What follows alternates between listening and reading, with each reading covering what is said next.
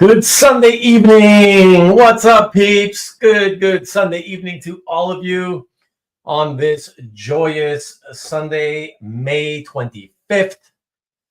In the Lord of our Savior, Jesus Christ, 2025. What's up, peeps? What's up? Who is here? Who do we have here hanging out tonight with Mr. Artificial Intelligence, Rubén DaCollector? I thought I'd give him the chance to do the show for me, but it ain't gonna work out. I had to take over. I gotta keep it going myself. What do we have? Who do we have? Of course we have. What do we have here? We have Tom. Who's gonna let it all hang out on this hangout? We'll see who's first to let it all hang out. Marcus. And speaking of Marcus, let me just put something out here. There we go for everyone. There we go. Look at that. Look at that. Look what I did for you, Marcus. Everybody together now. Happy birthday to you. Happy birthday to you. Happy birthday, dear Marcus. Happy birthday to you. Yay! Let's get some cheesecake, baby. Or maybe some wiener schnitzel. Whatever you want. I'm down. All right. Let's see who else. What else is happening here? Lance of the Suarez. Hello to you, my friend. And yes, happy birthday weekend to Marcus of the Way. There we go. Thanks for chiming in, pal.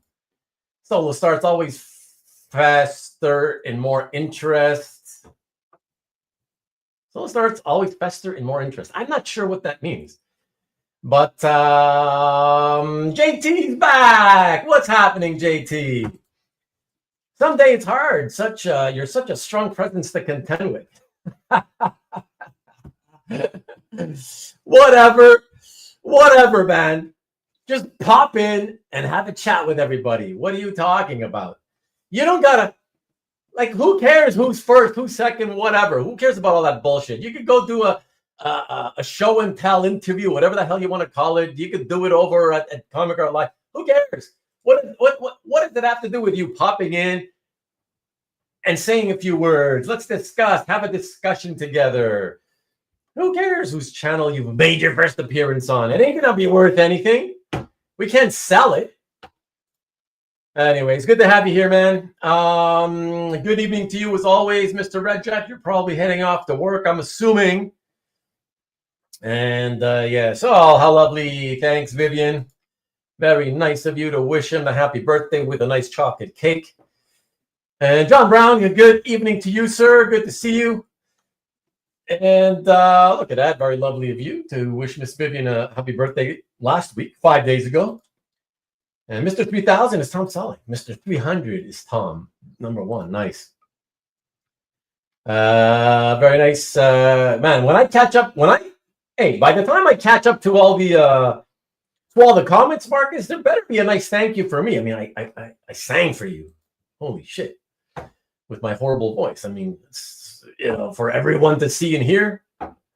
Robert Berman, what's up, Robert? Good to see you, Mr. Artie. We're all Artie, aren't we? Is it Artie or Artsy? Artsy, I think, is the word with an S. Artsy people. Yes, sir. Good evening, Rickster. What's good, man? What's good? Good evening to you. Well, good afternoon, I get technically for you. What is it, 6 o'clock where you are? So, yeah, good early evening, late afternoon. Hey, sorry. Real life Ruben, yeah. Is that AI Ruben in thumbnail, or do I need to upgrade my glasses? No, that's AI Ruben. Yeah, that's what I was saying. I thought maybe I'd try to get AI Ruben to replace me, so I can kind of put on a show and still not have to actually do it myself, but I'm just not that advanced. So unfortunately, I still have to be here. I'm only as far as, AI photograph versions that apparently look nothing like me. So still working on it, man. Still working on it. What's up, Dwayne's a Pain? Good to see you, pal. Ruben, the can't stop, won't stop. What's up, CJ? Good to see you, dude. Good to see you. Evening to you. There's the man, Sean Clancy. What's good? I have a feeling, even though I posted this, I was the first person to post in the chat today. Look at that. Who's going to be the first of you live viewers to use the key I left in the description of this video stream and come into the studio? And so far, nobody has seemed to be willing. And so my guess is that Sean is going to be 2 weeks in a row. It's going to be Sean. That's my guess. We'll see if anybody is like, I'm going to say brave, but it doesn't take bravery to do this. Come on, guys. Come on. Asked and answered. The 300 show is going to be a lot of work, Marcus. Okay. Evening, Vivian. Howdy, howdy, howdy. And thank you, Mr. Radjack. That was days ago. Your birthday, that was 2 days ago, right? I'm pretty sure I got it correct. Pretty sure I got it correct. Look at the ticker at the bottom. Tell me if that's wrong. I'll be embarrassed if I'm wrong, but if I'm right, look at that. Look how beautiful that is. Right? Like your stocks, your stocks shooting up in value, all your artwork shooting up in value on a ticker. Look at that. It's awesome. That's awesome. It's 2026 B-Day now. Floats. Yes, that's what we should have had. I should have thought of it. I should have thought of it and prepped floats for tonight. Oh well. But you see, you would have to kind of get on camera so we could see you having that float. And we know that you're not going to do that. So wouldn't have been as fun, And sup. Hey, Hayes, back and forth. The goo. Hey, by the way, goo, I don't think any of us have ever asked you. Maybe we have. But what the hell is goo 111882? I mean, not that we really understand what goo's all about, but it might even be go, for all we know. But what's up with the 111882? What is that? Let us know, man. Let us get to know you a little bit. And if you want to hit that link in the description, pop in with us, man. Let us get to know you a little bit better. Chatting from the confines of the studio. Not yet. Let me look. My birthday is next Sunday. Holy shit. Sean's going to have to come on again next Sunday. You're going to have to pop in so we can celebrate your birthday next Sunday. Awesome. Nice. Thank you for singing. All the dogs in the neighborhood of howling do. Ow! You're welcome, my friend. You're welcome. Hey, I tried my best, Not all of us can be karaoke level pro, Hosting friends this holiday weekend. Can't stay. Just wanted to drop a like and a quick hello to all. Thank you, Jason. Have a good time with those friends. Appreciate it. Marcelo, what's up? What's up? And Mike Asbill. Birthday singing to start the show off. Yes, sir. See, I try to give you as much as I can, Hey, Mike, why don't you pop in? Why don't you use the key that I left behind in the description and you pop in so we get to know you a little bit. We could chat a little from here, man. Come on, don't be shy. Step right up. Listen, I'm happy to have the usual guys like Sean, Peter. It'd be nice to have some new folk. How do we know you are not AI right now? Well, that's the thing, though, Sean. You don't. I admit you don't. Well, you should know, though, because let's face it. Anybody who's even kind of remotely looked in to the AI thing, like I have vaguely, you probably know pretty quickly. They don't create. They don't. They refuse to create versions of you that look exactly like you. They purposely change your face for privacy reasons. So yeah, that's kind of. I get the privacy thing, but it kind of sucks because it takes away all the fun. I thought it would be fun. evening. What's up, James? Hey, James, by all means, if you want to pop in for a few minutes here and there, just hang out a bit, you're welcome to. The key's in the description of the video. Chat GP Rubén will be upgraded in the future. Yeah. Like I said, with the whole privacy thing, though, it doesn't look like they're ever going to want anybody to, they're going to be willing to recreate people's faces. Like they literally recreate the entire image and purposely change your face. You know, it kind of sucks. I think, you know, might be fun for, you know, a few days, play around with it. You know, really what I mainly wanted was to put pictures of myself and just ask it, hey, change the t-shirt, you know, change the clothes I'm wearing. That way, all I wanted was for a way to be able to create some more extra pictures of myself without having to do photo shoots with Arwen, you know, so I can have a photo for every week's thumbnail. I thought, okay, whatever. Let's ask the AI to make a few pictures for me and tell it what shirts to put on me or whatever. And then I saw what I looked like, and it was like, wow, that sucks. Yeah, it's not even like remotely close. Like, I mean, the hair is kind of similar, whatever, but yeah, kind of crappy, I must say. What movies do you watch this week? Oh, well, Tom, let me tell you. I watched, what did we watch? The hell did we watch? Oh, I watched Gremlins last night. So I watched Gremlins #1, and that was the first time watching it since 1984 for me. So I had never rewatched it, and so that was my first time. And I watched it because, you know, I always wanted Arwen to, you know, I always try to get Arwen to watch all the 80s movies that I loved back, you know, when I was growing up. And a lot of the ones that I love, though, they're not on streaming.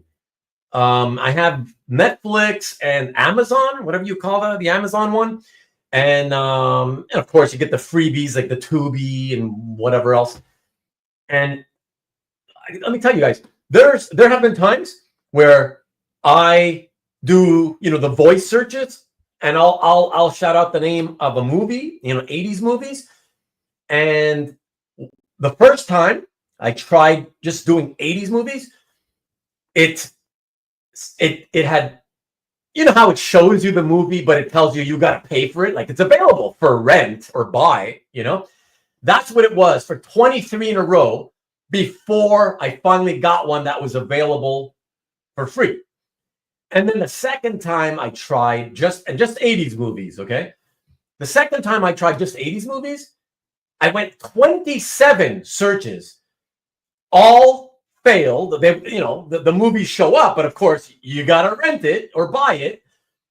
And so I was over 27, and then I gave up. I was so angry. I just gave up. So I didn't even bother to check anymore. I was like, what the hell? Like, what's the point of the streaming crap?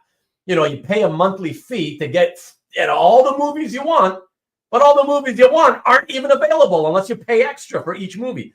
So ridiculous. So yeah, streaming is going the way of the dodo, I think. I don't know, at some point. It's garbage. It's all a big scam now, you know? So yeah, so just Gremlins, and it might have been something else. Anything else? Did we watch anything else? That's what I remember from last night. So, anyways, if another one comes up to mind, I'll let you know. Your Prime Minister doing? Well, he just started, so not much. Fine, I guess. Not much really to report. Kami and Marcus want to come on the show. Yeah, you want to come on the show? That's what I heard. I don't have the right swagger to be on tonight, or the right swag. I wasn't. Don't pass out though. I wasn't first to sign on last week. I think it was. Yeah, I know. I know, Sean. But at least you signed on, is what I'm saying. You know. I'm expecting the 300 show to have props from 300. You better be wearing the abs. Nice. Hi, Jason, Marcelo. Hello to all of you. Yes, Maki Poo, what's good? Good to see you guys. The abs, okay. You guys in your show. Zip code, okay. That's his YouTube password. What's up, Mike? Good to see you. You're also welcome as always, Mike, if you want to pop in. 11, 18, 82. What's good with that? What's happening? What's that supposed to mean? Not sure. Since I'm behind by 7 minutes. Catching up quick though. I count his fingers. Yeah, probably 7. 7 or 8. We should all interview Rubén. I don't think you'd find anything that I haven't already disclosed, Stanley. So feel free to ask me questions if you want. Good evening to you, Caesar. Good to see you, dude. We can spot Rubén's AI easily. We would see the extra fingers and how Rubén talks with his hands. That's true. That's true. And here they are. Which is the wear on a daily basis. Are you asking me that?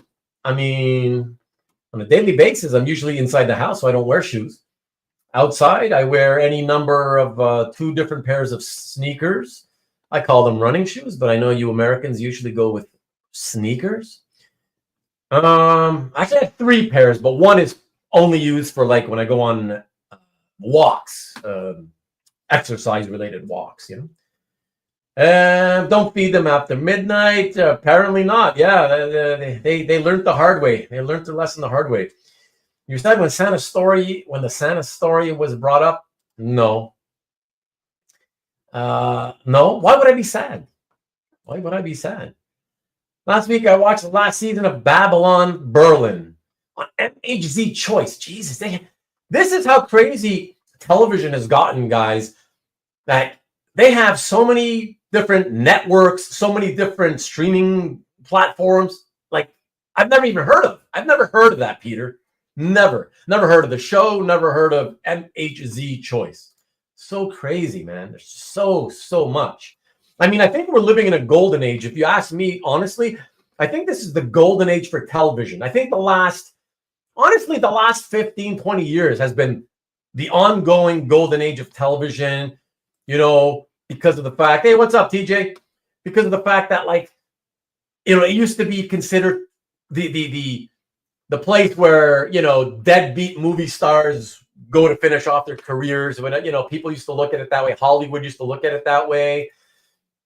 But yeah, the last 20 years, I mean, there's so much good television, so much choice now, that so many great film actors have moved into television. There's been so many great shows with great actors that, film actors are no longer embarrassed, to do television. So yeah, it's a golden age for television. Like I say, the problem is there's so much out there now. Not enough time, for everybody to watch everything they want. Unfortunate, If you're sick of remakes, Mickey 17 was a good film with an original story. And if it's about Mickey Mantle, I'd watch it. If it's about Mickey Mouse, probably not.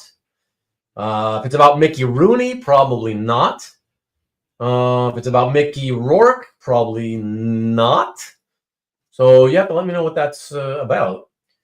Everything's what's not a remake these days, though, right? That sounds like Rubén wants cheese with his whining. Whining about what? Ian, what's up? Ian, you didn't tell me. I got the notification that the artwork arrived. Can you please, might as well do it live now with me, confirm that you got the package. I heard it arrived yesterday. Only took, 3 days, 3 or 4 days from Canada all the way to Southern or Northern California. Yeah, Northern California. Man, that's awesome. Guessing, Goose profile. Right. Oh, maybe the birthday. Yeah. And has Goo answered yet? I haven't seen it. Good thinking though, Kavi. Even if you're wrong, that's a good way. Yeah, good way to do it.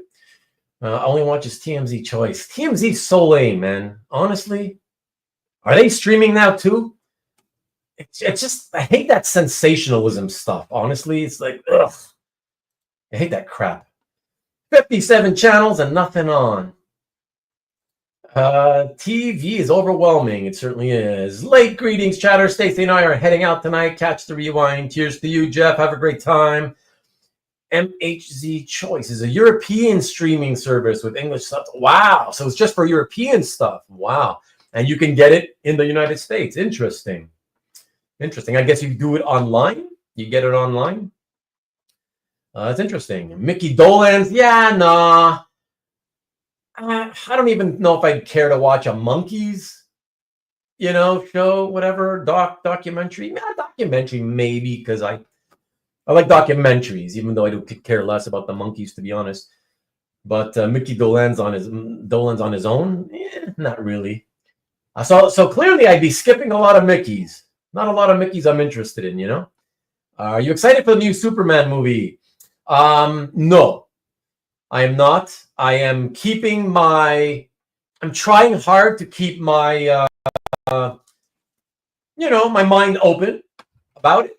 But no, but in fairness, I don't get excited about any superhero movies. I could care less.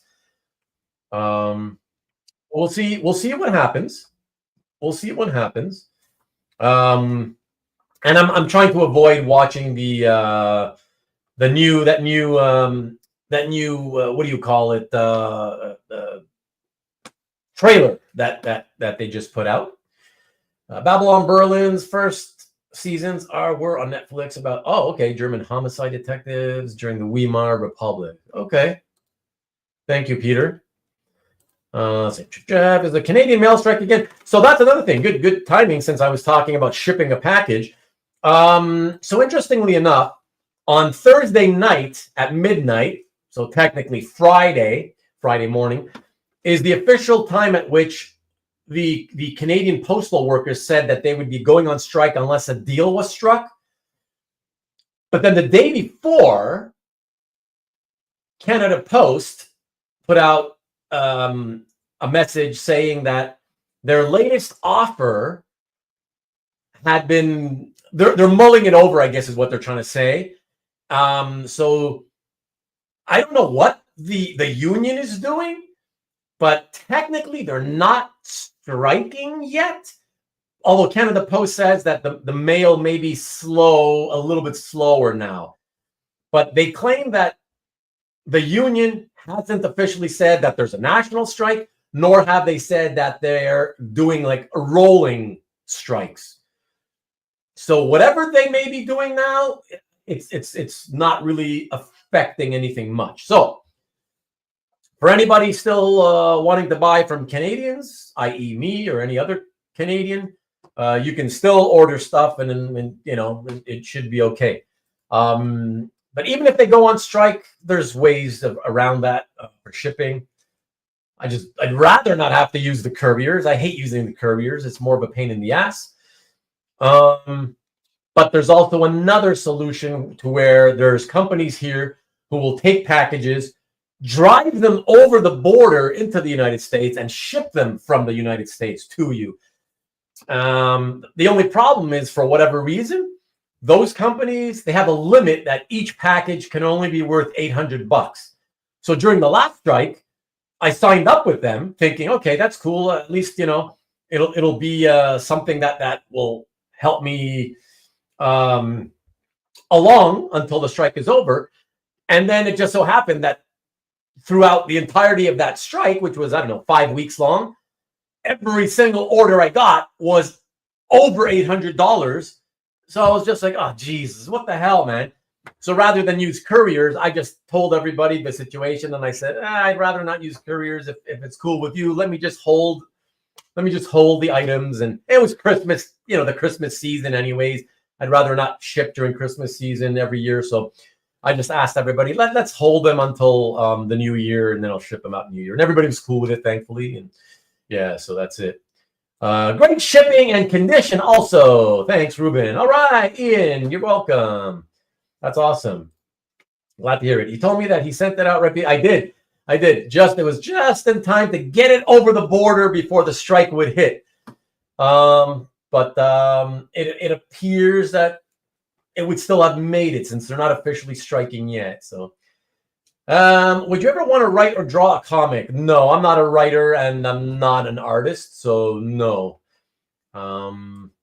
Like my old art school teacher told me when I was 23, the last light drawing classes I ever took. He says, you're not meant to be an artist. You know what you're going to be? You're going to be an art dealer.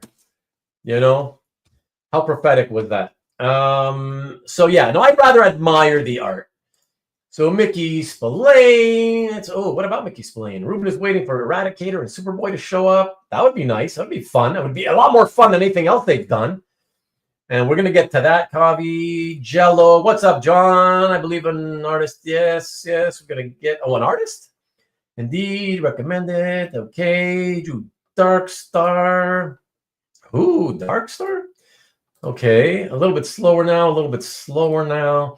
Unit is refusing to work overtime right now. Okay, I think if that's all it is, John, great. I'm good with that. Picked up the Poirot mystery series, but that's I'm pretty sure I saw that on Netflix. You can stream that. Well, here in Canada, I think, anyways. But yeah, I mean, if you want to buy them, they're $2 a piece. You can't go wrong, TJ, right? Physical media, yeah. So Peter David, amazing writer. Yeah, how can people flip if you don't ship during the holidays? That's a good question. Well, they just have to promise their customers that they'll ship it to them. When the holidays are over. Todd Smith. Oh, Todd Smith, really? Vigilante and Omega Man. Wow. And speaking of Sean Clancy, have you visited all over Canada? No, I've been way more American spots than Canadian spots. Well, I was going to reach out to you, Dave. I was like, where has David Barr been? Has anybody heard from David in Australia? Wow. Where do you think the comic art market will be in 10, 20 years? Wow, that's a good question. We've talked about that before, though. But great to see you back, David. Let us welcome in everybody. Our friend Sean. He's the only willing candidate apparently tonight who want to step in here. Sean, what's up, pal? My weekly visit. Yeah, man. How you doing?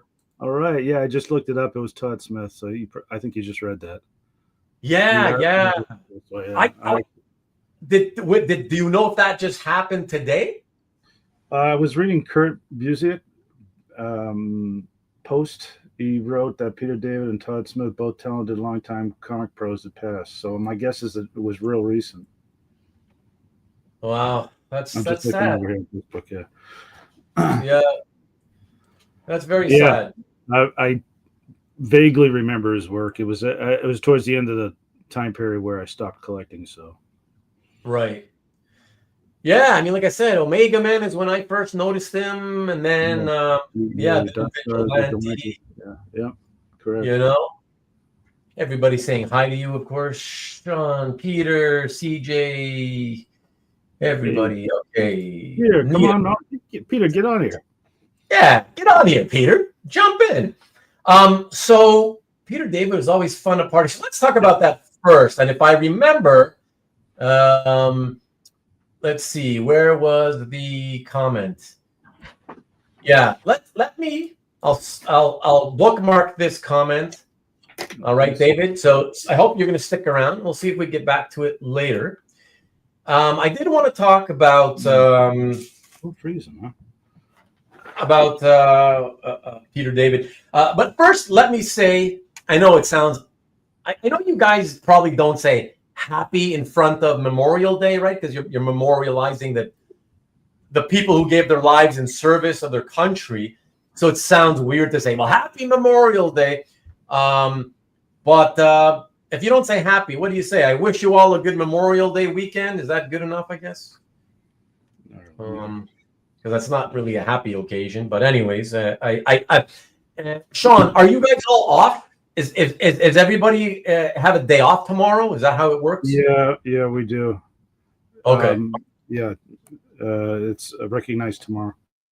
Okay. I'm switching my my internet cell phone. That's what I'm doing. I was gonna say, yeah, do what you did last week because that was awesome. Last week was amazing. So okay, we might lose him. If we lose him, he'll come back. So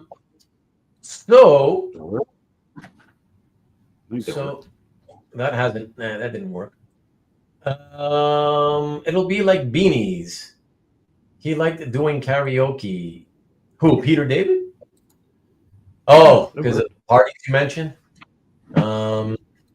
Happy is fine, really, Stanley. I don't know. It just seems awkward. Hey, happy Memorial Day, everybody! It's like a celebration. You know, it's memorializing, like I said, soldiers, right, who passed away. So, but I think it doesn't sound so bad if you say, Happy Memorial Day weekend, because you're kind of just. That sounds more like you're wishing people just, enjoy the long weekend kind of thing, You're working, Rick. Well, Rick, a guy like you who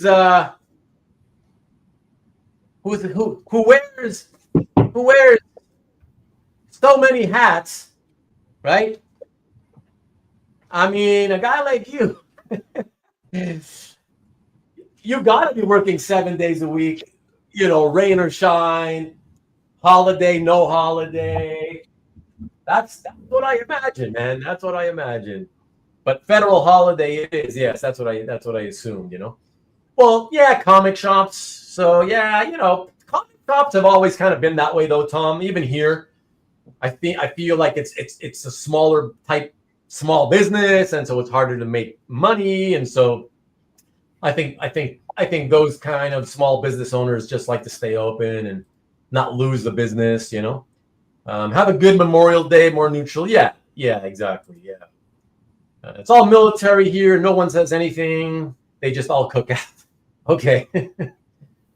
Okay. I have some forgotten relatives. I know, Ian, you've got, longtime relatives going way back in the military.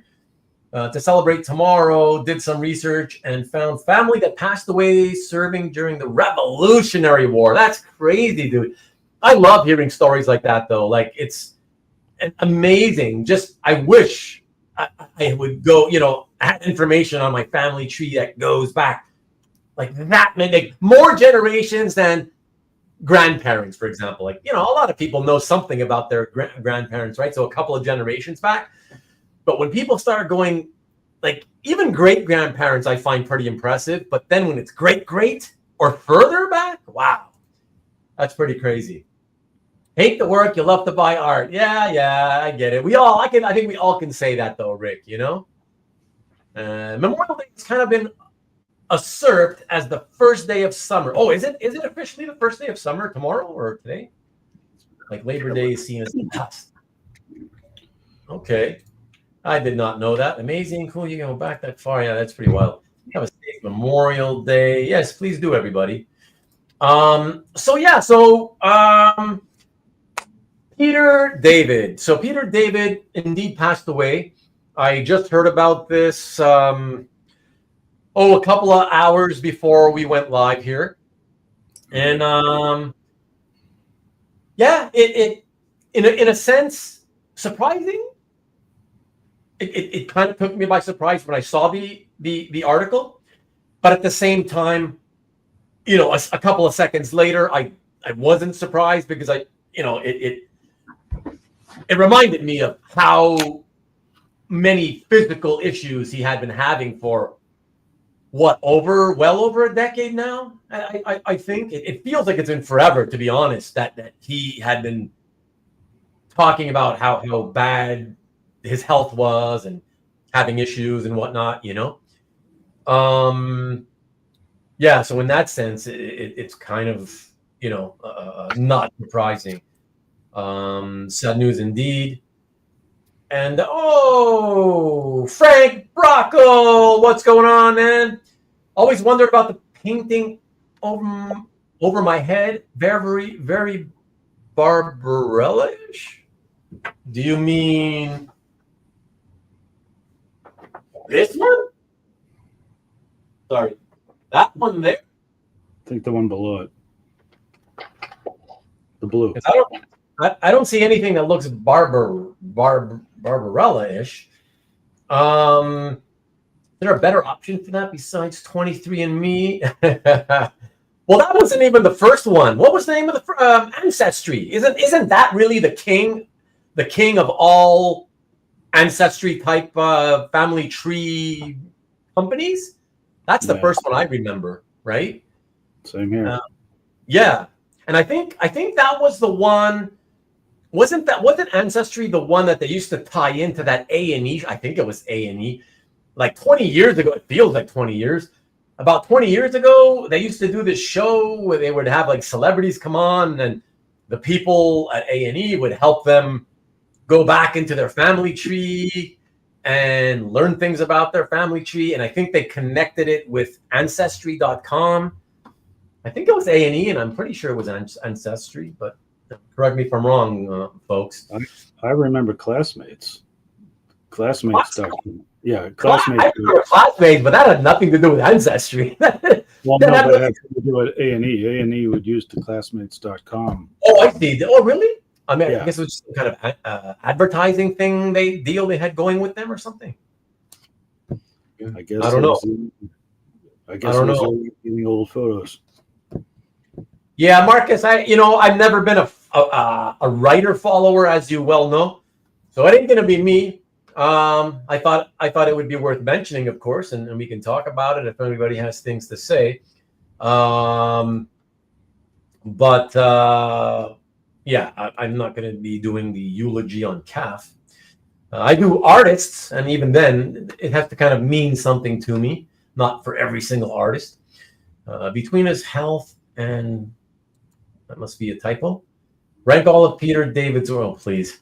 The Hulk. The Hulk. So that one, oh, wow, okay, interesting.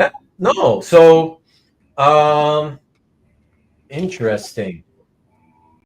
So that is actually, Frank, that is actually Marlene Dietrich. Okay. And I don't know if you know anything about Marlene Dietrich, but one of her earliest movies was named The Devil is a Woman. And that's the cover to the novelization, a later novelization. So the movie's from the 1930s. That novel is from 1951. So that's the cover to the novel. And you know what? Actually, you know what? Since we have this new handy dandy, oops, let's try this way. Yeah, but you know what? We're bigger here, except let me switch so that there we go. Let me see if I can. Yeah, I should be able to quickly show you, Frank, live while we're streaming.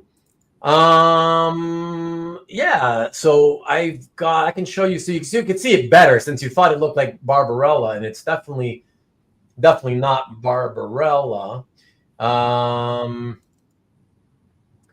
Let's see. Devil is a woman. Where are you? There's a lot of devil things apparently here. Where's the devil is a woman, man? Just grab it off the wall. What's that? Grab it off the wall. Yeah, I know, but or maybe I'm getting the title slightly wrong. Yeah, the thing is, when you pull these things off, then they're kind of a pain in the ass to put back up, you know? So that's kind of the problem. But give me a second. I don't know what I'm going to do. Hold on. To those people for me. Let's see. Well, good. I'll tell everybody what I'm looking for. So I collect Judge Perez Teen Titans. Anybody got any out there? Let me know. Actively looking for Superboy and the Legion of Superheroes by Jim Sherman, Jack Abel. Anybody else out there looking for something? I'm willing to trade, pay cash, you name it. This is my PA announcement. I should see a flood of messages, right? All right. I'm back, everybody. Am I? Yeah, we had a commercial. I'm gonna. Oh, right. That I knew the name was wrong. It's not the devil of the woman. Sorry. Satan is a woman. Do you want me to find it for you? No, it's good. I already bothered to take this down. So let me go to the. There we go. Oh, I guess it doesn't matter. Take me off. Go full. No, that's cool. So there we go. So there's yeah, she has just basically killed this fella.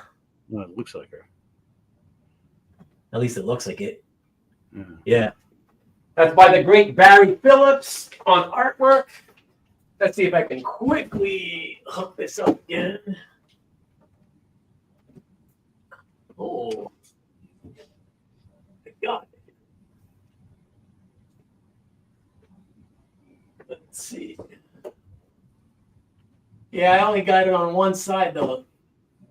So, see, this is why I usually hate taking down stuff off the walls, but so I'll have to leave it.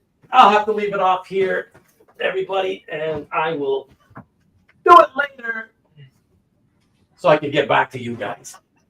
I see my wife is laughing at me, you know? Oh. All right. Someone was asking about the blue one now. Oh, hell. We're not going to do that again. Now you guys are making me sweat my ass off, you know, trying to do that in this hot office. Cheers to you. Thank God I have some water. But now, you know, it's real quick. I know it's not comic art, so you comic art nut jobs, you know, just be patient here for a second. Now that I know what it's called, the right title, I can do this more quicker. So, yeah, let me go there and get you that, get a closer look. Just for you. Look what I do for you, Frank. Look what I do for you. All right. So, Satan, here we go. So we have this. And, oh, hold on. Before I do that, copy. There we go. Check this out. No, all right. Better. Wow.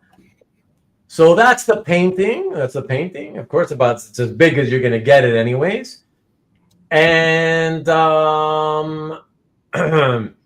here I can show you also. This is kind of fun, real quick. I can show you what it looks like as a published novel. Satan is a Woman by Gil Brewer. And I believe Gil Brewer's first published novel. I think it was the second one he wrote, but the first one that got published.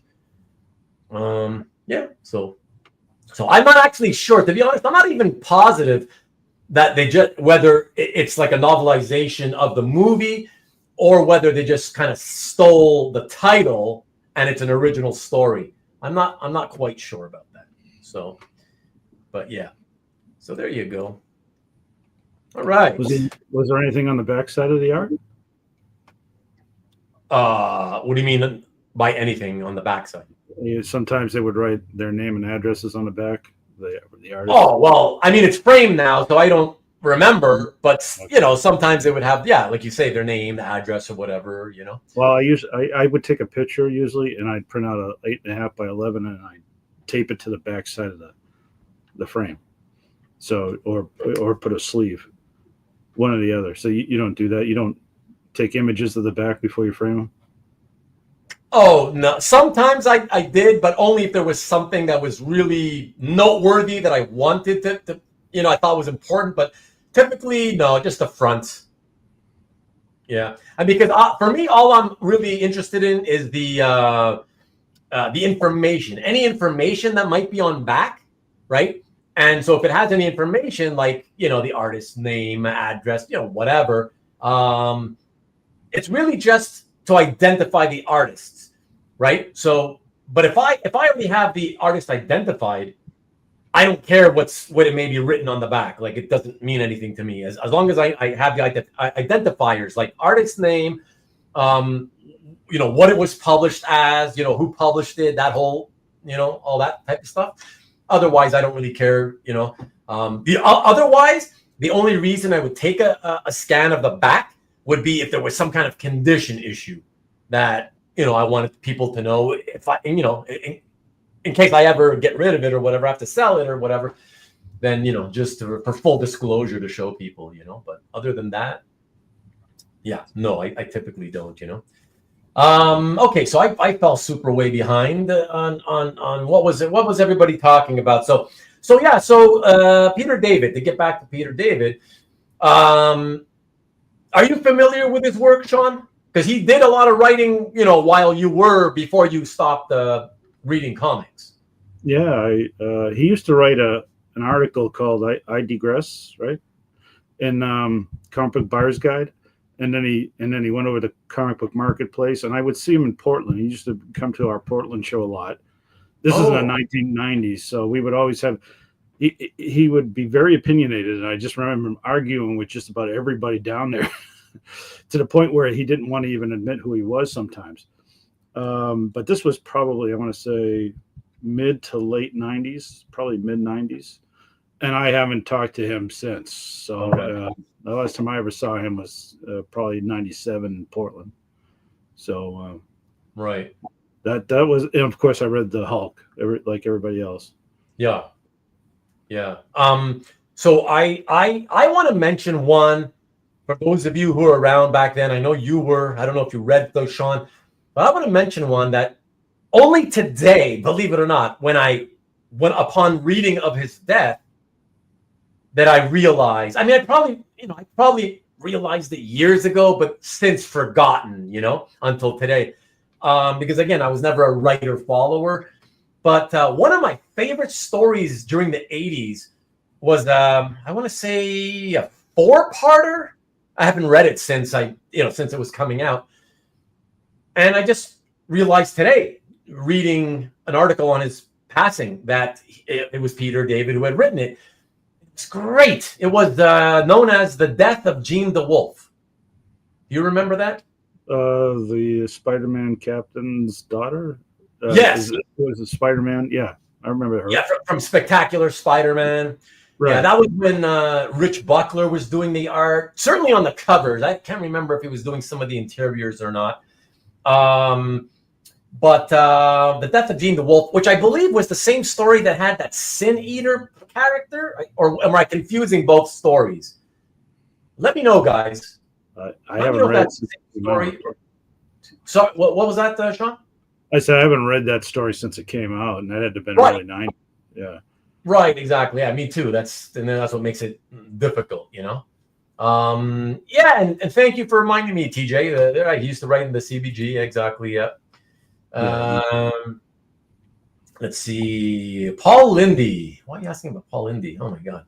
I'm looking for a nice Neil Adams, Chris Rowe. You gave your want list, I guess. That's why I'm going through these comments related to that. Nice from Phoenix. I thought it was Jane Fonda. Oh, okay. No, definitely not. Marlene Dietrich for sure. What was next to it before?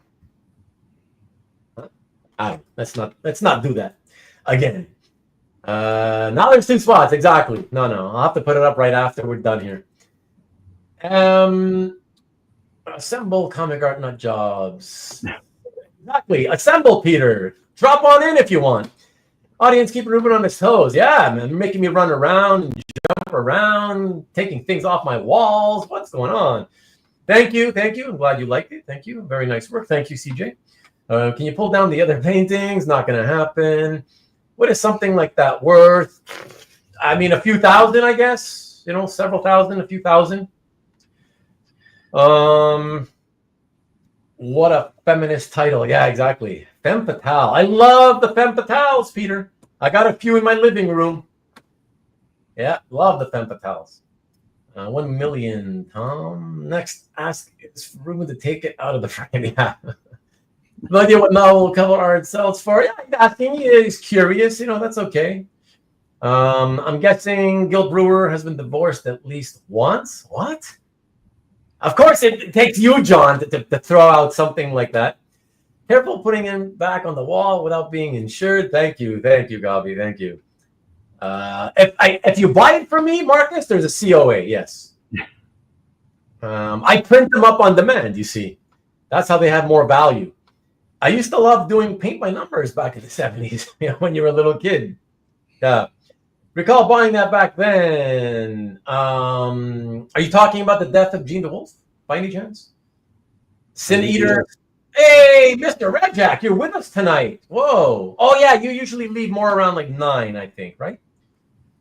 Hey, what's up, Jason? What's up, man? What's going on down south? Hulk Future Imperfect was fun. You know what? I hated the look of the Hulk so much at that time, Tom. I bought it because I was a fan of George's, but I never read it. To this day, I've never read that story. But also, I hate future timeline. I hate time travel stories. So that's another reason I didn't want to read that. But I really, more than anything, I despise the way the Hulk looked. It's like the worst Hulk of all time for me. With that disgusting brown top and the pants and the coiffed hairdo. Ugh, yeah, that wasn't the Hulk. It's the Hulk I want to forget. He did a lot of Star Trek books too. That's true. And you didn't realize he had done it for that long? Yep, he did it for that long. Yeah, it's quite amazing when you think about it. What a stretch, right? Yeah. But it just goes to show, Tom, how consistently good it was for so very long. You know? And during that stretch, he did it with a whole bunch of different artists who each did their own really good run. So artistically, it was also really, really, really good for a long, long time, many, many years, you know? See away with the highway. I absolutely love a time travel story. Yes, please. Well, not for me, man. Not for me. Hey, John, thank you. So yeah, that's the one. So 107 to 110, first Sin Eater, Buckler, pencils, ready to inks in one. Okay, great. But is that what I'm saying? Is that also the death of Gene DeWolf? Is that the death of Gene DeWolf? Yeah, that's why he wrote issues 107 and 110. That's the way I'm reading it. He's writing 107 and 110 was the storyline, which also featured the first Sin Eater. Oh, okay. That's the way I just read it. I don't know how you're reading it. Okay. Well, he'll confirm, or somebody else will. Wasn't the Space Cases one of the American shows filmed in Canada? I've never heard of Space Cases, so I don't know, TJ. Look at that. What's up, Cab? Good to see you. Did enjoy Back to the Future. I did enjoy Back to the Future, but I don't know what you're quoting. Like, I don't remember quotes like the way you guys do. Thank you, John. Appreciate it. He's confirming. So yeah, so the death of Gene DeWolf is the Sin Eater storyline. Yeah, that was great, guys. If you haven't read it, man, track those issues down. It was so well. Keep in mind, I haven't read it since I was probably 15, 16, whatever age I was when those came out. I haven't read it since then, but at that age, my memories of it was that it was so fantastic. Really loved it. So can't stay today. No worries. Thank you, Cab. Thank you. Appreciate it. Good to see you anyways, as always. Hey, hello, and hello. Hello, Sean from Cowicar, Boston, as always. There we go. So that was, as far as Peter David, that was one of my favorites. I really would like to read that again, and I should read that again. I may even have those comics, because back in the late 90s when I was, years after I had sold off my collection, I started buying back comic runs just to read, and I think those 4 issues, I may have gotten them back. So I may have them in a box in the back room. So check it out if you haven't read that. I remember it as being great. So I would say it's worthy. It's only 4 issues, so definitely worthy of checking out if you guys have never heard of it. And just heard that Peter David passed away. Yes, that's what we're talking about, Cap. That's what we're talking about. Interestingly enough, Rickster, that's one of those 80s movies that I didn't watch. And again, I knew that it was time travel, and I was kind of like, I don't know. It just didn't appeal to me. So the other day when I was looking for 80s movies that I could show Arwen, I came across it, and I was like, I don't know. I never saw it. Maybe we should both watch it together, So I don't know. It might be something that I could try with her. Oh, you know what? You know what, guys? You know which one I saw? Tom, you were asking earlier. What did you saw? So it wasn't this week, but it was maybe a couple of weeks, 2-3 weeks back. I may have already told you then. What was it called? The one with the War Games. Did I mention that a few weeks ago? I ended up watching War Games. Do you remember that one, Sean? I remember it, but I wasn't watching 2 weeks ago, so I don't know if you discussed it. Okay, but do you remember the movie at all? I remember watching it. I remember some of it. Okay. They looked like they were in like the Pentagon or something, and they were watching this big screen, and they're like in whatchamacallit, inside the whatchamacallit mountain there, where the NORAD or whatever. Yeah, that's right. That's right. Right. The little kid, the kid, somehow breaks into the computer system or something, and he's about to set off World War III with the nukes or whatever. Yeah, it wasn't. I never saw that one as a kid, so this was my first time watching it. It was okay. It was watchable, but I wouldn't say it was a great movie. Even like with that whole 80s thing going on. Okay, not bad, but also I wouldn't say it was I loved it or great or whatever. But yeah, it's okay. Yeah, I'm afraid of those old movies because I don't know if they'll hold up to my memory. I know. That's what's scary to me too, and that's the same thing with comic books for me. That's why I like with Death of Gene DeWolf, right? The Sin Eater. I think I'd like to read it again, and I should. But I kind of, I've thought about that for years, and every time I think about it, I'm like, yeah, but what happens if I liked it so much just because I was younger, so it seemed better to me than it really was. You're always scared to ruin it for yourself. You don't want to ruin that memory for yourself, right? So that's the thing too. I haven't watched any of like the Johnny Dangerously, the Ferris Bueller Day Off, all that stuff. I haven't watched for that reason, is because I'm afraid I'm going to think it's not good. I watched Spaceballs with my son. Okay. And he enjoyed it. I mean, like a couple of weeks ago, and I just thought it was stupid. But back then, I thought it was hilarious. So, and he enjoyed it. So I was surprised. That's good. See, that's the thing. I don't mind rewatching if it's for the purpose of trying to show my daughter, and I end up kind of realizing, oh God, it wasn't anywhere as good as I thought it was. Because at least whatever. The point is to show my daughter the things that when I was her age, what was fun. What we were all watching back then. Just so we kind of try to relate to each other in that sense, of being the same age. But Stanley, I did. Of course, I liked Back to the Future. I enjoyed that. Sure. You liked seeing the 7-Eleven in that movie? I don't remember what you're referring to. Why, Tom? Matthew Broderick, indeed. Yeah. Good to see you back, David. Wow. Good to see you back. But by the way, David, when are you ever going to have a Monday off in Australia? When are you ever going to have a Monday off so we can do a show and tell together, man? I got to get you on. When's the first time I asked you? It's already been feels like it's been 2 years since I asked you. Matty Broderick, would you like to play a game? Yes. Shall we play a game, Prof Falcon? You guys remember a lot of stuff. It makes me wonder if your memories are really good or if it's just that you watched these movies recently, Makes me wonder. Geothermal nuclear war. The real trick is getting your kids to sit through a 50s giant bug movie. Well, I'll tell you something, John. I'll tell you something that might make you happy or proud, My daughter, who's not yet 16, soon to be 16, so you could basically say 16, she has watched quite a few black and whites with me. I like film noir.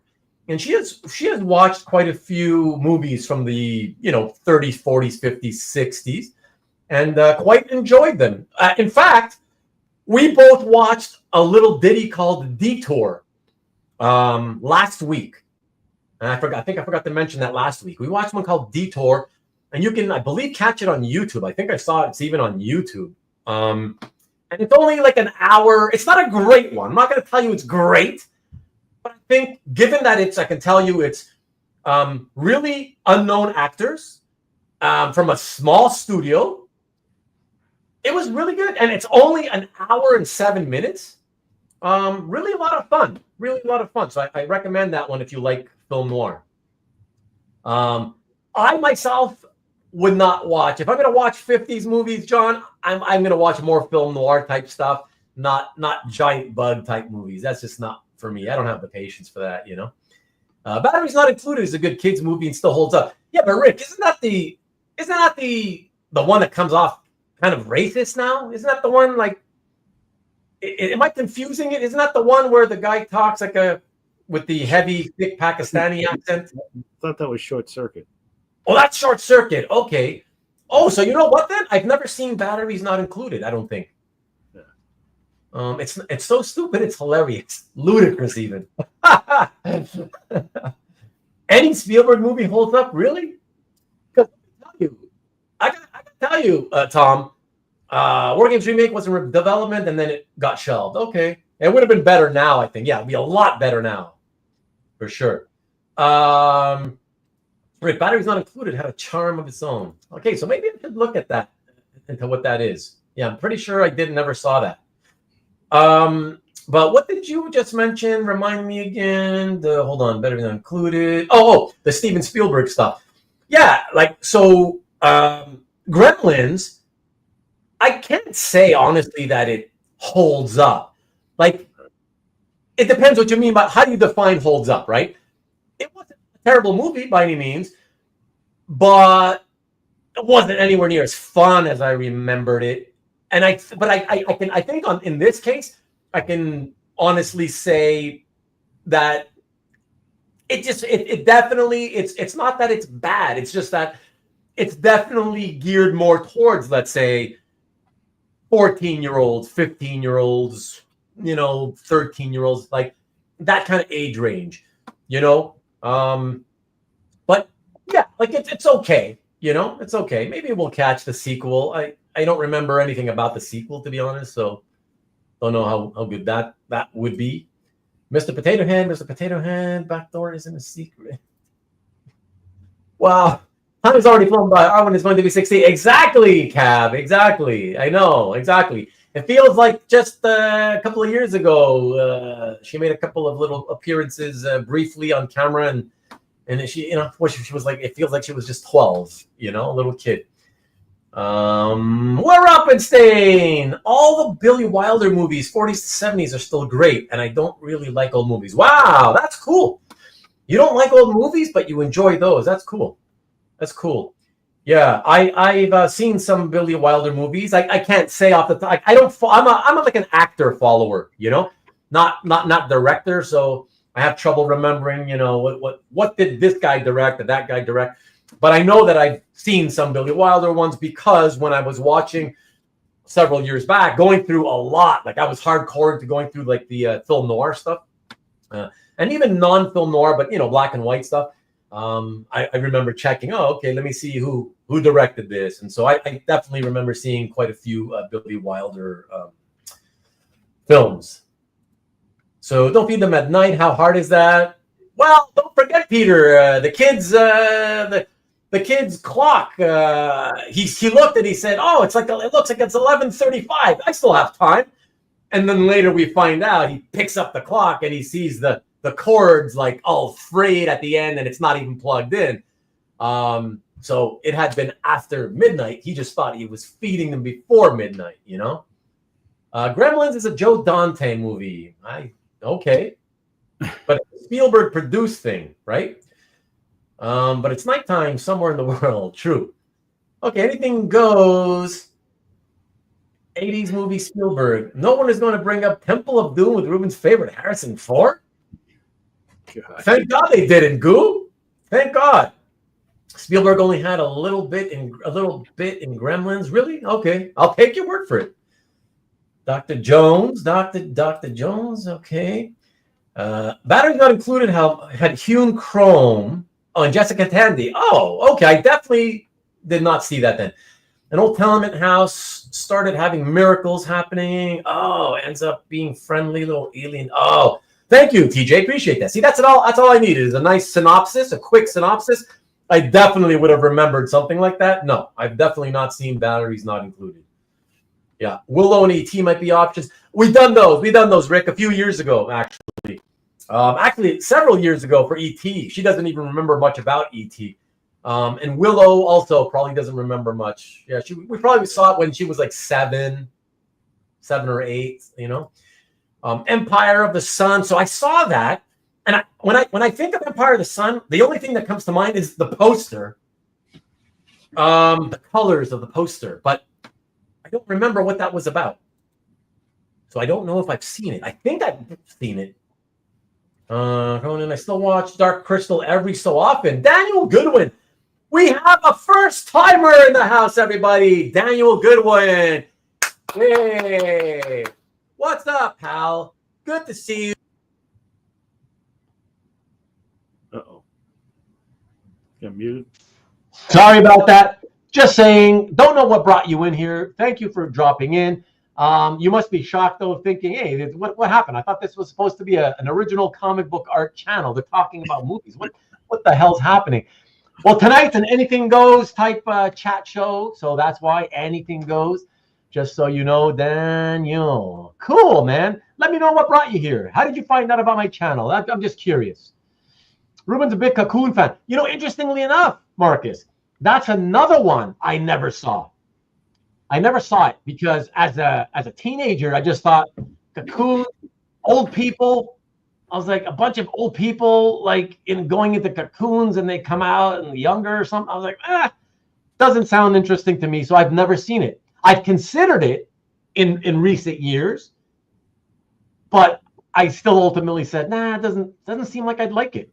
Cocoon is not anywhere to watch. You mean it's not available, or you're saying it's a crap movie and we shouldn't watch it? Oh, it's okay. It's not available. Can't even buy the movie on disc. I got you. I know Marcus Autocorrect is a bastard. Welcome, Daniel. Hey, thank you, Peter. Thank you for being welcoming. We got to be more welcoming to the new people that come in for the first time. It's always nice, man. It's always nice to have new blood. Stems from his love of Gutenberg. Steve Gutenberg? Police. There's another a set of movies I haven't watched since I watched them back in the 80s. Me either. I tried, though, Sean. I wanted to, but as I was saying earlier, they're not available. Like you pay for these streaming services, and everything you want to watch, that's extra. Nothing's free. Anything you want to find, you do a search for it. Oh, yeah, they have it, but only you got to pay for it. Like, what? For the 80s, certainly for the 80s. The 80s is horrible on these streaming services. They don't have anything I want. Crawl, the only thing I ever liked about Crawl was I liked that weapon. The weapon on the poster. It's called a glaive, I think. It's called a glaive, I believe. Okay. I never saw it. I not only am I not into science fiction, but fantasy, I also was kind of on my whole life. So I've probably seen more fantasy than sci-fi, but yeah, Crawl, I was like, I don't know if I'm gonna like that, Yo, Sig Slayer Station. Sig Slayers. I was just watching a couple of your vids from 3 months ago over the last couple of days. Yeah, I just stopped off on your channel and I watched a couple, and I was, while I worked, I listened, Hey, Sig, let me call you. Can I call you Sig? Sig. I just one little thing, and you've got like 10,000, just over 10,000 subscribers on your channel, whatever. But I gotta say, if you don't mind, just I'm a tiny channel, I get that, but just a little bit. If I could just give you a little suggestion, just as a viewer, as coming from a guy just viewing people's channels, right, for entertainment purposes. I've noticed every time I clicked on something to watch one of your, he's in the house. Look at that, yo. Hold on, because I'm behind on my. Here, let me get this off. Look at that, Sig Slayer Station is in the house with us. Hold on, I'm gonna bring him in, and I already know you guys are all over the place. I'm from the caption. Okay, excellent, thanks, Dan. Can I call you Dan or you go by Daniel? I call you Daniel until you tell me I can say Dan. Let's get Mike the Sig Slayer. Hey, Ruben, you knock me out for a little bit. I gotta go do something real quick and come back in about a half hour. Yeah. No worries, man. Go ahead, man. I'll catch you later. Oh, sorry. Hold on. Sorry. What did you say? Can I not what? John? Damn it. Okay. Well, that's okay. I'll get him off and he can jump back in. What's up, Mike? Yeah, Mike. So what I just wanted to say, can you hear me good, by the way? Can you hear me? I can hear you. Yeah, you're good, man. You're good. It's so cool that you decided to pop in because not only is it, I love to have, people who've never been on, come on, that's cool. But I'd rather talk to somebody face to face, obviously, whenever I can, rather than, in the chat. But just wanted to say, so yeah, the one thing about your channel, I was watching a couple things, I enjoyed it, so props to you. One thing though, I gotta say that I hate about what you do is I don't get why, and tell me why you do this. What I noticed about a lot of your videos is that you'll do like interviews with people, but you'll have like, let's say it's an artist, for example, right? Like a comic book artist, right? And I see the comic book artist, great, right? Because I prefer like video cast than just a straight podcast audio, right? But I see him, but then I'm like, where's Mike? And I'm hearing your voice, where's Mike? And I start like fast forwarding through it, like, hey, where's Mike? I'm like, he never shows. What's he doing? How come he never comes on screen, dude? Why do you do that? I hate that. Oh man, wow. You know what's funny about that? A lot of people say that. I kind of did it. I kind of started that because I wanted the focus to be on the creator. And I used to do photography with it, years ago. But yeah, it's mainly the focus on the creator. And then I do other things like we do lives on Friday nights and stuff. And so I show myself there. And then when we start doing things on scene, like when we start going to San Diego this year, you'll start to see more of us then. But the interviews is more about it's kind of more ethnographic. So it's really about them and their story. And it's kind of like I'm collecting infinity stones with interviews. Okay. All right. Hey, listen, I mean, I'm not, listen, But you're not alone in that, though. You're not alone. Okay. I was wondering. Listen, I figured I can't possibly, it's because it's a question of taste, right? So, exactly. Yeah. So I figured, like, look, there's like millions of people watching YouTube every day. There's got to be, people who think the same way I do, just as much as there's. However, I gotta say this though. You're gonna see us. We're interviewing Todd McFarlane on the 5th. So you will see our face on that. So when we have the Todd Father on the channel, yeah, for sure. That's cool. But listen, if you stayed invisible for the other guys, why feel the need to do it for McFarlane? Because McFarlane is my first ever thing I've ever did on YouTube was about him. So it's like really? Circle. This is like my put it this way, the #1 interview I wanted. So I don't know how I'm going to surpass that. He was like the big dog on my list. And so now I'm like, I don't know who am I reaching for? But yeah, so you're definitely going to see us on the Todd Father interview for sure. Okay. And that's a live stream or a pre-recorded? Everything is pre-recorded because I like to add the visual. I like to have the visual element to it, overlay stuff, and because we talk a lot about their careers, and not a lot of people are like as adept in the comics like we are, and so I like to give that visual reference. Oh, okay. And is it also because you prefer to have the option of being able to edit it better and make it? Yeah, that's what I do. I edit videos, so I want to show that and give that production value to the mix. And then we go live once a week as well, so we do have that spontaneity and stuff. And so yeah, I'm gonna be trashing Andor on Friday, so next week. Are you? I'm gonna be trashing Andor. I'm gonna cook Andor. I had a couple of friends. Like, I'm not a big Star Wars guy, so I to me none of it's really all that great because I'm just not into it. I'm not into sci-fi in general, right? But I had a couple of friends here. It was either last week or the week before. I think it was Jeff Wedding. He popped in and he's like, oh, I think it was Jeff. You guys can tell me if you guys remember this. And he's like, somebody said, oh, I just finished watching the 2 seasons. Is it second season of Andor just finished? Yep. Yeah. Oh, second season. Oh, whatever. And I don't know. I forget the way they put it, but they basically said that it was great. So I'm going to put it this way. I'm normally talking about comics 100%, but it's still Star Wars month, and I think that's the last Friday of the month. So I do This Is the May, so I do like one episode, and I don't know what day in May I'm going to celebrate Star Wars. So this month is going to be on Friday, and then so I have to just unleash on Andor because absolutely right, it's 2 seasons, and I still feel like and snore and bore. Okay. I got you. My answer from me, Sean's no longer here, David. Sorry, man. I got to it late, but for me, never been a follower and therefore can't be a fan of James Bond. I know that's like sacrilege to a lot of you, I know, but no, I got to say no on that. Ruben, I came here for one reason only. Yeah, tell me. Where are the DC OA art fans, man? I'm sick of all these Marvel heads out there, fools hating. Everybody be hating on the DC from Bill Cox, and then I be hearing y'all sideline hating for week to week. Where are the DC fans at, homies? Hold on, bro. Hold on. Hey, if you, hey, these guys, unless they're gonna lie, come on, #1 Marvel fan Tom, you tell them, baby.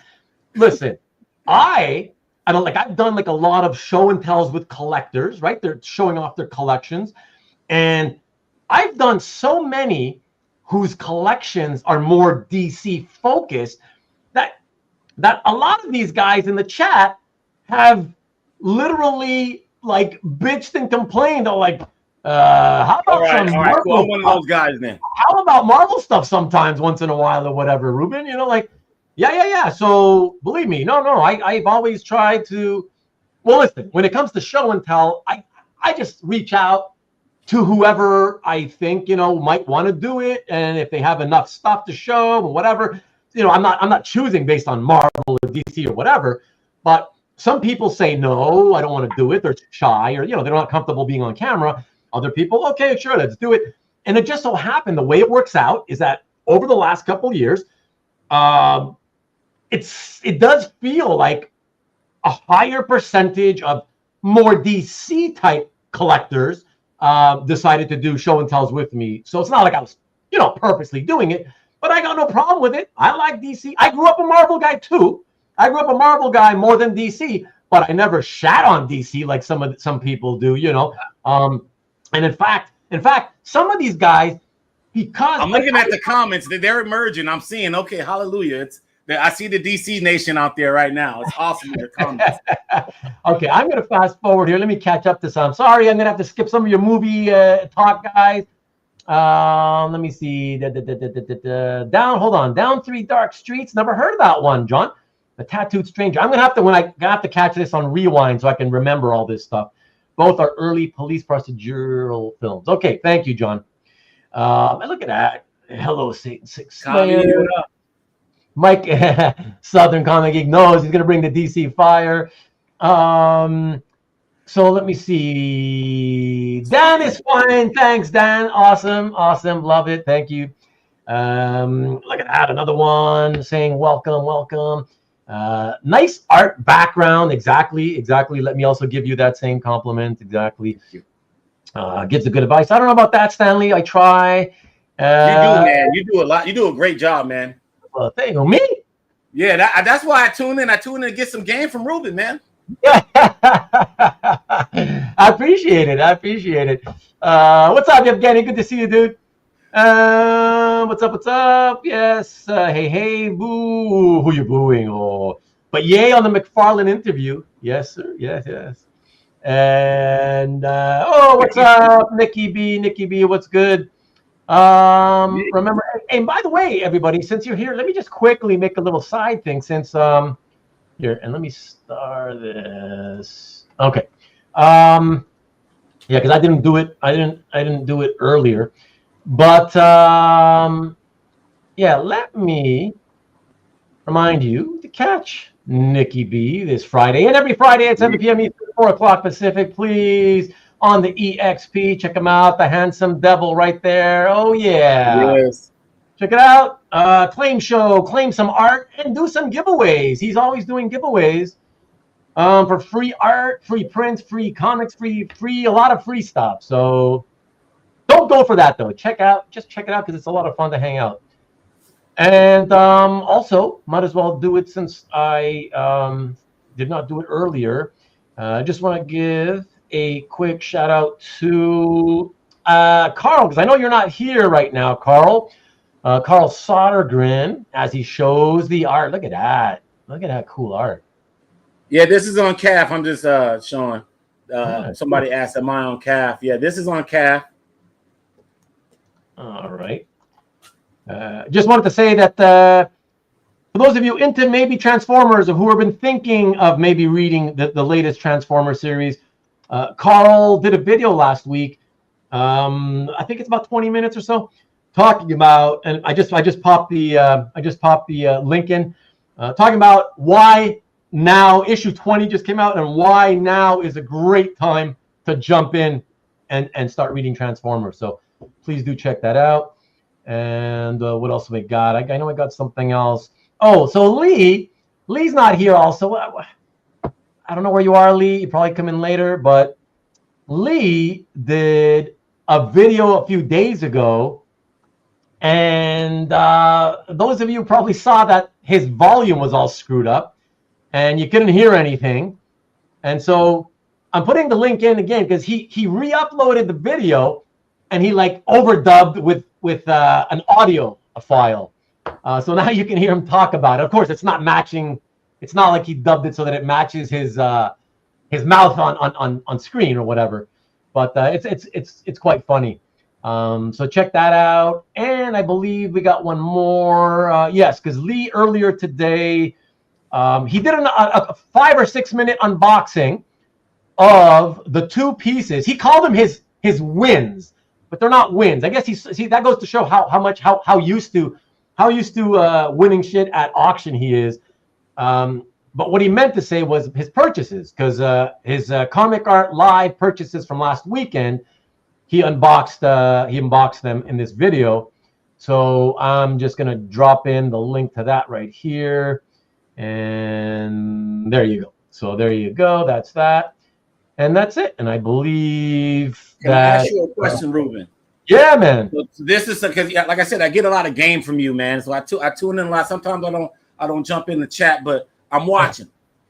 Okay, so what is like your hierarchy of like art modes? Like, you got the traditional like pencil pen, but do you buy like the blue line art, or do you have to have both boards, or what's more coveted for you to have all of it all, where they have the artists where they do the digital pencil and then with the ink? What are your thoughts on all this stuff? Right. So everybody, just so you know, as you all know, given what as soon as Mike started talking about that topic, you all knew that we're here for 3 hours on this same topic. No. I'll do it quickly. We've talked about this a lot. So you're gonna hear you ask enough people, Mike. You're gonna get a lot of different answers because it's really a question of taste, right? For me, what I've done in the past, I have purchased inks over blue line printed pencils. Okay, so I have some of that, right? But when I buy that, I buy it when it's like on the lower end of the price spectrum. Okay, because to me, it's kind of like if a page is in the value of, let's say the value range of I don't know, 150 to 300 bucks, let's say. To me, that's considered like lower end stuff. Okay. Right.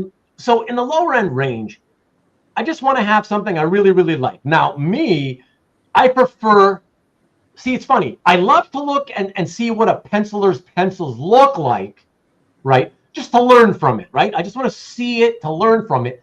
But ultimately, when I want to have the art in my collection, and as I flip through my portfolios, if you ask me one or the other, I still prefer the look of jet black inks. So I prefer the finished artwork. Now, obviously, like most people, traditionalists, right? Yes, I would rather it had always stayed traditional and it always remained original inks over the original pencils. Obviously, like you said, nowadays there's various different ways to do it that involve the computer. But in that lower price range, I feel like, okay, if I pay $150 and it's inks over blue line printed pencils, like, who cares if I never get my money back out of it? Whatever, I'm going to get enough enjoyment out of it for many years that, I don't care what happens in the future. It's cheap enough, right? Same thing going up to around $300. I'm feeling okay. My concern for many years has always been, if I buy the inks over printed blue line of, let's say, something that's worth like 4 figures, I'd be willing. It's just the price really has to feel like it's at a discount to what I think it should be worth if it was pencils and inks together. Right. You know what I'm saying? Right. So, if let's say an artist, okay, I guess it's best way to put it is use an actual example. Let's say an artist whose pencils and inked work, regardless of who inks his work, right? Let's say the various inkers ink his work. But no matter who inks his work, let's say this guy's or gal's art covers, let's say they typically average, I don't know, let's say $2,500 to $3,000, okay? As an example, right? But now I've got the opportunity to get, the inks. He did the pencils, but let's say I'm like, because again, I don't want both. You asked that question too. Right. Personally, I don't need both. I don't feel like I need. So you take the ink side. Well, I would rather have the look, yes, of the inks, okay? But again, because I know how the market thinks, right, everybody else, I'm not an idiot. So I'm not going to be like, these are only the inks. And yes, they are the published ink. It's the final, image that the published cover was shot from, right? I get that, and that's true. I've made that argument too. And that's cool. That's why I want to have it. But I'm not going to pay, say, $2,000 or $2,500, knowing that the pencils are still on another board out there. You know what I mean? I feel like I kind of look at it this way. Like, I kind of look at it this way, right? I think like, all right, let's say it's $3,000. If that guy's work is typically $3,000 pencils and inks, right? And we all know that historically, traditionally, the penciler is what carries the value, the bulk of the value carried by the penciler, right? The penciler's name or whatever. So I look at it this, like, okay, let's say that guy's work is $3,000 a cover. I'm like, okay, that means, to me, I feel comfortable if he should charge. So he's got his pencils and they're not inked. So to me, he should not charge more than, say, $2,000 for the pencils. And I believe the inks are worth a solid $1,000 by themselves. And if you do the math, that's $2,000, $1,000. Hey, not a coincidence, right? $3,000 altogether, which is what his stuff usually goes for when it's pencils and inks. And so that seems to be kind of like, and I'm not saying it as to be 2/3, 1/3, as some kind of hard, fast rule, but it's a number that makes sense to me. I feel comfortable at those numbers. You know what I mean? Right. Yeah. So whether I would take the inks for $1,000, yeah, I'd be more. That's a funny thing though. I'd be more inclined to buy just the inks and be happy with the inks for $1,000. The problem though, dude, is that oftentimes, from what I've seen, the inkers typically want more than 1/3 the value of the pencils and inks for their inked cover, And then you've got some guys, and okay, granted, this is the exception. It's not the rule. It's definitely the exception. But people should be aware of the exceptions. You got guys, inkers, right? Inkers like Danny Mickey, where like, okay, I don't know maybe it is selling for only 1/3. I don't know, because I don't know. Let's say guys like David Finch. I'm not really following Finch's market, so I don't know what his average cover price is selling for. I know it's a lot, but I don't know what the average is, right? But I get nervous when I see Danny Mickey selling his inked covers, right, over blue line pencils, or auctioning. And even at auction, I see these things selling for like, I've seen them selling for like 3,000, 4,000 and 5,000. You know, so it's like okay, you can tell me, you might turn around and tell me, yeah, but Ruben, the pencils are like 10 grand, whatever. Okay, so maybe the percentage seems fair, right? But at that level, I just don't feel comfortable anymore only owning inks for $3,000. I couldn't do that. Yeah, so but there's people that won't get that for 200. So you're cool with it at a lower price point all day. But as it starts to hike up, you're like, you start to crunch the numbers a little bit. But I know cats that for $150, $200, they wouldn't get them if they had both boards. They just avidly against it. Right. Oh yeah, no. Of course. Yeah, there's absolutely plenty of people that are just, I'm against that whole process. I hate it because it's not the norm of how comics were done for 80 years previous. So therefore, I'm just out on that. I get that. I get that. It's just hardcore. You know, it's that hardcore. It's always been done this way. I want it to be done that way. And if it's not, I'm not interested. I get it. I can't blame those people, you know. But if you can live without the art, then, you know, more power to you. That's great. But it's got to be frustrating to those kinds of guys with that mentality when they are interested in modern, contemporary artwork, right? Right. They're into it, and they have that mentality, because a lot of them, I've talked to a lot of them, and it's kind of like, oh, shit, man. I really was hoping to get the cover to this, that, or the other, or pages from this book and that book, and I can't because the guy did it on different boards, blah, blah. You know, it's like, it's like, well, you said you can't. I'm saying you can. It's just you don't want. That's a different thing, right? Wanting and canting are two different things, dude. You know, so that's that's all I can say. I tell people, you know, we all have the ability to make our own decisions. We you know, buy what we want, what we feel comfortable with, and if you're not comfortable, don't buy it. I'm all about that. You know what I mean? All right. What about, how many of these do you have? Only have one. I don't have that. What the hell is that? This is a monoprint. Oh, that's one of the monoprints. Yeah, this is Jorge Jimenez, Batman 900. It comes with a COA. It's, you know, it's only one. I think this is the future. I mean, because at some point we're going to go paperless. What? Oh my God. Oh my God. You think that's the future? Holy crap. I'm talking about people younger than us are going to buy these, man. People younger than us, they're going to start buying these. Yeah. I agree that if that market ever sort of, for that market to eventually grow and take off, first of all, I think, yes. Do I think it's possible that it can? Yes, I do. For it to happen, so many things have to happen, though. And the first thing is, you're right. I agree.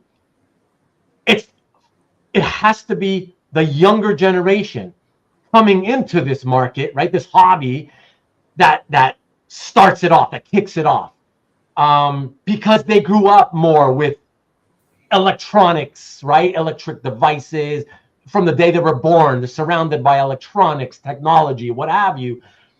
So they are kind of like, they will be the first generation involved in this hobby who didn't grow up knowing that pencils over inks over on the same board, right, is the way that everything is done. No, they're the first generation growing up and asking, hey, how are these comics created anyhow? And then people will be telling them, Well, Guy, there's quite a bunch of different ways that they can be done, right? And it's this way, there's that way, then there's this way, and then I'm that just way. grossing people out with this. They're saying, I'm just want to gross people out with the image. That's all. Ew. Look at this. This is James. This is like 11 minutes ago. Mono prints for life. Look at that. Mono prints are the evolution. Oh, boy. Blue line art is a gas tank half full. Ink over blue lines are great, just as good as inks over pencil. Look at that. Okay. Stanley's a fan. See, that's what I'm saying. You're going to have lovers and haters, right? Right. Gray lines are like HD, DVD. I love inkers, but I don't want any inks only, right? Okay. Blue pencils, blue lines, blueberry, blue man group. Okay, coffee. Blue lines should not be discounted. No, and I've talked about that ad nauseum, Right. Stanley. But you and I are in the minority for sure. I would be compelled to seek both the ink page and the pencil page. Yeah, I see, and you see what I'm saying, man? Mm-hmm, This is a good example. It's a cross section of all the things you said, man. You know what I'm saying? Like, well, I gotta say this page behind me, there's somebody on calf. This right here. I want the ink to that. So I have a blood brother on calf somewhere that has the ink to that page. oh, okay. And I want it so bad, dude. I want it so bad. Oh, you mean you want to get it? You want to get it to match it up? Yeah, but he's not gonna sell it though. I already tried. He's not gonna sell it. Jeff, So we're just blood what's brothers. happening? By the way, everybody, if you're all wondering what Jeff is saying, he's speaking Quebecois here for my. It's religious. It's a Quebec. So Quebec French, which we call Quebecois, is all the swearing, the cursing is all rooted in religion. And so that's like tabernacle. As you can see, it looks like tabernacle. It's all related to that. Okay. Sorry, Sig Slayer Station. In the house. Hey, Ruben, I got to smash out of here. I just wanted You got out of here? All right. I No just worries, want to bro. give you some props, man. I love your show. And Thank you, bro. if all the people in the chat, if you guys feel compelled to subscribe to the Sig Slayer Station, do that. Home of the Doug Mankey animations. We are going to be doing widescreen soon. So we're working on that right now. So we're going to be seeing some of your favorite crossovers from Marvel and DC and stuff animated by the great Doug Mankey. So thank you guys so much. Thank you, Ruben. Thank you, man. Thanks for dropping in. I appreciate it. No problem. All right, bro. Be good. Peace. Peace, man. All right. That was fun, man. So, wow. Thanks, Mike. That was awesome. Thank you so much. And look at this. We get a replacement and for Sean, and then Sean. And then Sean, how long you been down there? I didn't see you. I didn't know I was still on. So, Oh. so no, hold on, let me finish this. I was just trying to get some work No. done. Yeah. Do your thing. Do your thing. It's okay, mate. It's okay. I didn't know I was in the lobby. I didn't know either. I was listening though. So That was cool. loquacious. I like that word. Good. That's not just a good word, Tom. That's a great word. Look at you looking up. Look at you Googling words now, Tom. Garrulous, even. Risky Business. Hey, let's get back to movies. Risky Business is a good 80s movie. You know what, though, Rick? I hate. That was the movie. See, you guys know of my disdain for Harrison Ford, but I've also mentioned I have disdain for Tom Cruise, and it started there because everybody was talking. Oh yeah, Risky Business. You gotta watch it. Awesome. Blah blah blah blah. And I'm like, okay, finally, okay. I go rent the movie and put it in, whatever. It was like it's okay. It was fine. It was, it was okay as a 13-year-old to watch Risky Business, but like, I don't get the hype on Cruise was so out of this world. I was just like, I don't get it. Like, what's the big deal with this guy? But yeah. So, anyways, it's okay. I don't know that I'd want to watch it again because he annoys me. But yeah, pencils don't matter. Only inks matter. Well, now you're pushing it, Stanley. Now you're pushing way over the line. Blue lines is greater than blue balls. I think the most people would agree, CJ. You animal. Only inks and colors show up in the printed page. Black inks matter or all inks matter? Leave that up to you to decide for yourselves. Mark Fong, what's happening, Mark? I watched Risky Business when I was 18, learned more from it than business school. What? Come on, dude. Just say no to monoprints. There you go, Mickey. I think if he could have stuck around, Mickey, if he could have stuck around, I was just about to get to the point where I start to tell him now, as far as monoprints are concerned, and I was going to roast him. That would have been fun, but what you gonna do, you know? Oh no, you didn't, Mike. Oh my goodness, monoprints. Yeah, everybody's kind of like, ooh, phew. Thank God he's gone now. Oh, that's awesome. What has to happen is I won't be there. Huh? What has to happen is I won't be there. Are you doing a movie quotation? What quote again there, Ian? Monoprints are so ooh.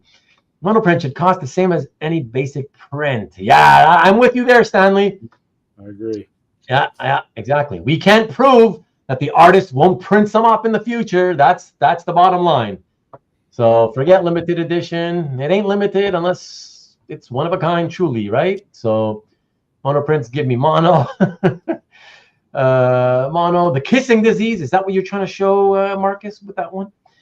And I have one on accident, and I do not like it. You have one on? You mean you bought one without realizing it was a monoprint? Ew. Okay, do not like it. Well, if it's not original, I can see why you wouldn't like it. Sonny, wow, what's happening, Sonny? And he's bringing up batteries not included again. Wow, is great, and yeah, holds up well. Okay, I'm gonna have to put that on the list. Let me write it down. Arwen, we gotta watch batteries not included. Batteries.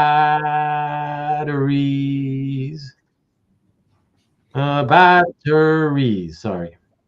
Yes, batteries not included. Okay. Have you tried Highlander or any of those classics? I did do Highlander because back in the day though, when around the time that it came out, 88, 89, something like that. It was okay. And again, because that's the kind of fantasy I'm not usually into, but like it was okay. But to be honest, look, I like to keep it real, Sean. I don't really remember anything much about it, except for what I really remember the most is how bad Christopher Lambert's acting was. You know what I mean? He was like a pretty bad actor. So that's kind of what I remember. I just remember pretty bad actor. And, it's one of those like accents that you grow accustomed, like Crocodile Dundee and stuff like that. You have to grow accustomed to that speech pattern. Right. I guess so. He's a French Canadian, or at least I know he's French. Maybe I don't know if he's originally from here, where I am from. Definitely French, whatever. But so he's got that accent or whatever. But it's not just that. I just didn't think he was a good actor. Blue Line Still Bleed Black Ink. You guys, monoprints are one of one. Oh, that I'm sure they are. Yeah, for sure. Until the guy needs money and he's desperate, right? Love you like a brother, but I won't sell you my precious page. I bought pencils and got them inked by a pro like Rubenstein. I displayed both the pencils and ink pages side by side. Like I said, a lot of people, a lot of ways of doing it, right? And the people have their preferences. As long as you're happy with it, guys, you got to do what makes you happy. That's what I just say, Monoprints are just too flat. It's not that they're too flat, Ian. It's that it's not original art. It's just a print. It's literally a photocopy. That's the problem to me. And you're paying, and you know what? When we first started hearing about monoprints, for me, it was like, well, it was bound to happen eventually. I'm okay with the idea as long as they're around $20 each. And maybe I'd be okay. Yeah, at that point, 20 to 50, let's say. No, but let's say 20 to 50. But if it's 20, I'd be okay with the understanding that the artist could print up as many as he wanted. You know, print on demand. If he ever gets a fan saying, "Hey, can you make me a mono print of this page?" Sure, here's $20. Here, take it. You know, I would have been okay with that. But this whole, you know, minimum, what do you call it? One of one. Yeah, and I'm one of one until I'm desperate for money. Yeah, no, I'm not about that. You know, so not a fan. Anyways, we don't need to talk about monoprints later. Mike, yeah, still 7 minutes behind. What do we got? So Mike, remind Todd he owns me. Okay. Hi, Rich. Okay, let me just go fast through these. Return of the Sean. Indeed. There he is. Great discussion 7 minutes ago. Thanks again. Sig Slayer Station. What is a Prolix host? What the hell is that? You guys are coming up with the weird words. I'm going to assume that that's a, what do you call it? Error. What do you call it when you're typing and you make a, what's the typo? No, not, well, yeah, either a typo or, no, but that when the technology makes the mistake for you or whatever, people always correct spell that's check. my whatchamacallit correct. What was it? Autocorrect or what's it called again? Correct. Yeah, you got it. Yeah. Tom had an awesome 10-speed in that movie. I used to have 2 or 3 awesome 10 speeds, and then I graduated up to like a 12 or 15 speed. I can't really quite remember. Jeff, you're still here as of 7 minutes ago. It ain't Love Actually. Definitely not at Love Actually. Everybody go and watch Love Actually. Great movie, especially around the Christmas time, but you can watch it anytime.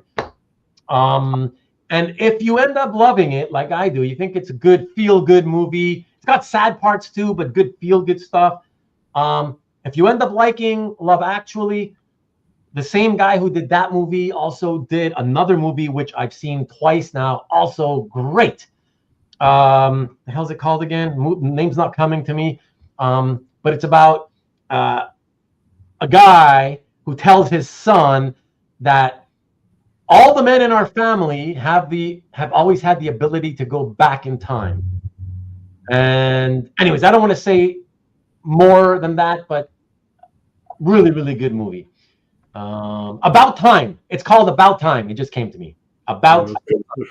Is that the Christopher, the Suitman actor? No. This was just from like about, I don't know, 10, 12 years ago or something. Maybe I'm thinking Time After Time or something. Okay. Yeah. That's a totally different one.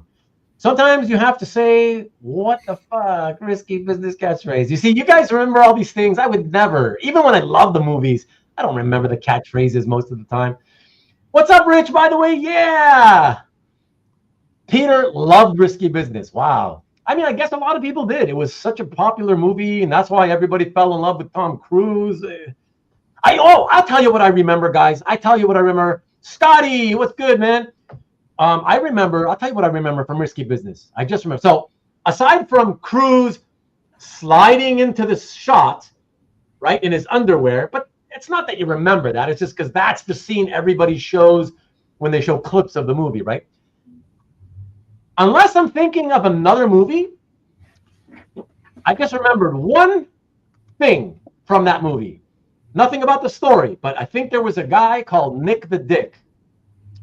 And they're at a party, and the guy decides to serve hot dogs on a big tray, and he decides to put his own salami into a bun, and then he has it there, and he's kind of like, you know, holding it out for the guests to take hot dogs off the tray, and eventually some woman yanks on his hot dog, and I would not show that one to your daughter. No, definitely not looking to avoid any sexual stuff, watching stuff with my daughter. There's nothing more uncomfortable than seeing those types of scenes, and it's already happened, believe me. But yeah, Antoine, what's good, dude? Somebody can tell me, was that the Risky Business, Nick the Dick? I think it was. I stay up for hours making monoprint COAs for future acquisitions. Nice. Or for future print jobs for my printer. Future jobs for my printer. Nice. Batteries Not Included was a cute movie. Some great old school actors in it. Okay, I've got it down. Music for Highlanders, amazing. I just remember haggis. Haggis? You mean that Scottish food? Yes, that's what it is. Is that what you? Yeah. Was there a scene with haggis in Risky Business? Is that what he means? No, he's talking about Highlander. Oh, in Highlander. Okay. Yeah. Among my favorite 80s movies are Scottish movies, Local Hero, and Gregory's Girl. Well, they're Scottish, so I don't know if anybody here is going to know anything about those. U.S. movie by Scottish director. Okay, still don't know it. Hey there, Georgie girl. Man, you guys, you remember too much stuff. Multiple people have access to files. All it takes is one mistake, and anyone can send the file around.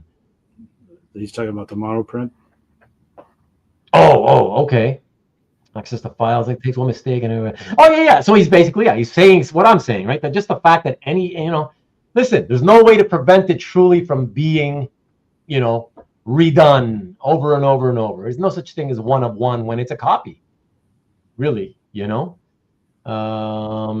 artists, colorists, letters, printers, just a mistake, make a mistake, and more people have the file. Yeah, that's for sure, Nikki. For sure. Hagrid. I think that's Hagrid. Hagrid. Oh my God. How do I remember that? Hagrid, Yeah. a character in Harry Potter. Wow. Me of all people. Well, you have a daughter. You must have seen them all multiple times. No. I saw them all once because I was watching them on my own. I was watching them back when my daughter was too young. She was too young to be watching them. That was a long time ago. So, in fact, I was watching them when she wasn't even born. Yeah.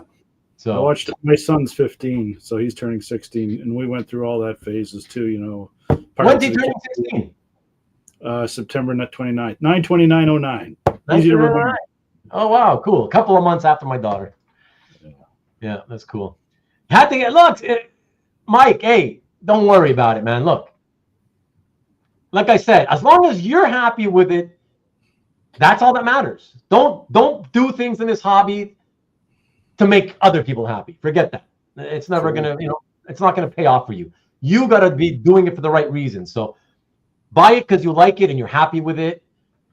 But guys, like I said, I get it. If a comic book is digitally produced, completely digital, and I love it, like I might love it. It's never happened yet, in the modern era where a completely digitally produced comic I loved. And so I felt like, oh my God, I really got to get something. But even if that ever happens, I got to tell you, unless they sell to me for $20, I would maybe consider that, because then I'd be okay if they copied it for other fans in the future. I wouldn't give a crap. It's not original, so I don't care if it's a copy, right? So if it's not original, I don't need it to be rare. I don't need it to be, limited edition or whatever. So if it's going to be a copy, let it be a copy of as many as they want to print. That's how I see it. But everybody sees things differently, So, sorry. So make copies and just create issues. Yeah. Had to get at least one monoprint of a key scene. Yeah, like I said, be happy with it. That's it. It's all that matters, man. I need to rebrand monoprints as G-Clay prints to class them up and justify the price. And that's the problem too, is that they're selling them, or at least asking. I don't know how that many people are buying, but they're asking like original art type prices. That's crazy to me. Crazy. Monoprints are collectibles, but not original art. Oh, sure, exactly. That's the distinction, James. Thank you. That's, of course. A lot of things are collectible, but not original art. Exactly. Just like the comic books, like the color guides. I love color guides to the covers. Those are fun. They're really fun, and they're really collectible. I feel they're undervalued.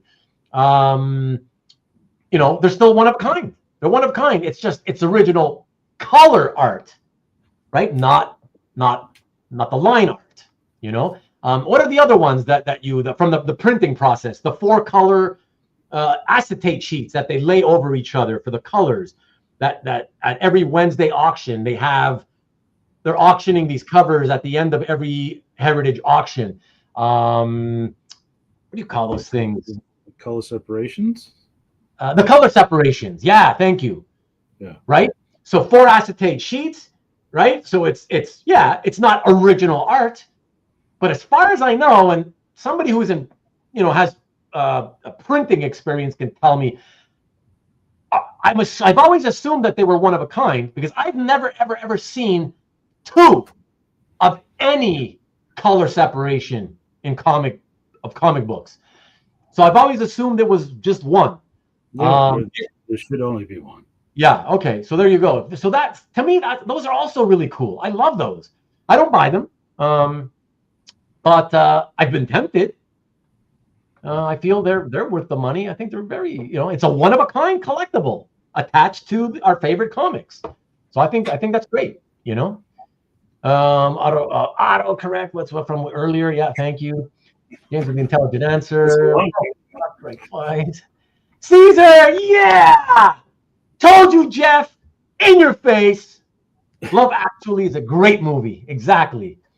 Somewhere in Time. I don't know what that one is. What's that one? No, we were talking about the time films. This is like 10 minutes ago. Yeah. But it's Somewhere in Time. Is that the one you were thinking of? The Christopher Reeve? Mine is Time After Time. I think. Time After Time. Says, yeah, that's right there. Yeah. It's about time that About Time came to you. Thank you, Nick. I appreciate that. It didn't take me that long, actually. Time was a good film. That came out a couple of years ago. That was actually a good movie also. Which one? In Time. In Time? It was only a couple of years ago that it came out. Oh, so then I wouldn't have seen that one. Yeah, it was a good film, though. It was everybody's trading time as if it was money. Yeah, Age of Adeline, everybody. Watch Age of Adeline. Beautiful movie. And it has Harrison Ford for all you Harrison Ford lovers. Check it out. Great movie.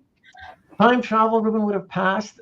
I've seen some time travel. Remember, Rick, remember back in 1983, I have it on DVD, actually. There was a show called, what's it called again? About In Search of. It starred John Eric Hexum, who was a really handsome boy. Yeah. Actually, I actually interviewed the kid that was in that. Mino Palucci. Yes, Mino Palucci. Actually, Punky Brewster's brother. Yeah. So Mino Palucci. Yeah, I haven't published the interview yet, but I interviewed him because he was also on a Dio video, and he did a bunch of Voyagers. Yes. Voyagers, right? I think that's what it was called. Voyagers, yes. Yeah, he was quite the character. He was on the Bad News Bears also on the TV show. Oh, that's right. Not the TV show. Yeah. Yeah, that's funny you mentioned him. But yeah, Voyagers was good. I saw that with my 15-year-old when he was like 12. We watched that and Punky Brewster together. Yeah. So that actually was pretty good. It still held up. I was surprised. Yeah. Yeah, I wouldn't suggest a 15 or 16-year-old to watch it, but a 12-year-old would enjoy it. Right. Well, look at that, Caesar. Yes. Exactly. He did the About Time. Exactly. That's what I'm telling you guys. Good stuff. Love Actually and About Time. Check them out. Who's the U-boat commander? Who the hell are you talking to, or about what? If you look closely, you can see skid marks on those underwear. Jesus, you guys in your... Okay. Tom, that was a bachelor party with Tom Hanks. Oh, what were we talking? What? A Risky Business. Right. They came out around that same time. Thank you, Scott. Thank you. Yes, I used to confuse both of them all the time. There you go. I'm still, even after all these decades, I'm still confusing them. Right. Bachelor party with Tom Hanks. Right. Okay. So then I definitely don't even remember a single scene of the cruise movie. That was Nick the Dick with the hot dog gag. Yes, that's what I said, Nick the Dick. But apparently not from Risky Business, but Bachelor Party. So thank you, Caesar. Thank you. Terminator, Predator, First Blood, The Rogue. Hey, First Blood. So Arwen and I, we watched, and I guess, I don't know if I told you guys, I must have forgotten. We did watch First Blood. Is that the first one? Yeah, the first one, the first Rambo movie. We watched that one together. Yeah, it was pretty good. I mean, it's not. There's obviously. I haven't seen it since it came out. Predator, that was a classic. I enjoyed Predator quite a bit. That was my first time since it came out. Yeah, it was all right. It was a good blast from the past. Terminator. That's streaming for free, shockingly. But it's T2 that they never stream for free. That's what I want. I want her to watch T2. I'll show her Terminator, but I want to be able to watch both of them back to back. And they're not streaming the second one, so that kind of sucks. I've never been a fan of Road Warrior, FYI, and I despise Mel Gibson, so that's that. We did watch Predator together, but that was last year. Yeah, that was kind of fun. I didn't feel it held up as well as I remembered it. But yeah, still okay, you know. Oh, speaking of Predator, everybody, for those of you who haven't watched it, last year I think it was, Amazon did a Predator. It's a Predator movie called Prey. It was in the Indian days, right? Or it was Prey. Right. It takes place actually in the early 1700s on back when only Native Americans, I guess, walked North America, you know. And the protagonist is a female, so that's really cool. It was made for streaming, and I thought it was really good. I really enjoyed that. So no, I haven't seen it yet.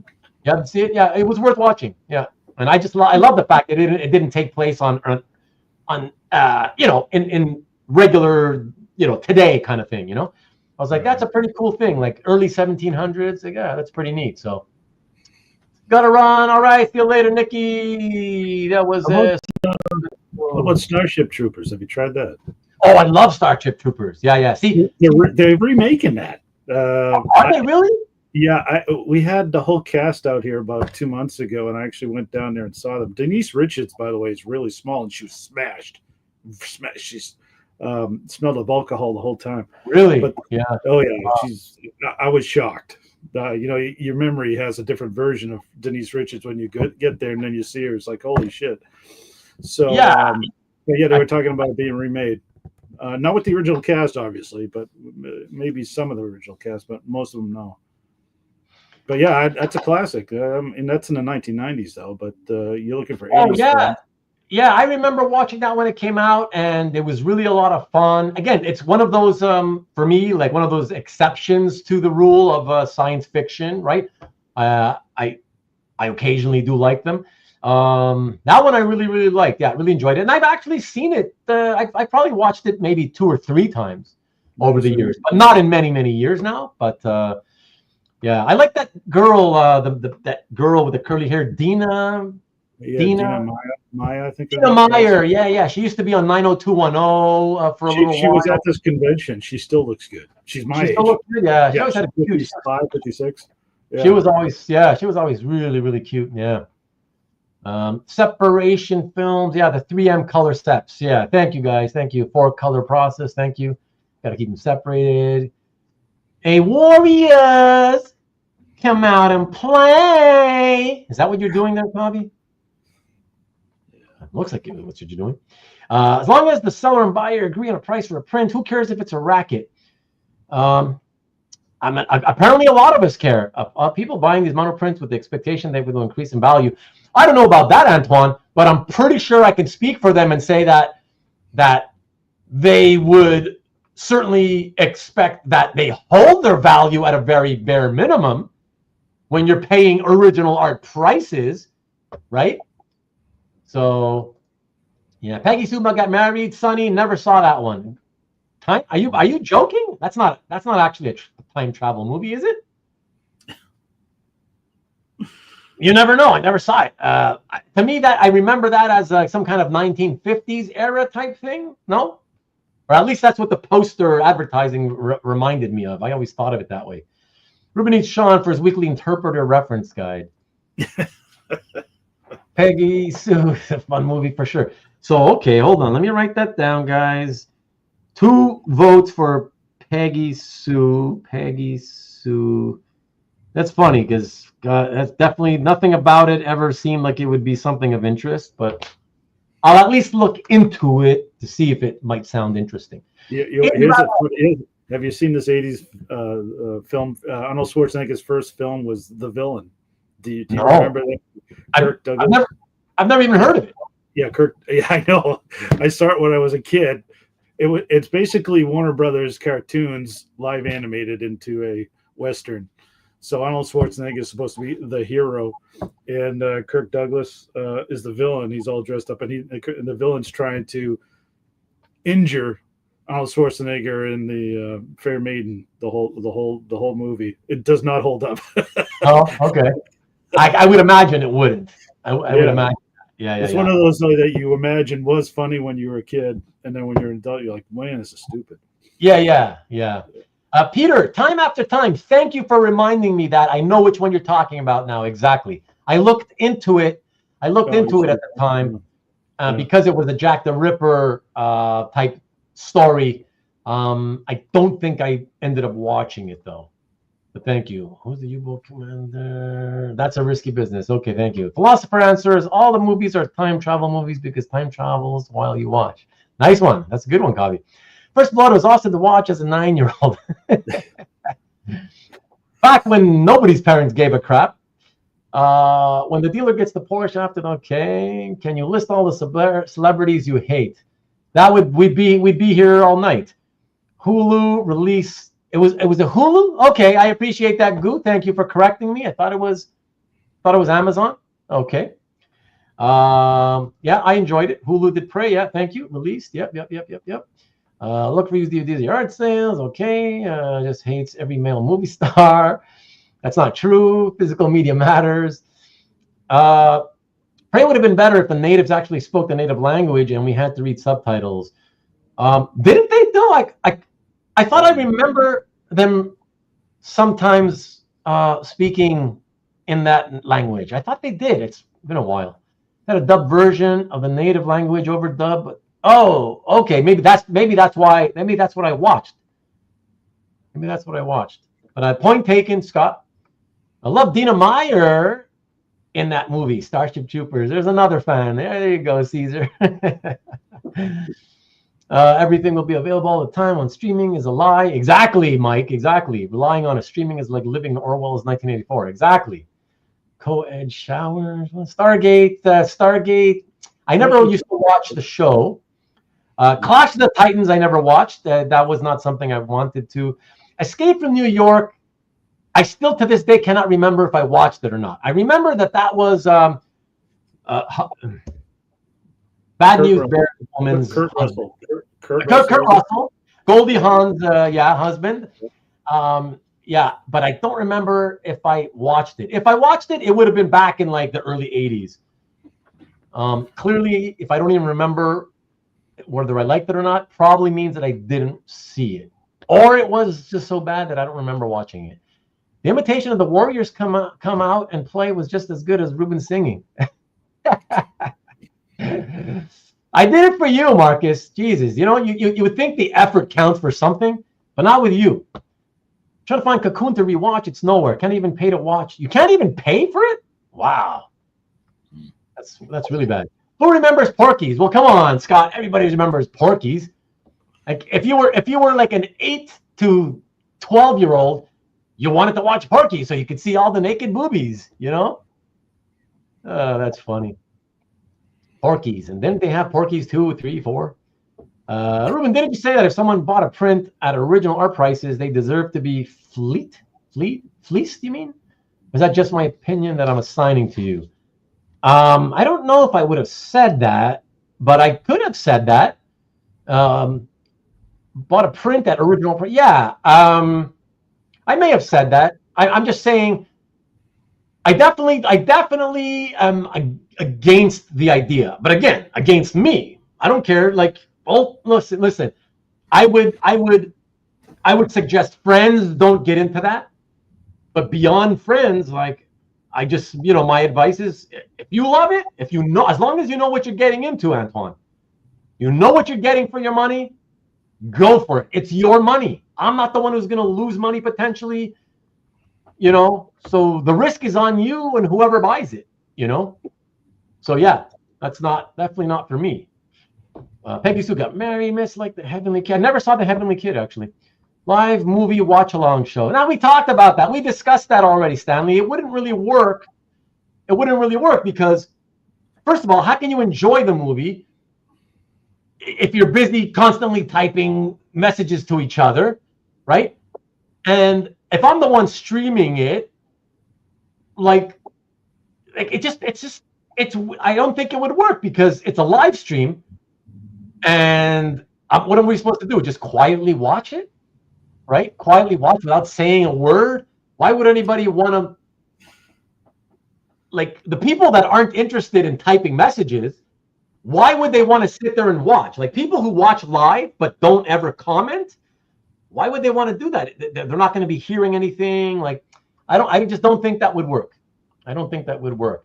I did suggest we could do it as a private showing. I stream it and we do it privately where I invite a bunch of you, whoever wants to be there. We could try it to see how it goes. I don't know that I want to risk doing it for a live audience, you know? But as a private stream, I would consider that. I think I suggested that and then Marcus poo-pooed the idea for some reason. I don't know. Do a live movie. Okay, so Peggy Sue sure was good. Are you guys serious? You guys all love Peggy Sue got married? Wow, okay. Better than Hercules in New York, Arnold's first movie. Oh boy. Yeah, he's talking about the villain. Get the force. I did not apparently. Goo. Did not like it. Okay. Barry Levinson's movies again. CJ. I know the names, but I don't associate them with which movies they did. I follow actors and not directors. You know. Diner, Avalon. I don't think I saw either of those. Will Daryl Hannah's butt ever return when streaming Splash? I haven't seen Splash since '84. I think that movie came out. Me too. So I saw it when it came out. I remember like liking it, thinking it was fun, you know, but haven't seen it since. So I don't know if it holds up. And they edited out her bum. I don't even remember her showing her bum, but she showed it and they edited it out. Seriously? Why? I mean, it could have been because she asked them to. I don't know. A Lassie cameo? I watched Porky's for the story, says James. Exactly. I mean, as a guy who has only ever read every issue of Playboy, I would expect that. You know? I would absolutely expect that. The articles, right. Boy. Smokey and the Bandit. Man, I saw that in the 70s. Haven't seen it since as a little kid. You know which one I wanted to watch with my daughter was the Herbie the Love Bug movies, because I remember those being fun back in the 70s when I was a really little kid, you know. Yeah. Herbie the Love Bug, all those Burt Reynolds ones like Cannonball Run, all these, you know, riding across country. I remember them being fun. Oh, the Shaggy DA. Do you remember the Shaggy DA? I wanted to watch stuff like that, but none. I haven't searched for them in a few years, but back when I searched for them, they weren't available. None of them. Yeah, I tried to do that with my son also. You know, Benji, Escape to Witch Mountain, all those classics from that same time period. I couldn't find them back then. That's it. You see what I'm saying? Exactly. There's so many parents out there getting frustrated because they can't show their kids a lot of the movies they loved when they were kids. You know. Mm-hmm. Production value of documentaries is crazy now. They all have CGI and explosions. Yeah. I mean, not all of them. Depends what it's about. But yeah, it is true. Sure. What piece that you sold do you most regret? I don't really have regrets, Stanley. People have asked this before. I don't really have regrets. I don't know. Do you have anything like that, Sean? Pieces that you sold? Yeah, I wish I'd kept my Frank Miller Daredevil pages, 2 of them, and my Avengers Annual 7 pages. I wish I'd kept those. There you go, Jim Starlin on that one. Oh yeah, yeah. But nice, James. Do you watch along hard no? You see, Stanley, CJ knows. It just doesn't seem like it would work. I got off track there. What was I just gonna say? But do you, Sean? Would you say regret is the right word? Do you literally feel regret, or do you feel like, oh, I wish I still had those? Because it's not the same. I just want to make it clear that I feel, I've made this argument before. I feel personally, and other people could see it differently. That's okay. But I always feel like regret is way stronger than saying, "Oh man, I wish I had that still." You know? Regret would be probably more appropriate because I've tried to buy them back. So I'm in search of the specific items I sold that I want back. And so that would mean I had regretted selling them in the first place versus I wish I had them and that was the end of that. So I say, yeah, I do regret those 4 pages specifically, or 3. 3? Yeah, well, 2, the Frank Miller 174. I believe it was Electra fighting the dead ninja on the pier. I had both pages together. I wish I'd kept that, and regret selling it. And Lucas Annual 7, where Thor and Thanos are a big splash page where he's hitting him. Okay. So I wish I'd kept those 2. Okay. So you just to be sure we're on the same page. You would use the word regret. You regret, like those would be ones I would be wanting to buy back for sure. Yeah. Okay. Okay. That's why. So, that's why I used the word regret versus I wish I had. Yeah. Yeah. I would say that falls under the yeah. I would label that as regret because you're willing to pay even at today's prices. Correct. Right. Yeah. Yeah. Yeah. Yeah. So no. Yeah. That's definitely regret. So there you go, Stanley. That's an example.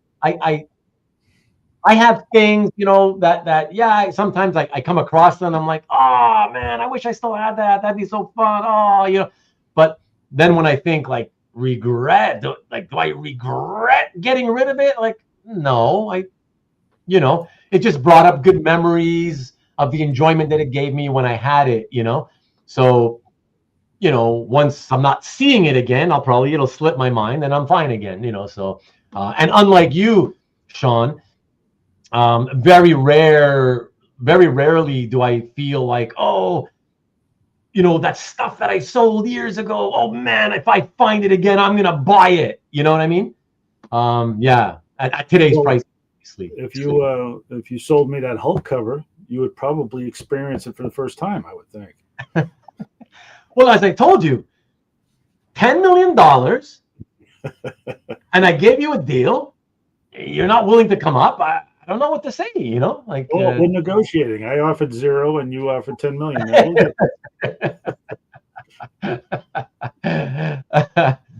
Let's see. So yes, I wanted to make this official. Ruben, do you like 80s noir movie Body Heat? And so I haven't watched it in forever, right? And so my answer, yes, I like Body Heat, Peter, but haven't seen it in ages. That's the Kathleen Turner one, if I remember correctly. Correct? I think I remember. I will say, if that's the one, I do want to say one thing. Kathleen Turner, not exactly like babe material to put into a femme fatale kind of modern day noir movie. Like Kathleen Turner, like. No. No offense, Kathleen, if you're out there watching this. Good movie though. Yeah, I enjoyed it, Right, I've sold so many things years ago that I regret now. So Tom's got a lot of regrets. Okay. Let's see. Who else? What else we got here? Body Heat I've seen when it came on Cinemax. You could make funny comments during movie watch-alongs. That's the thing. That's the thing, Stanley. That's the problem, is that it doesn't work as an actual watch-along if you intend to watch and soak in the movie, right? It doesn't work. You'd have to watch in advance and then show up, right? And then the whole point of the show would be, okay, we all watched it. Let's talk about it. That's the only thing that maybe stands a chance of working, but watch-along, the only thing that you could do is what you're saying, which is making funny comments. That's the problem, but then you're not really watching it. You're watching it for the sake of just making jokes and fooling around, whatever. What's really the point of that? If it's a good movie, why would you ruin it by not watching it and instead make funny comments? You know what I mean? So, yeah. Herbie Goes Bananas. Yeah, all those Herbie movies. Zero Kiori. It's been forever since you've been by, my friend. Wow. Zero Kiori. Old Herbie still holds up. Wow. I don't know where you saw it though, dude, because I didn't. I still have not seen it. Yeah. Any of those. There was like 5 of them or something. It was like there was a ton of them. Yeah. Okay, Sonny, how did you watch the Shaggy Dog and loved it? Of course you loved it. Did they remake it? Maybe they remade it. Did you stream it, Sonny? You know? Because they're all Disney movies. Oh, that's why. Okay, thank you, Mike. Thanks. That explains it. Yeah, I'm not gonna subscribe to 20 different like streaming things. You know what I mean? Like, yeah. So too bad, not gonna get that. Levinson had some home runs. Oh, the Natural. Oh yeah, Barry Levinson's The Natural. Oh yeah, I like all the baseball movies. So The Natural with Robert Redford, that was great. Good Morning Vietnam. I remember how popular it was when it came out. I thought it was okay. And I loved a lot of those Vietnam movies in the 80s, but that one's okay. I didn't love that one. Rain Man, even though I hated Tom Cruise, it was good. I liked it, but I've never seen it since it came out. Sphere, I never saw. Worst movie in the world, but I watch it every time it comes on. It's one of those I love to hate movies, I guess, Scott. Yeah, a lot of people in Diner. Almost forgot Bugsy. Never saw Bugsy. I know that it's what's his face there who played Dick Tracy. Yeah. God, I can't remember his name either. Sharky's Machine, Burt Reynolds came out on the coattails of Smokey and the Bandit. Yes, exactly. Not available though, Warren Beatty. Rick says Warren Beatty. He's right. Warren Beatty, thank you. Yes, exactly. Hugo was a good kids movie, 2011. Yeah, I'm not really looking for just any old kids movie though, even if it's good. I'm just, like I said, for me, it's about like wanting to share my sort of growing up childhood years with my daughter. The stuff that I was watching at the same age as her, around that age. So that's why I'm desperately looking for all the 80s stuff, and so much of it isn't there. What's up, Lee? We finally got to your hello. Good to see you. I told everybody about your 2 videos, so that's all good. The Burbs, I never saw The Burbs. Tom Hanks, yeah. It's funny, Tom Hanks, I wasn't a big fan of his when he was doing all those comedies throughout the 80s, and he was like this big comedy guy, right? But he just, what an amazing, you got to give that guy credit, whether you like him or not. He deserves so much credit for being this goofy looking comedic actor who does a 180-degree turn in the 90s, right? One decade full of comedies, goes into the next decade doing drama, and not only was he good at it, but the friggin' movies were all, for the most part, great. No. You know what I mean? Like, and those movies, I would say, way better than his comedies, whatever you think of his comedies. Yeah, Saving Private Ryan was excellent. Oh my God. I've said this before on this channel. I think for me, it might be my all-time best favorite war movie. Certainly the opening scene, best war movie scene of all time. Yeah. But, all those movies of Philadelphia, Apollo, was it 13? The Houston, we have a problem. Yeah. I think it was Apollo 13. Yeah, like so many. Oh man. Oh, and let's not forget Forrest Gump. It's amazing. He does. Trapped on an Island, Survivor with Wilson. Oh, the one with the beach volleyball thing. The soccer ball. Yeah. It was a volleyball. It was a volleyball. I don't know. I haven't seen it. We'll say it's both. Yeah. Castaway. That's it. Castaway. Thank you. Rick's on top of things here. Oh man. And yes, Antoine, he's talking about a Milgram cover. William Hurt, Kathleen Turner. Yeah, thank you. Hannah and Her Sisters, I never saw it. I know what it is, but I never saw it. Did you like it, Marcus? Why would you ask me about that? I regret all the vintage golden pages I've sold. Hey, look at that. I love that. We're going back and forth Like back and forth, movies, comics, comic art, movies, comic art. That's awesome. I know you regret those, Rich. I know for sure. I sold the Iron Man suitcase from Iron Man 2 with one handcuff Happy is holding. And you regret it? Wow. You got so much stuff though, Tom, you know. Ted Danson and Richard Crenna. Richard Crenna, Mr. Rambo himself. Kathleen Turner was hot back in the day. Nah, she wasn't. Romancing the Stone, War of the Roses. Nah, she didn't age well because she was never really a hottie to begin with, Scott. And listen, it's about taste, right? Everybody's got their own taste in women and men, whatever. I get that. No one would be watching the movie to actually watch the movie. Antoine's talking about if I stream the movie for a show on a Sunday night. If it's not your thing, I get it, but I've seen those streams and they work because the guys like to bust each other's balls. Oh, no. That's what I'm saying, Antoine. That's what I'm saying. Doing that I do believe would work, right? The ball busting, you know, that I believe would work because yes, it's everybody would be active. You'd be active in the chat. I'd be actively talking, right? Because I know that nobody's really paying close attention, right? So I get that, but I'm just saying that's not necessarily what I would want to do. You know, I think the idea was maybe we should sort of talk about movies that, you know, that we can all give our opinions on and maybe watch it together. But yeah, watch it seriously, right? But that's kind of impossible. That doesn't really work, you know. Not sure how many people also would care to do the ball busting thing, you know. And how do you pick the movie? I don't know. Disney Plus, yeah, exactly, Sonny.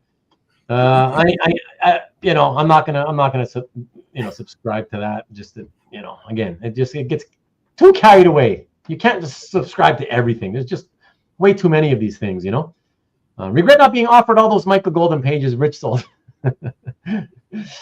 Or Beatty, right on. The Big Chill. Did I watch that? What's The Big Chill about? Is that the one? Is The Big Chill the one where all those former high school friends get together because they gather together because one of their friends died, so they get together for the first time since high school? Is that the Big Chill? If that's The Big Chill, I don't remember that. I have not seen it. Okay, because if that's the one, there's a scene. I've seen it, and there's a scene in there with Natalie Portman as a cute little kid, and multiple scenes. She's in it throughout, and is it Andrew? What's his name? Andrew McCarthy, I think, the actor. Andrew McCarthy. It's really disturbing. At the time, nobody, I don't think, said anything about it. But this guy who's like in his late 20s or maybe early 30s, I don't know. He's like taking a liking to this little kid played by Natalie Portman. And she's like 12, 13 or something like that. And they're having like this romance almost. It's like so disturbing. It's like, what? Yeah, that was weird. So I don't know. Does somebody let me know? Does anybody said anything about whether it's The Big Chill, if that's the one I'm talking about? Let me fast forward. It sounds like it is. College Friends. Kevin Costner, William Hurt. I'm confused. Okay, The Professional.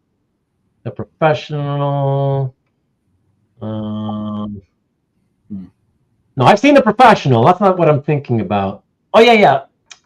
What the heck? Which is the one? That's not The Big Chill. No, what's it called? But you know which one I'm talking about. No, I'm not thinking of Leon the Professional. I know what that is. I know what that is. No. It's a bunch of, you know, pretty well-known actors. Like I said, they all get together because an old classmate died. It's from the 90s, I guess, because yeah, Natalie Portman was a kid. So, yeah. Anyways, regardless. So Big Chill. So RoboCop was my first R-rated movie as a kid. I'll always remember the guy getting his dick shot off. I only saw it once at the time, James. I thought it was okay at the time, but I didn't think it was like, oh wow, yeah, I gotta watch this again or whatever. And when I think about it now, I remember his movements were very slow and robotic. You remember that, Sean? The thing I remember is I'd buy that for $1. That is still being used today. The I'd all buy by I'd buy that for $1. There was some type of ad that was always playing in the okay. movie, and that was his catchphrase. Okay. Guaranteed though that's not the first place that brought that saying up though. That saying is way older than that, you know. Joe and the Volcano, yeah, never saw that one actually. Philadelphia was great. Tom Hanks had an impressive career. Yeah, absolutely. Saving Private Ryan, Castaway was that one, yeah. Vietnam War movies that came out during the same time. Yeah, I watched a bunch of them. Didn't we all? I think my favorite, if I had to pick one from the 80s, is Full Metal Jacket. That's the one I really love. And okay, I know I'm probably going to get laughed at for it, but another one I really like, and I bought it on DVD. I have it for $5. Is Missing in Action 2, not 1. Although I might. Was that Chuck Norris? The Chuck Norris one.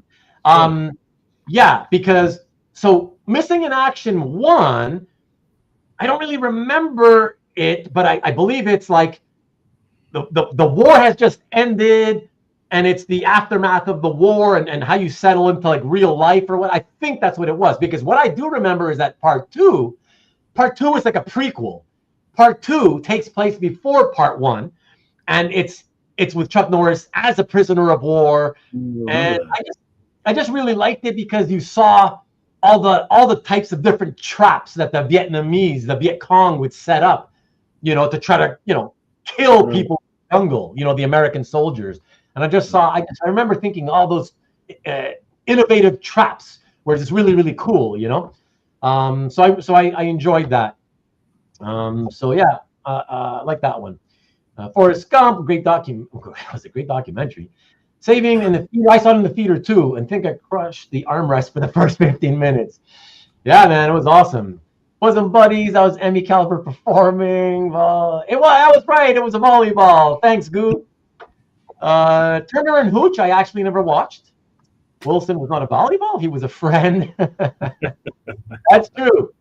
Good way to put it. Can't we watch Saving Private Ryan? You, the war fan? Because the opening scene is so wrenching. But I know, but that's what's so great about it. And you're a war collector, exactly. Wow, man. It's just spectacular. It's so well done. Oh, Hannah and her sisters. Big. Everybody who didn't see Big, that probably made him super famous. Alan Alda, you like? Mr. Mac. First movie Hanks directed, That Thing You Do with Liv Tyler, maybe? And I don't think I saw that one. I cannot do Forrest Gump impression. Life is like a box of chocolates.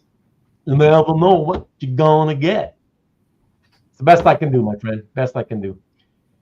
Twins, of course, with Danny DeVito, Schwarzenegger. Definitely saw that. It's not the tumor. Is that the one? Is that Twins? Oh no, that's Kindergarten Cop. Yeah, that's Kindergarten Cop. Yeah, so I don't remember much about the Twins, but I remember liking it though. His other production is Saving Ryan's Privates. Nice. That was wrenching first scene. Yeah, it's like that's why I said it's literal for me. I think it's hands down the best war scene, even if you don't agree. Movie to me, I think at least as the scene, best war scene in a war movie ever. You know, College Friends. Don't know what that is. Ruben Show is like watching the 80s movie Altered States. I may have seen that one, but if I did, I don't remember anything about it. I would have seen it at the time that it was out, so I don't remember. It's a wild show tonight, guys. It's a wild show. But it's fun. It's fun to hang out with you guys as always. You know, whatever happens, it's always fun.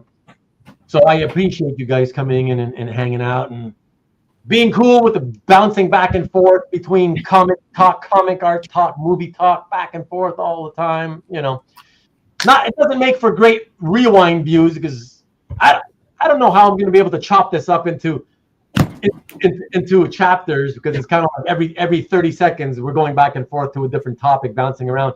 I think I may not have to I may not have to chop this one up and just leave it as is and accept that, you know, the rewind people are not going to be Not many of them are going to watch this tonight's episode. Oh, well, what are you going to do?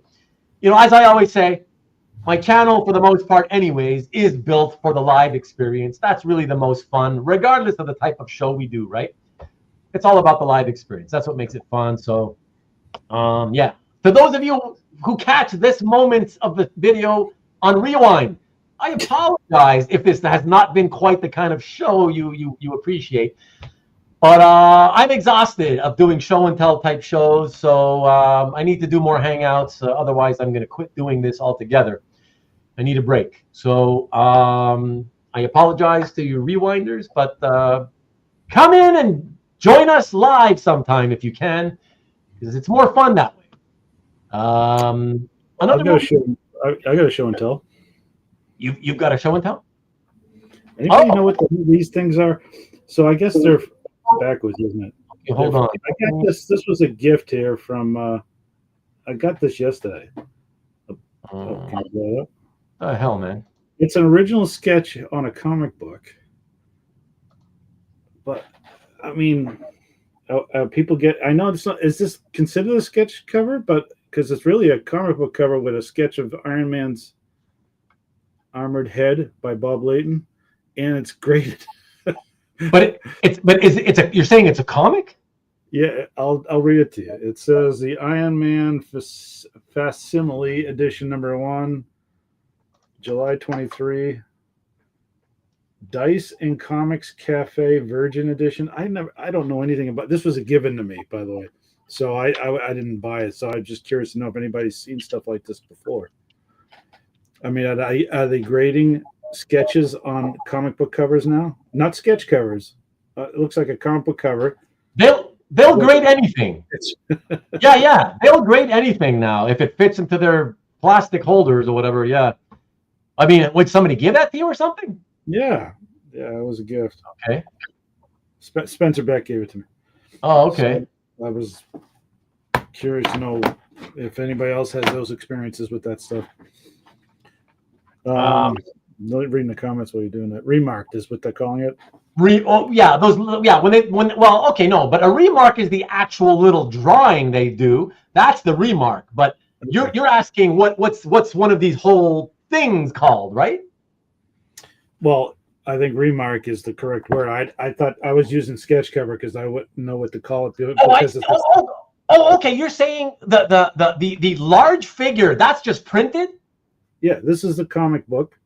Oh, that's the printed comic. I see. Right. The little one is the only original art, and then the original signature, right? Yeah, that's the way it looks. Yeah. Oh, yes, that's exactly what they call it. Remark. Yes, exactly. Okay, yeah. That's what I was looking for. Yeah. You would think they'd write that on here, but I don't see it. Okay. And to switch back from comics to movies for a second, Jeff, as I put it up there, everybody, the one I was talking with Natalie Portman with that disturbing subplot, we'll call it, because it's not just one scene, it's a subplot where, throughout the movie, once these friends gather together for somebody's funeral, whatever, this one guy, and I think it's Andrew McCarthy, but maybe not, but whoever it is, he takes a shine to Portman when she's like a 12-year-old, and throughout the movie, it's like you could tell they're like he's falling in love with her. It's like creepy as hell. So weird. So weird. But really good movie. Yeah, really good movie. Big Chill, 1982 around there. Yeah, and that's the Costner, the dead body. Yeah. We're not going to be bashing Don Noon Batman art sales. Although, Peter, maybe at my next episode of Stop the Insanity, Comic Art 101. You never know. I may still have some examples to show. Natalie Portman would have been 2 years old when the Big Chill. Yeah, exactly. Yeah. Thank you. But we figured it out now. 1996. Okay. I think he's thinking of Beautiful Girls. Yeah, exactly. Thank you, Timothy Hutton. That's the guy. Thank you, Rich. Thank you. Appreciate it. Exactly. Yeah, but if you guys want to see it, it's a good movie. So it's good. It's worth watching. But you're going to be disturbed by that whole subplot. It's so disturbing. Because it's not even like she's, close to 18, maybe like it's one thing if she's like underage and maybe 16, 17, and it would still be kind of like, it would make you think, underage. But I don't know. I think she looks 12 or something. It's like, yeah, she's literally a kid. Yeah. So they say under Chuck Norris's beard, there is not a chin, only another fist. What? Okay. When are you gonna do the art meetup at Jeff's house? Well, that's up to Jeff. Jeff lets us know whenever he's ready. It's usually in September, though. But Jeff is going to be moving. I'm not sure when he's moving, and so we're not sure if it's even going to happen this year. So Jeff will let us know. Cost out a very minor credit appearance, a night shift ride. Okay. Drake Tungsten. Well, this guy's been in the hobby forever. How the hell did you ever find my channel, Drake? Never seen you here before. First time. Welcome to you, my friend. Thank you for dropping in. How did you find me? And what brought you in here, if you're still here? This was 5 minutes ago. They Live. That's the one with that wrestler character. They Live. Yeah. Two or three people that were for the first timers tonight, of all nights to come in to a comic art channel for the first time. They come in tonight when they must be like, what the hell what is this channel about? What is going on here? They're talking movies. 20 seconds later, they're talking about Natalie Portman and then monoprints, and then The Big Chill, Tom Hanks, and then original artwork, Michael Golden, regretting artwork sales. Like, what the hell is happening here? Oh my gosh. Yeah, we'll cover comics in about 10 minutes. Sorry, what's that? We'll cover more comics in 10 we're minutes. getting to comics in about 10 minutes. Now, we're going to keep this a solid 3 hours. I can't believe it. It just goes to show how fun it is. And you guys really, like I always say, man, you guys that come here and watch live, you really make it fun, right? Like, I can't believe, honestly, that it's actually going to hit like a 3-hour episode, given that, we come in. It's not the first time we've done this, obviously, so I shouldn't be totally shocked or anything, but it still does surprise me that we could come in here every now and then on a hangout episode where there's nothing planned, talk about whatever the hell we feel like talking about with no plan in mind, and it still goes 3 hours easily. And that's credit to all of you guys, in all honesty, in all seriousness. It is a credit to all of you guys because, yeah, it just goes to show you guys have things in common. We all have things in common, and it's like getting a bunch of friends together in a room, shooting the shit about all kinds of topics. It's fun. It's fun. It makes it fun, right? So if you can have fun doing that in person, there's no reason why it can't be fun, doing it here. So I appreciate all of you. Thank you very much. And so everybody with the remarks, yes. And another new person for the first time. I think it's a first time. Lock Nguyen. Yellow label or certified signature. Where are all these newbies coming from? First timers. What's happening tonight? I'm telling you, Sean, they're never going to come back again after tonight. Maybe it is the subject that they're coming to see. Maybe they were just browsing through and they saw that we were talking about films.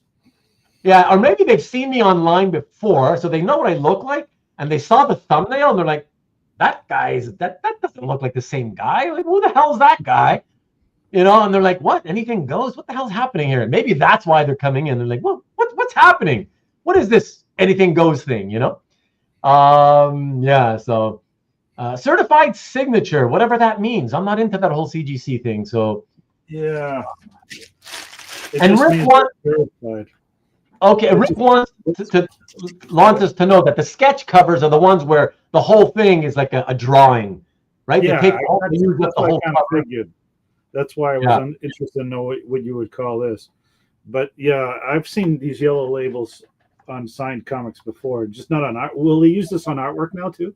So for instance, if you have just a sketch, now I've seen sketches by themselves graded. I don't recall if they're yellow labeled also though. So you've never seen that? It's not a market. If you get a convention drawing by like Sal Buscema or something like that, and I've seen that graded, or even the sketch covers. Aren't the sketch covers also yellow labels too now? But they'll grade the sketch covers because they're comic books. But right. I don't think that they'll grade the single sheet sketches, let's say. I've actually seen it. I've seen it. It's like But not I'm not CGC. Maybe one of the other companies, possibly. That's a possibility. I don't remember now. Now that you bring that up. Okay, maybe that's what it is. There you go, Right. Stanley. Stanley, Jeff is gonna he's already knows he's got his comic art collector gathering. Still in Oakville again for one more year. You should fly into the Toronto area, Sean. He might have room to put you up. Come in and hang out for 24 hours. Well, actually, it's more like a 12-hour thing, but yeah, a bunch of art collectors gathering. Oh, that's awesome, Jeff. Glad to hear it. Jeff, by the way, I can't believe you're still around. You should pop in. Guys, if Jeff pops in, we could be here talking for another 3 hours just on movies. He's a big movie buff, and he'll talk a lot. 15 and Beautiful Girls? Okay, but I don't think she was playing a 15-year-old, was she? She's I don't know. It seemed younger, but maybe you're right. I'll take your word for it. She seemed younger, but yeah, she just seemed way too young for the guy. It seemed very disturbing to me. Don't you guys think? Those of you who saw it? Earth 2 Ruben is hosting tonight. Exactly. Thanks, Peter. That's right. You figured it out. They Live. Yeah, the Roddy Piper. The Allied fight scenes has been homage. Yeah, I never saw that.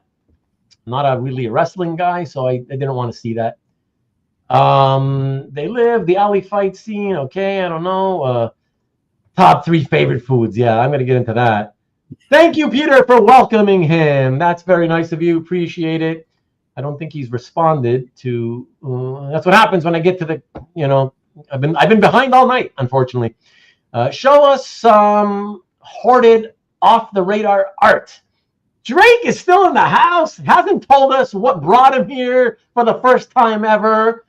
I think you said he was here before, but he couldn't comment. He was. Oh, really? Oh, there you go. Hold on. I've been locked out of the chat, but managed to get. What do you mean by locked out of the chat? What does that mean? If you've been locked out of the chat, that's some kind of issue with your your account and YouTube, because I don't have anything. I don't have any kind of settings that would keep people out. No, I think I've had this problem before on my iPhone. I've watched your show before on the iPhone. I couldn't comment either. I don't know why. Oh, it doesn't really? even give me the option. It doesn't even give me the option to on my iPhone. I have to sign on to either a computer or iPad or whatever. Oh, okay. What makes you think I have hoarded off the radar art? I know you would. Everybody would love to see a bunch of art that's not been seen before. I don't have that. I have a great. I mean, I do, but it's nothing that nobody would care about. I assure you. I have a graded sketch by Lee Weeks from 15 years ago. But Peter, graded by who? Can you positively confirm that was it CGC? Pretty sure CGC will not grade sketches, but maybe one of the other grading companies do, Thank you, Rich. Yes, that's what I'm saying. It felt like a 12, 13-year-old. Yeah. Ruben is dead to me. What's happening, Scott? Been a while. Re-smoke me? What? Couldn't sign in. Interesting. Couldn't sign in. But isn't that an issue with you, though? You and YouTube? Because it's on YouTube, right? So you're trying to sign in on YouTube. I don't think he's blaming you. No, I'm not saying he is, but I'm just trying to figure out what the problem is. What kind of a device were you on, Drake? What kind of device were you using? Oh, okay. He's saying it was a browser problem. Okay. Interesting that a browser would not allow you to get into the chat. Yeah, that's pretty. Yeah, couldn't sign in. Yes, true. That's it's really weird, man. It's really weird. Call me, send them to the penalty box. CGC, Peter, because they don't do it anymore, do they? I'm pretty sure they don't grade. I've seen a bunch. I've seen a bunch of them without grades. So what's that all about? Or am I getting confused about what I saw? I don't think they assign a grade. I think they just put it in the same case. Maybe it's a no grade. I don't think they actually give it like a 6.0 or 7.0. Well, but that's what I'm talking about. That's what grading is. I'm saying I think they use the MG. They keep doing that. Yeah, exactly. And just use the case. There's no official number. Exactly. That's what I've been saying. That I know that they will slab sketches, right, on paper, but without a grade. But then you said that you thought that they would grade it as well. Well, I just meant encapsulated. Oh, well, that's different. Encapsulating and grading are two. Yeah, I'm sorry. Completely different. Yeah, I don't things. mean you're assigning a grade about the condition. Although Rich is telling us CGC grades sketches. I think he's using the same terminology I am. Encapsulation. Like, Do you mean encapsulating, Rich, or do you mean actually assigning a grade? Oh, here he is. Here he is saying, yeah, NG is what I'm talking about. Yes, I don't think it has a grade, just confirmed. Yes, exactly. So they don't grade it, they encapsulate it. Exactly. CJ said it, exactly. They will encapsulate, exactly. Yeah. Jeff, still here, buddy. Jeff, down below. Well, we're gonna leave soon, but down below in the description, there's a link. Click the link, and you're gonna pop in on camera. Come in and say hello to everybody. They should grade the quality of the sketch, not the condition. no, Can you imagine? Oh my God. Can you imagine they did that? Oh shit. Oh, that would piss off a lot of artists. Yeah. Oh yeah, Rich is confirming exactly. Okay, I'm glad we got that confirmed. Glad we got it confirmed. Yeah, all they're doing is slabbing. Yeah, I know that. I always known that, but yeah, not grading. Thank God they don't grade. That would be crazy, man. Look at Jeff. I can't join the live stream. I'd have to put clothes on. Put a shirt on. Oh shit! Look at it. Hey, dude, fix your camera, man. We can only see half your shoulder. Oh my God! But you got dressed pretty quickly, my friend. Yeah. Hey, Jeff. Okay, guys. How you doing, Jeff? Good. Yeah? What's happening, man? What's happening? I know you just got back from Como last week, so I know you're probably resting this past week, or did you have to go back to work immediately? Am I on delay? I might be on delay. I wonder Can if you I'm hear on us, delay. Jeff? Hang on a sec. Let me just shut off the YouTube because I'm getting the double signal with the StreamYard. Okay, that's better. Yeah. I was just saying, Can you hear it? Yeah, I can hear you guys. Can you hear me? Yeah, we can hear you. Yeah. Okay, good. Okay. No, I had the YouTube on, and then when I opened StreamYard, I was getting sort of a double signal with a lag. So, yeah. Oh, okay. Yeah, it's back. Okay. Yeah. Good to see you here, man. I'm just wondering. Yeah, because I know you just got back from Lake Como or whatever. Did you have to go back to work this week right away after Como, or have you been off to rest from the vacation? I've had a couple of days off. I had some administrative stuff to do, and I did a couple rounds and stuff like that. But my first shift is tomorrow again. Yeah. Oh, okay. Drake, are you talking about Jeff? Are you telling people to cool it because Jeff is crazy? He's a sexy man, I know, but you know. Tom says, hello, Jeff. Hey, guys. Stanley's excited. Yes! Jeff can make it go another 3 hours. He just wants it to go long. That's all he cares about, you know? Well, we have tomorrow. So tomorrow's a holiday for us. That's true for you guys, yeah. When is your shift tomorrow, Jeff? Evening. So I'm good. Oh, okay. Oh, okay, so it's good. We can stay here for 7 more hours. That's all right.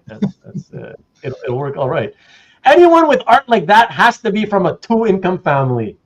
You never know, though, right? Why does it have to be?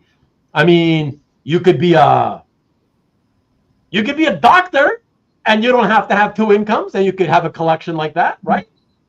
You could be a lawyer. You could be. I mean, there's any number. You could work in the oil services industry, and have a 1 income. Huh? You could be a thief. You could be a thief too. Exactly. That's funny. I had the same problem last week. Oh yeah, double audio with the StreamYard open. Yeah. Well, now you know what to do. Kind of get rid of the other one, I guess, and then it fixes it. Marcus wants to know, can you show us some Como pics? Yeah, I'm sure he's set up for that. Given that I'm the one who would have to show them, not him. You know. But I'm sure you've probably seen a bunch already on Instagram there, Marcus, from Ranga.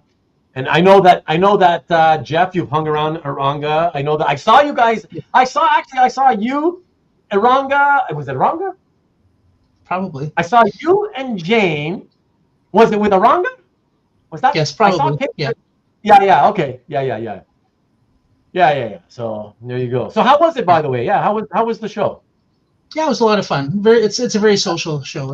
It's like Heroes or OAX. It's a good time to hang out. The con itself is pretty cool as well, but it's the hangouts that are more fun. Yeah, like I always say, isn't it? It's like I always say, it's not really so much the conventioning that I care about. If I go anywhere, it'll be just to talk to people, right? More than anything, right? Mm-hmm. So it's that kind of thing. Yeah, sorry, go ahead. So since you brought that up, I don't know if you guys talked about this, but I usually go to the States like 3 or 4 times a year for conventions, but that's out for the next like 3 or 4 years. I've decided. You've what? I'm not going back down to the States for a couple of years, so I'll miss all my friends down there. So. I see. Right. Because just out of fear of being deported to El Salvador. Exactly. Yeah. Before it was like a financial boycott, but now it's more like I think there might be a legitimate fear that being a person of color, having a foreign passport, and maybe not having spoken that well about Trump. On social media and stuff like that. Yeah. Right. Carlos Santana, Rickster. He's not Spanish. I don't know why you said that, but Jeff is not Hispanic speaking, so I'm not sure why that came up. Oye, ¿cómo va?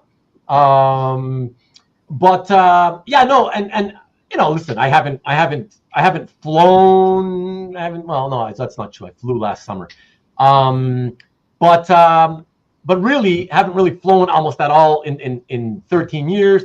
Haven't gone across the border by car since 2019. That's because of the whole COVID thing. I've been telling these guys, I've been kind of toying with the idea of going back to a con, and even you, Jeff. We spoke about a few months back about it'll be like the 20th year anniversary of my last visit to San Diego this coming summer.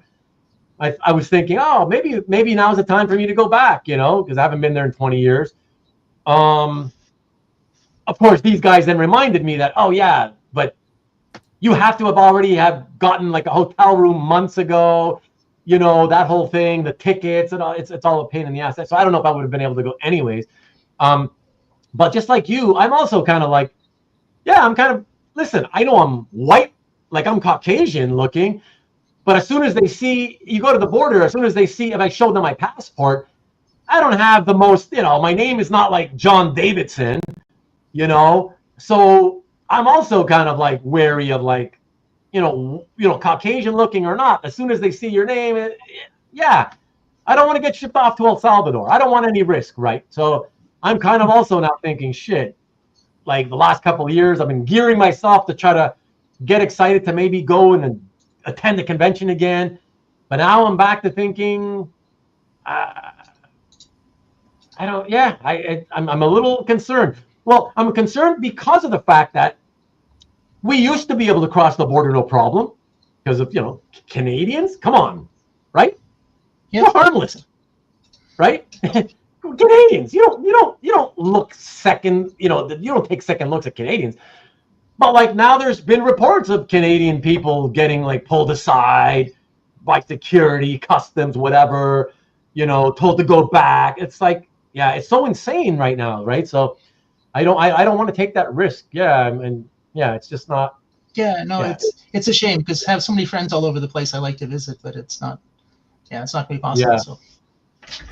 Yeah, thank you. Okay, the Como reference. Sorry, thank you. I should have thought of it. Sorry, I give you the good credit for that one, Rickster. Oye, como va? Trump has painted a sing on his. That's a good one. That's clever. It looks better when you read it, not say it out loud, of course. But on his back. Glad we saw you at OEX this year, says Rich. Yeah, it was a great con. Yeah. You got to meet Rich, and Rich got to meet you. That's cool. Ruben has finger tattoos. MS-13, baby. I'm off to El Salvador, guaranteed. I can't even fly within the U.S. until I upgrade to the new driver's licenses they require. Oh yeah, you guys have to start getting. I didn't think it was a new license. I thought it was a new ID, a new kind of ID. It's an enhanced license. I had to go through. My dad was sick, Oh, and so I had to go to Massachusetts from Washington, and I had to make the decision: do I fly or do I drive? I couldn't fly because I don't have an enhanced license. So you have to have a Okay. passport or an enhanced license. And so when I went to go make an appointment, they're backed up for months because everybody's doing it. So I had to drive from Washington, Seattle to Boston and back. And that's that trip I just took this last couple of weeks. And oh, it's a driver's license. I could have flown there, but I wouldn't have been able to fly back. Because wow. May 7th was the deadline. Right, because of the deadline. Yeah. Well, thanks. Robert's letting us know that the driver's license is the most common ID for Americans. So, yeah. So that's why they're making they're making anybody with a driver's license. You all have to upgrade it.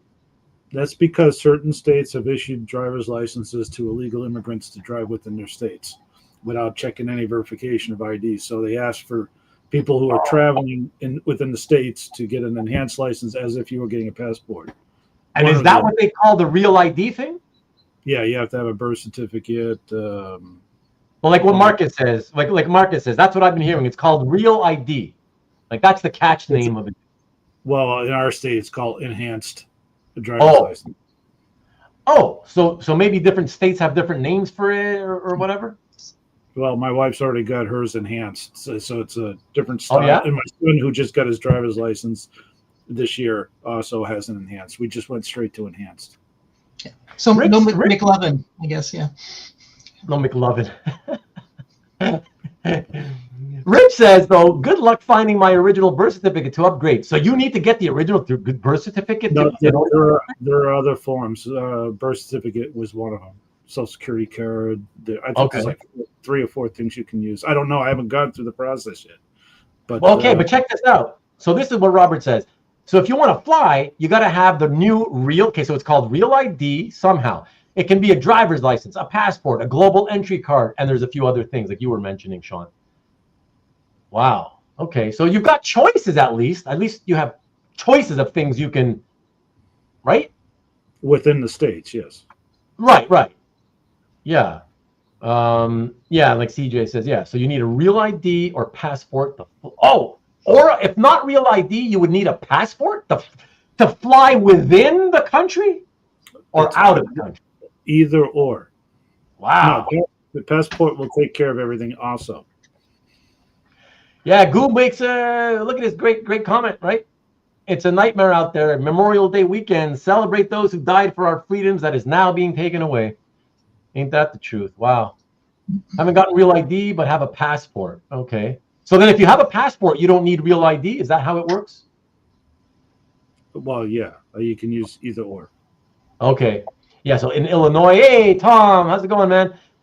It's the real ID, right? So maybe like you said, Sean, maybe not every state has the real ID thing.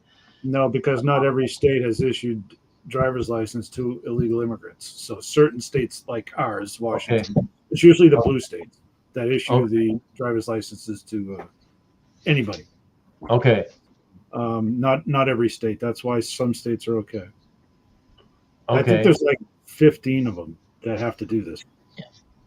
Okay. Oh, Ruben, and you so go down to Terrificon every year, don't you? I'm sorry? Oh, What? say, Ruben, you go down to Terrificon every year, don't you? no. No, which con do you go to? That's sort of just south of the border. No. Yeah. It's not.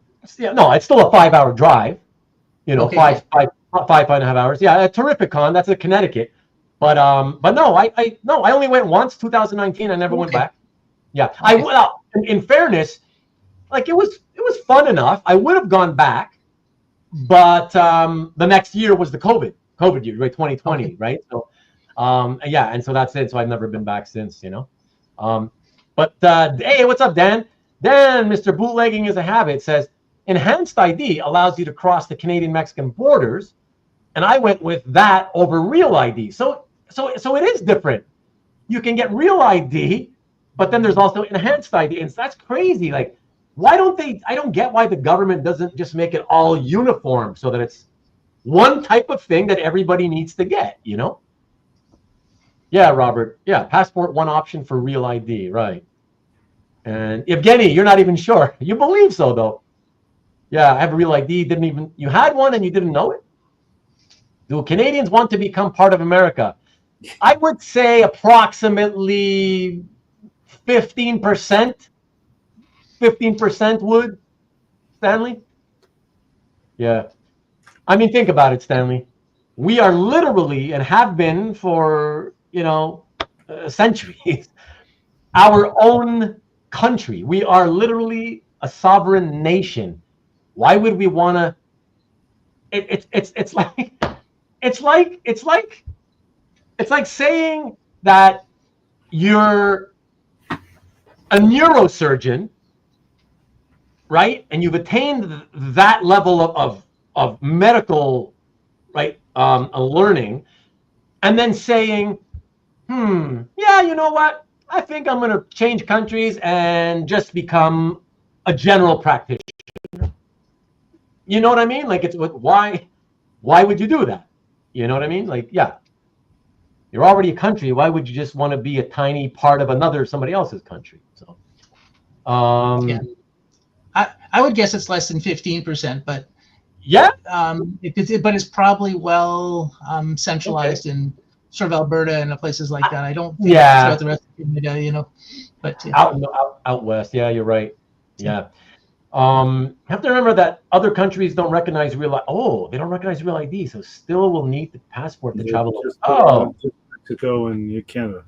Yeah, if you want to leave the country. Oh, yeah. So you're better off with something other than the real ID then. Wow. Canadians are a part of America. Yes, North America. Exactly. Exactly.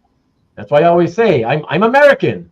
Jeff and I are American. We're North American, you know? Yes, we had choices, right? Yeah, exactly. It's just, I don't know. It just makes it more complicated, it seems to me, you know? Better off having a passport. Yeah, the passport's always the greatest thing. It's always been the best thing to have. It's the most recognized sort of form of ID for any time you need to show ID, right? The more trusted ID for any country, really. But yeah, obviously, if you need to drive, you got to get a driver's license. Unfortunately, I haven't renewed my passport in over 10 years.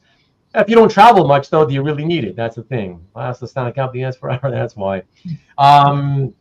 So anything to report from Como of interest, Jeff? Anything exciting to share with everybody? I don't know. I hadn't been expecting to go this time. It kind of just worked out. We were in Europe for a month, and it was at the end of that trip, so it just tied in with it. Because I'd gone the 2 previous years, and I wasn't planning on going back. And so I didn't take a lot of pictures to Marcus's question this time because I have pictures from the previous years. And it was mostly hanging out. I did pick up a Corto Maltese piece that I posted on Comic Art Fans a couple days ago. But yeah, I don't know if there's anything else like really bigger. The guests there are fantastic, and the gala is always lots of fun. You get to hang out, spend time with like Frank Whiteley, Jordy Bernet, you know, hanging out, and you don't gonna get that kind of access anywhere else in the world. So it's fun that way. Is it like for Frank Whiteley? Is that like the only show that he tends to go to, or? I don't know.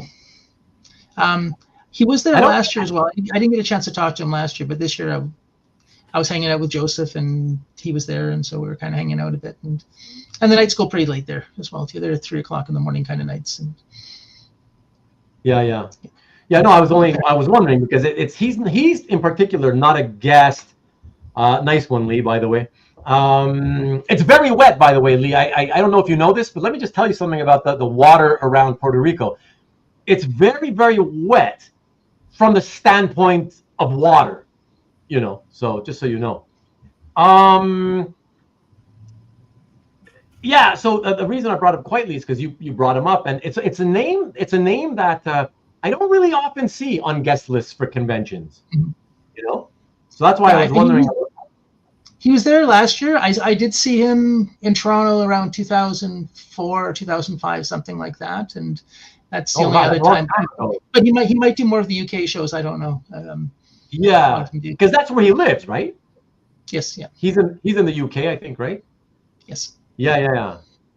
That's why I feel like maybe that's the thing is that it might be just one of those things where, okay, once or twice a year he'll do Como or one of the two bigger, more famous UK conventions or whatever. But yeah, like Dave McKean was there again this time. He was there either last year or the year before. I don't think he does too many U.S. conventions. He goes to San Diego, but I'm pretty sure he's not going this year for political reasons as well. But yeah. You mean Dave McKean? Yeah. Dave McKean. Yeah. Has he? Do you even know? Has he made public appearances since the shit hit the fan with that magazine article? I might have missed the magazine article then. You might have missed it. You mean like the Neil Gaiman stuff, or what are you talking? Or something happened to McKean? The Gaiman stuff. I'm sorry. I was thinking. I'm confusing the two men. Sorry. I'm so sorry. Yeah. I was thinking of Neil Gaiman. Sorry. Yeah. Dave McKean. You might take some umbrage with that one. Yeah. Yeah. Sorry, Dave McKean. But the Brits. You know who can tell Brits apart? They all look alike. You know, and they all sound alike. Yeah. But McKean. If there's another name that you don't see go to conventions, so I don't think he travels much. San Diego was the only place he used to go regularly because he used to be at what's his name, Alan's table all the time, right? But now that Alan's Spiegelman. Yeah. Spiegel. Yeah, I think you're right. Yeah. Okay. Yeah. No, that's it. I remember him from San Diego, but I can't. Yeah, I don't have any memories of him ever going to other conventions. He's like, he's one of those people like in this group of artists who I always find like, you never see them go anywhere. They're never guests anywhere except for maybe one place, you know. So Stanley wants to know, any good food at Lake Como? Yeah, food was fantastic. But let me specify, Jeff. Let me just jump on that. Let me jump on that because I'm actually curious. I would like to know the same. I would like to ask the same question, but I specifically, literally mean at the convention area, not the lake where you're, if you want to be a tourist. I'm saying while you're there at the convention, is there good food? So the gala, the food's decent. It's gone down in quality, I would say, a little bit each year over the last couple of years, but it's still pretty good food. Drinks were good. At the actual convention, I never ate at the convention because you're literally a 3 or 4 minute walk from a bunch of restaurants you can go to instead. So that's why I was wondering. Yeah. Okay. Yeah. Yeah. So 3-4 minute walk. Well, there you go, Stanley. That's a good answer. 3-4 minute walk. That's it for a bunch of restaurants. That's pretty sweet. So, but did most of the convention goers, is that what they do, or are they having dinner because they're VIP, so they just eat the food that's given at the con? So the VIP thing is on the Friday night. That's the gala, and the convention Saturday and Sunday. They do have like a room for all the guests to have food, and I think there's a little cafeteria there, and they probably sell some sandwiches and things like that. And I don't know. So Robert, were you there, Robert? Robert Berman saying the convention center a couple years ago, I think 2 years ago, or I don't think he was there this year. I didn't see him, but the year before, perhaps. He says that the convention center just has a snack bar on site. Is that right? Yeah, it's a small snack bar. Yeah, and you were right. So you guys met each other? You went to Como 2 years ago. I met Robert several times at different conventions. Okay. OAX and I think Heroes and yeah. Oh, cool. Oh, that's cool. That's awesome, man. 2 years ago. Yeah. Is this a joke? Any street vendors? I don't think it sounds like the kind of place that would have street food. Street trucks. I don't. No, I would eat it if it was there, but no, they didn't have street food.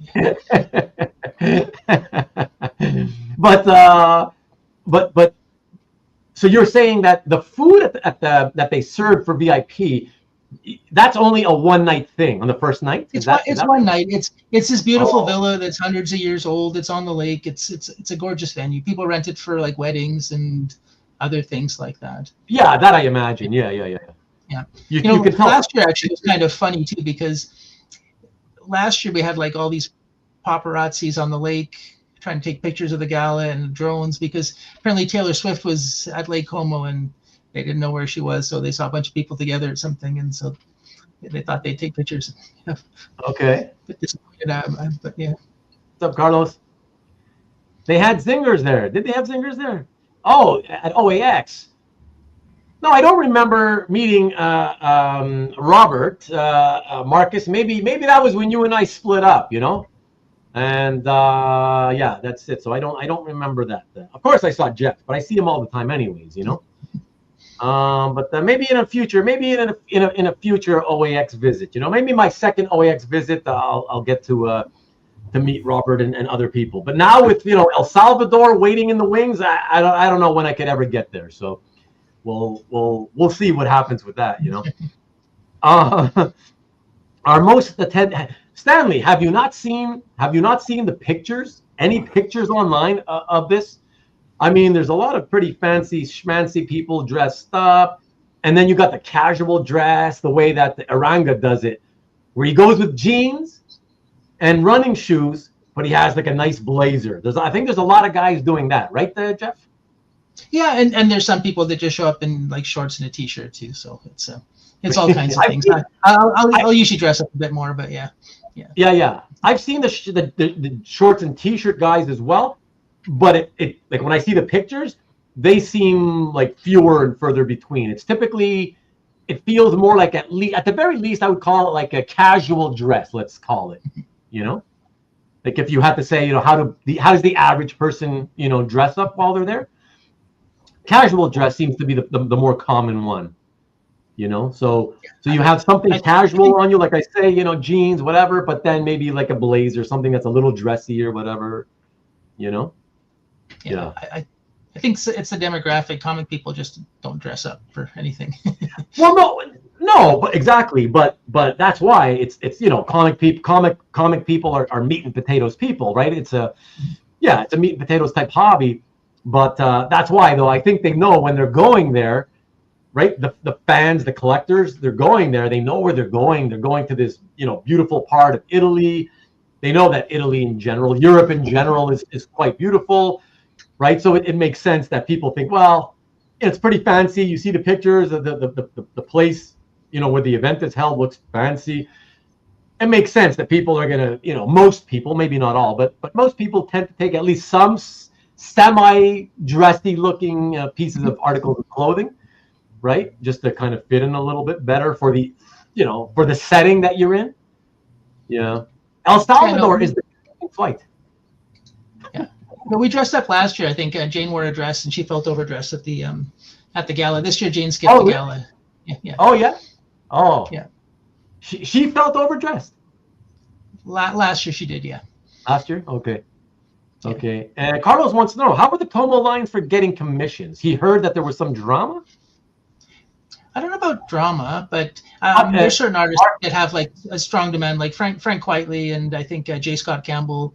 You know, their lines fill up really quickly. If there were, I've stopped getting commissions many years ago, so I went on and spoke to artists, but I had no intention of getting anything actually done. And plus, I spent a lot of that quarto, so I was poor.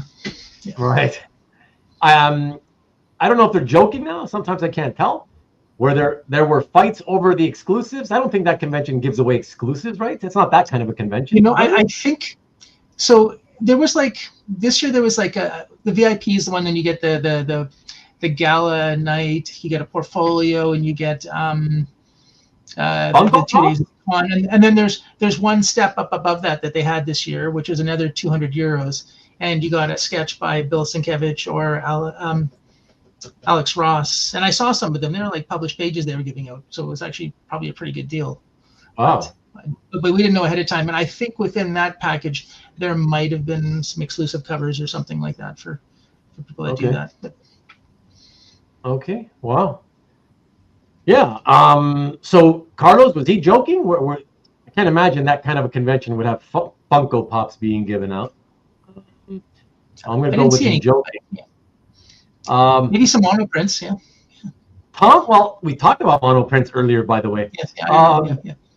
Yeah, Tom says there were fights over Peach Momoko covers. Do you know anything about that? Was she here this year? She was there last year. Oh, not this year? No, she wasn't there this year. I didn't think she was. No, I don't remember seeing her this year. Yeah. Okay. Robert says, who can afford a jacket when there are Kirby's and Lees and Adams to be had? Come on, Robert. That's the same mentality as all of you guys, and I'm assuming, you're making me assume that you're included now, Robert, who say, of course I have to just show crappy looking photographs of my artwork, because who can afford a $200-300 scanner and make great images of their art when there's Lee and Kirby's and Adams to be had? Come on, dude. And who can afford Mylars to put their art in to keep it safe? or frame art, because yes, well said, Jeff. Exactly. That's crazy, man. Gotta take care of the stuff. Yeah. Hey, did they have the same convention smells? I doubt it, because it's not the same kind of like atmosphere. Like, no, right? it's a super bright. It's almost like being in a greenhouse on this property. It's all glass walls and ceilings, and yeah, it's nice. It's bright. Yeah, and there's not like 100,000 people sweating up a storm either. No, not at all. You're never in a crowd, really. Yeah. What was the highlight? I did see some more U.S. collectors this year, more than there have been in the past, which was nice. Yeah. And there's always some U.S. collectors, but some people have more than usual. Tom, I can answer that because he only picked up one. You only picked up the Corto piece, Jeff? Yeah, that's all I picked up, and that was actually before I purchased it before Como, but I picked it up. Oh, it was an arranged, prearranged thing. I'd been in Italy for a little while, so in Rome, a friend had gone to the Naples convention and sent me a picture, and then he hooked me up with the dealer. I knew the dealer from Naples. We went to Naples. We went to the house. Poor Jane had to watch me negotiate in person for this art. Oh, I did prep her for it, like where the numbers would go and what I was willing to pay and things like that. But still, oh, that's crazy. That's the first time ever. And then I picked it up in Como. Is that first time ever that she's watched you? Yeah, because usually usually she's not around when I'm negotiating. And so, yeah. That's what I figured. It's got to be the first time ever. That's crazy. But you warned her in advance so that she wouldn't do the eye bugging out of the head. I knew it was starting. I knew where I was starting. I knew what I'd pay in. I knew where I hoped it would end, and that's kind of what I told her. Okay. Yeah. That's good. You prepped her. That's good. She didn't freak out then, right? No. Like we've talked about this before. Yeah. When it comes to art, I'll if Jane wants to know, I'll tell her everything and what I paid for things. And if I'm buying something really big, I'll let her know ahead of time. But anytime she wants to know that's information that's easily, I'll tell her right away. But she's learned that she probably doesn't want to know and stopped asking for the most part. But, yeah. Makes sense, man. I get it. Fair enough. Do attendees sell or trade art? Like, in other words, the collectors that go there. Mm-hmm. Do you ever see them like making deals with each other? Or no, it doesn't really happen? Yes. Some people bring portfolios. I did see Albert buy a lot of stuff at the show. He was buying a lot? Yeah, he's buying and selling both. Yeah. And okay. I think, did he have a booth? Yeah, he's had a booth for at least 2 years, probably 3 years, maybe even longer. I'm not sure. Oh, okay. Yeah, Bashar sets up there. Scott Eater sets up there from the States. Right. Splash Pages had some stuff there as well. I don't know if I saw Mark there, but some of the artists were set up and they had pages there. Sal sets up with Bill Sienkiewicz art. Oh, well, that makes sense. But that's more of a, it's really all about Sienkiewicz, right? So it's just, if Sal wasn't there, I mean, Sienkiewicz is the kind of artist you would expect to be there anyways, kind of thing, Yeah. Plus Sal and Tiz are Italian and they're over all the time, so it's an easy convention for them, I think.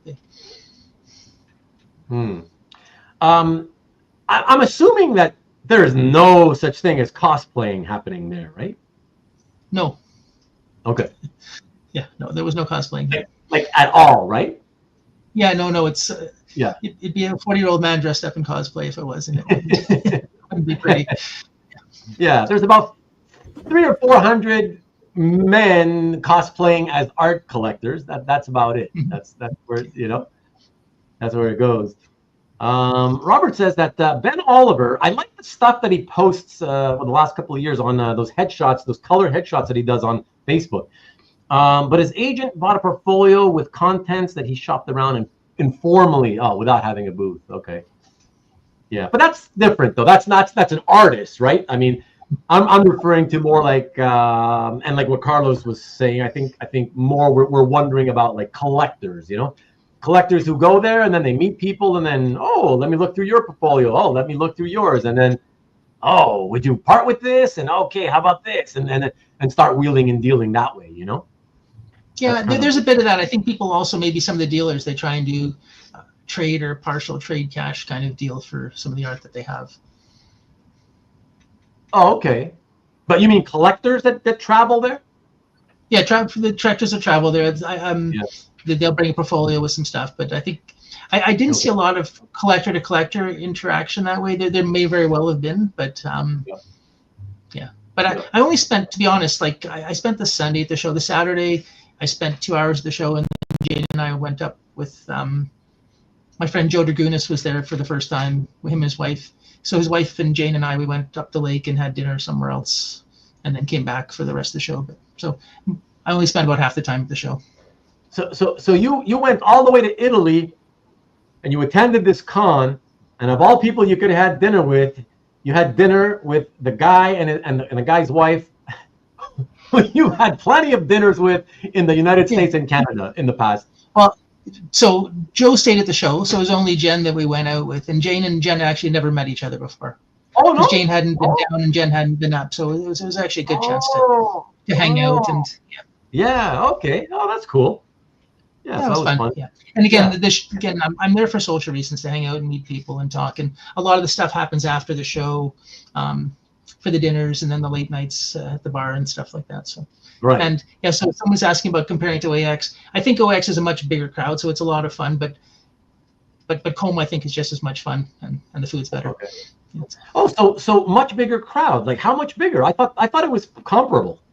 I thought the attendees. Oh no, Como was much smaller than OAX. I don't know the numbers that they get, but I thought OAX was like over 800, maybe even 1,000 this year. Guess, and I don't think Como gets over 300. I don't think. I thought that OAX was more like in the 700 range, an extra couple of. It's possible. I thought they were aiming for like 700-800, and I thought they got higher than that, but I don't actually know the numbers. So maybe someone knows the numbers better. Yeah. Okay. I don't need to go there, Stanley, but Mike was there this year, his first time. Yeah, so he doesn't need me to be with him. Yeah, I saw Mike there. Yeah, that's right. Yeah. Yeah, did you meet him? No, I didn't. Okay, but you saw him. I saw him there. I thought of you. Yeah. Okay, I thought of me. Who'd you rather, Como or OAX? You say OAX or? Well, OAX is off the ticket now altogether. But before, when it was just an economic boycott, I was still planning on going to OAX because I think OAX is such an important convention, and I want to support the hobby in that way that I'd make an exception for that. Now, when it becomes a personal safety issue, that changes though. But so I think OAX is probably the best con that's out there. Okay. OAX is better than Como. Yeah, but you've never been to Como, Tom, so you can't judge. Joe is a great guy. I guess he's talking about Dragunis. Bootlegging is. And Mike's back. Sig Slayer Station. What's happening? Free Sig at Como. What do you mean free Sig at Como? What's he talking about? You get a free signature by. So there's a portfolio set that they give you if you have one of the VIP things, and the artist will sign that for free. I think a lot of the artists might have been signing other stuff for free as well. I don't know. Again, I didn't interact that much with all those artists, but. Okay, interesting. F, marry, kill. OAX, Como, and SDCC.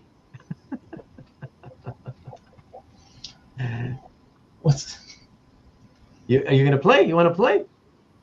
What's the? Sorry, I'm looking at. I'm trying to see that one. It's on the screen. On the screen. Look at the screen.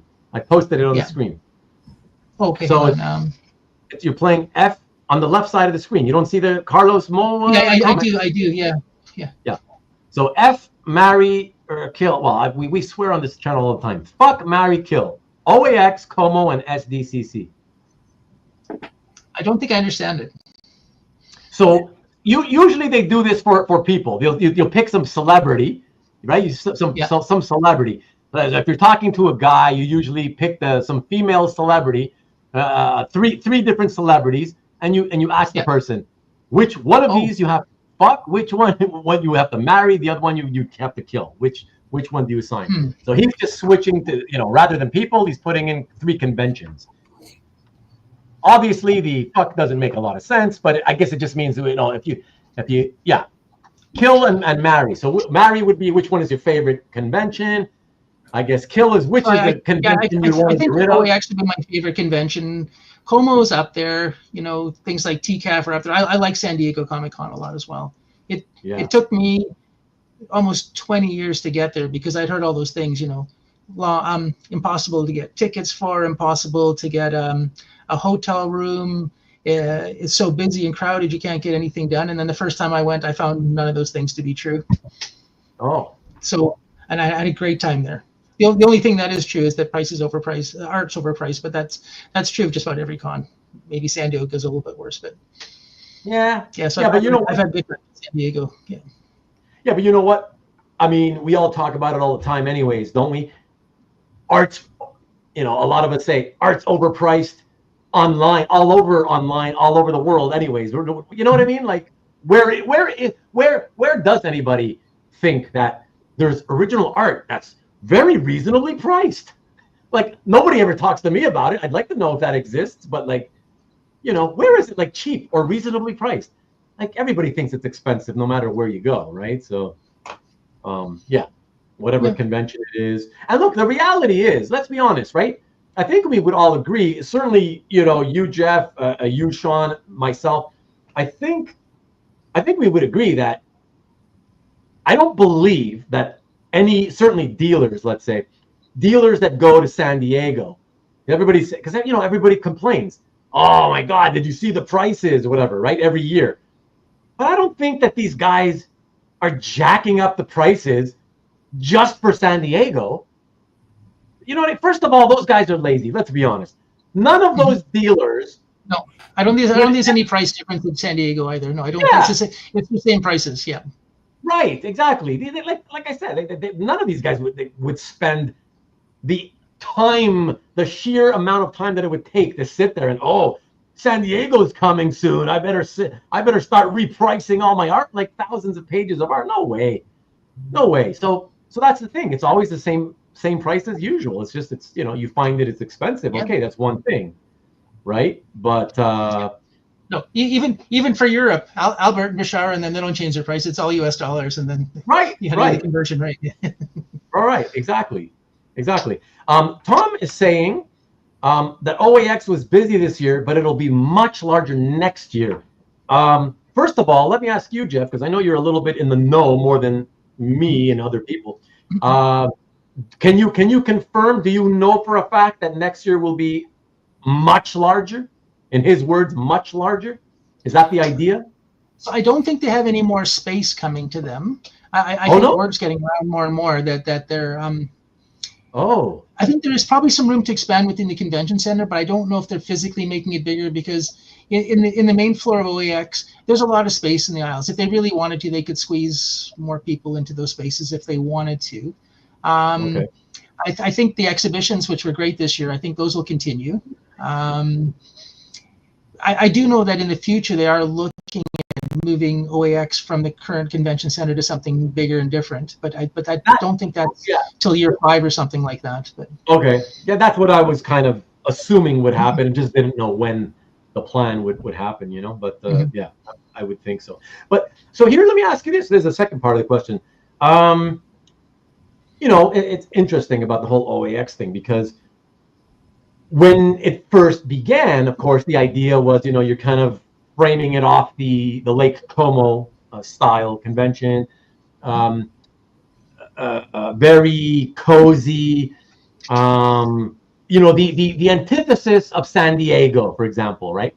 But as it grows, and we talked about this after the first year, the 2024, right? I did an episode. We talked about this, and we had even Kazra. He popped in, and we talked a little bit about the whole idea of where do you how do I put it?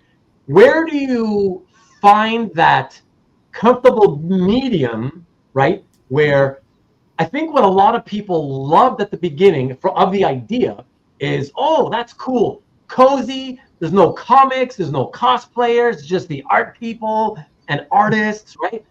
And so the rest of the shit's out there, right? So that's what makes it easy access to everything you want. So how do you find the nice balance between having that feel, right? Having that cozy, small time feel, and the need to certainly expand the show, like the attendance, because you have to make it profitable, right? You have to get it to a point where it can sustain itself, financially, obviously. And so you obviously need a certain minimum level of attendance for that to happen and to be comfortable that it could continue going forward into the future. But without getting so much attendance that people start complaining like, oh, it doesn't have the same feel like it did the first and second year, because now it's too many people. Now it's starting to feel more like a regular convention. You know what I mean? Where do you like lie on that whole topic? So I think OAX and Como are quite unique entities. I know there's the New Jersey Comic Con, the LA one, and things, Comic Art Con, where they have dealers and artists, but it's not the same. And even though Como and OAX have a similar setup with the gala night and then the 2 days of the convention, they really are different. They have a very different feel to them, and I think they have different intentions. Como was set up as sort of more of a higher end kind of place where collectors that don't mind spending more money can go to meet artists and to get sort of higher end commissions.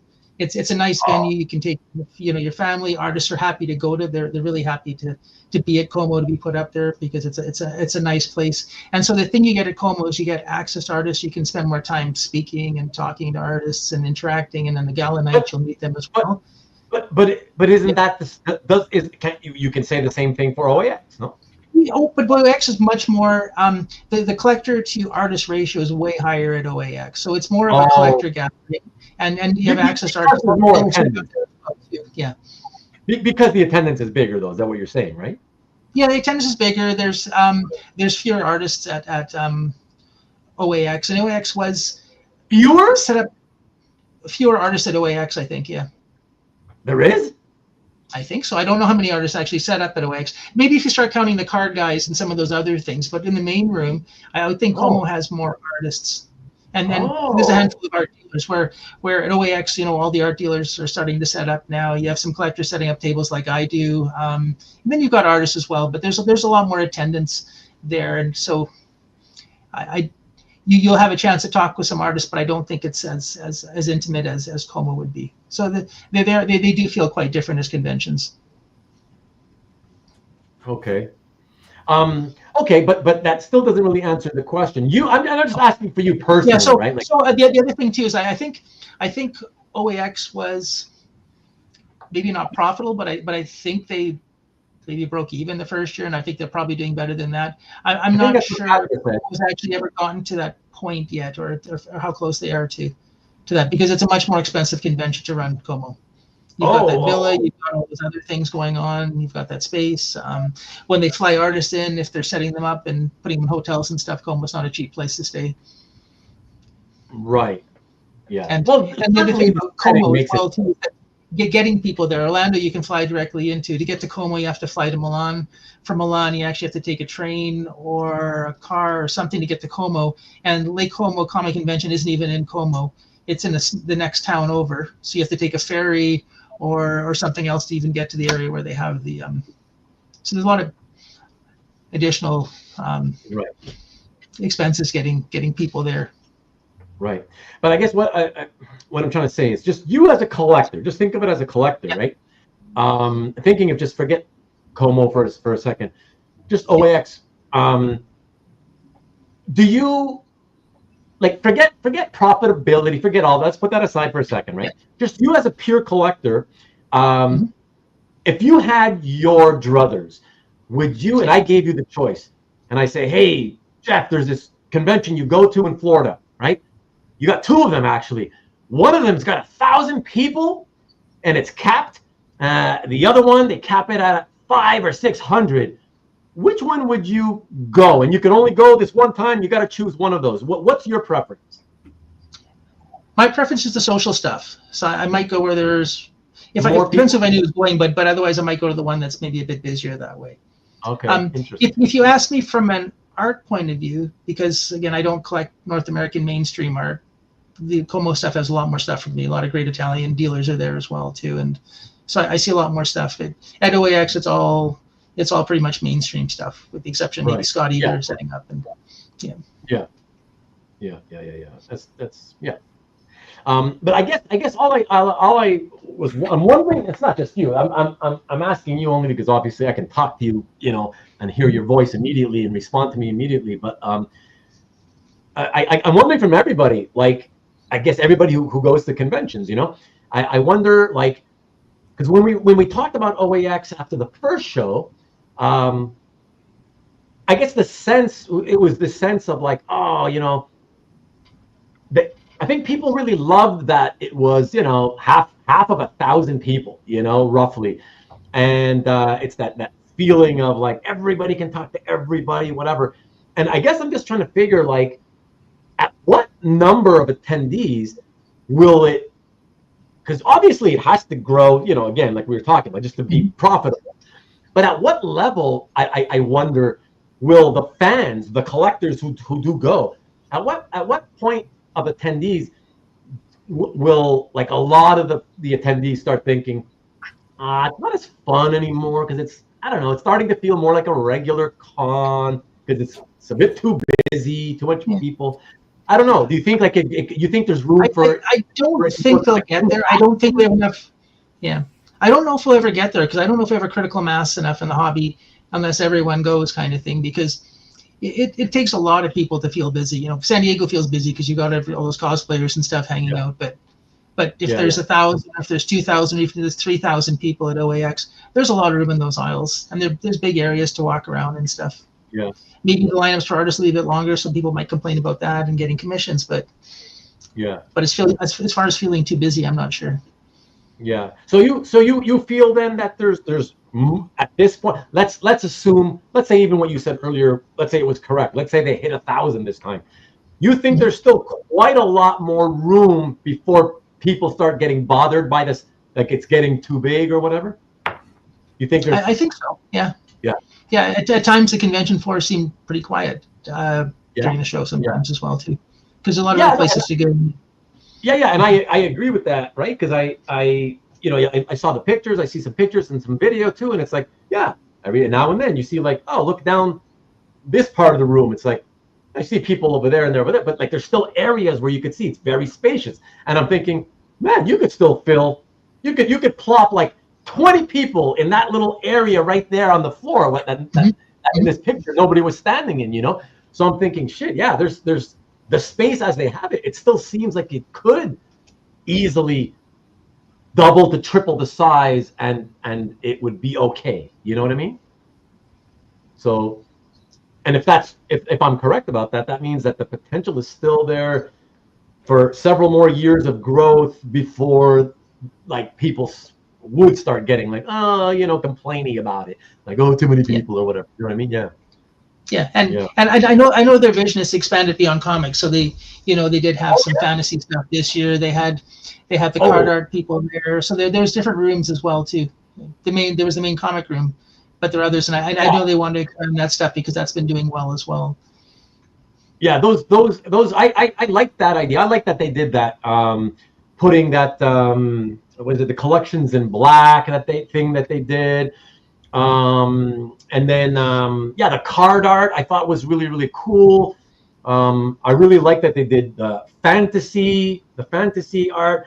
As you know, I have collected other things other than my comic book art. So yeah, to see other types of illustration, I thought that was awesome. I wondered if anybody would give a shit actually, and I don't know how how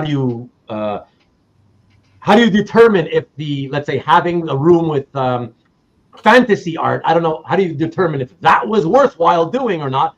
I don't know, but I hope they feel it was worth it, because from what I understand, the feedback from the dealers that were there were very happy. I think Judy Bell sold more than she's ever sold before, and lots of big pieces went from her, and some of the other people had the same kind of experience. I heard the card art guys were very happy because that they have a convention area, and I think they were pretty busy as well too. So. And I think someone also mentioned that, I don't know if you know this, but under the OAX umbrella, they have a new independent convention too, IC3.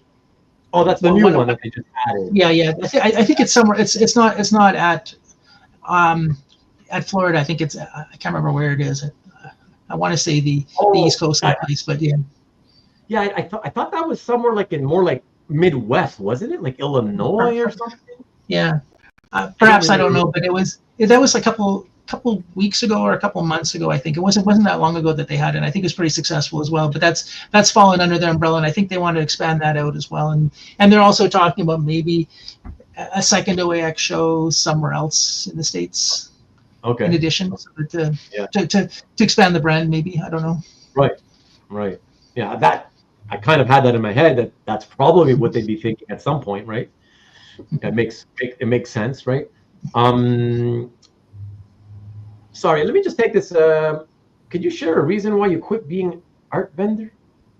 Can you be more specific, man? I don't know what you mean by that. I mean, I still deal art like part-time, like not much, but like I don't know. What do you mean by quit?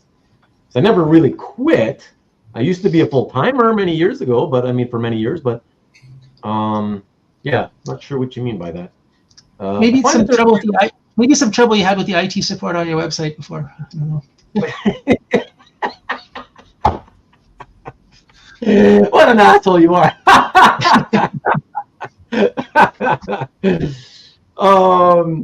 Let me see. I have no more. What? I'll have more card people.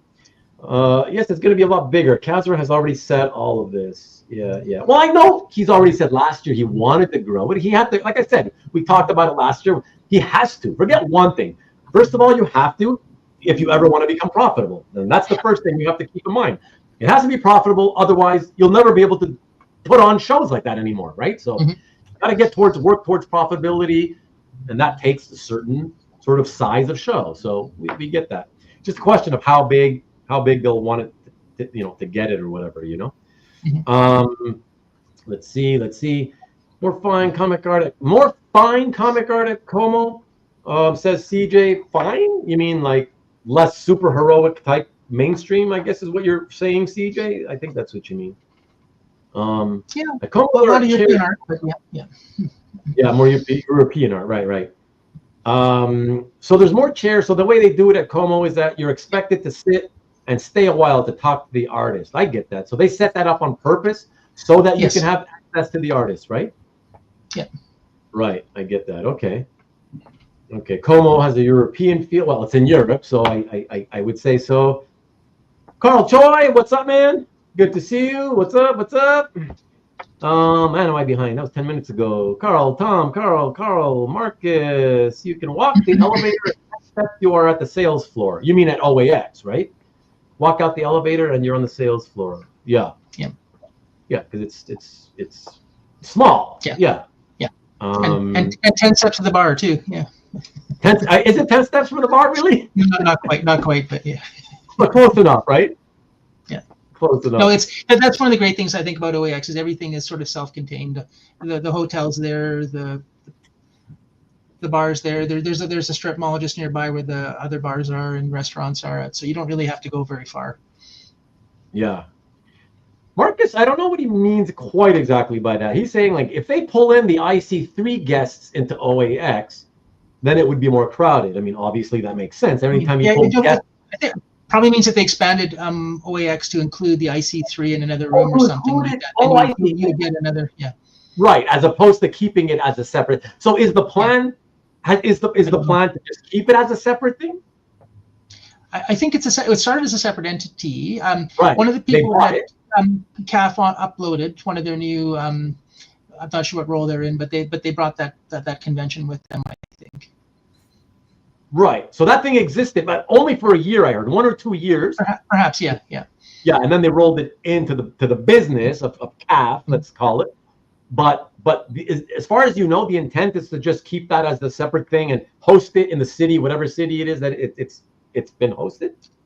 I think so, and again, maybe have more than one of those in different cities as they expand. Right. Because I wonder if they would want to bring that in. But then I'm thinking, you can expand the business and keep it separate, of course. And it makes me wonder, and I wonder if I would think you would have thought about this, Jeff. When I heard about the IC3 thing, I thought about you immediately, and I was like, oh, I wonder if Kazra would want to then, now you have IC3, would you try to make a play at some point for the TCAF? Yeah, I don't think TCAF would be for sale. TCAF's Toronto Comic Arts Festival in Toronto. And I still think it may be the best convention in the world. I don't know. And I've been all over. It's a great convention, but again, it's not mainstream superheroes, but lots of really cool independent stuff, and it gives me a lot of faith for the future of the hobby, given how many young people are there and who actually read comics and stuff. It's good, but no, I don't think TCAF's is like its own entity. I don't think it's probably run as a not-for-profit, I believe. Oh, is it? Oh, yeah, I believe so. Yeah, it was started by the Beguiling, the bookshop, but I think it's its own entity now, and it has a lot of funding from the city, so it gets provincial. It doesn't charge, it doesn't charge admission to go to TCAF. It's free for everyone to go in. Oh, that's true. It's free. Right. Yeah. So, that would make sense that's how it's. Yeah, that's why it's free, I guess, because it's not for profit anyway. So, let me see. Northeast, Las Vegas, baby. What about Las Vegas? You're thinking about where they might open another one? Is that what you're talking about? IC3, Dan, you're still with us.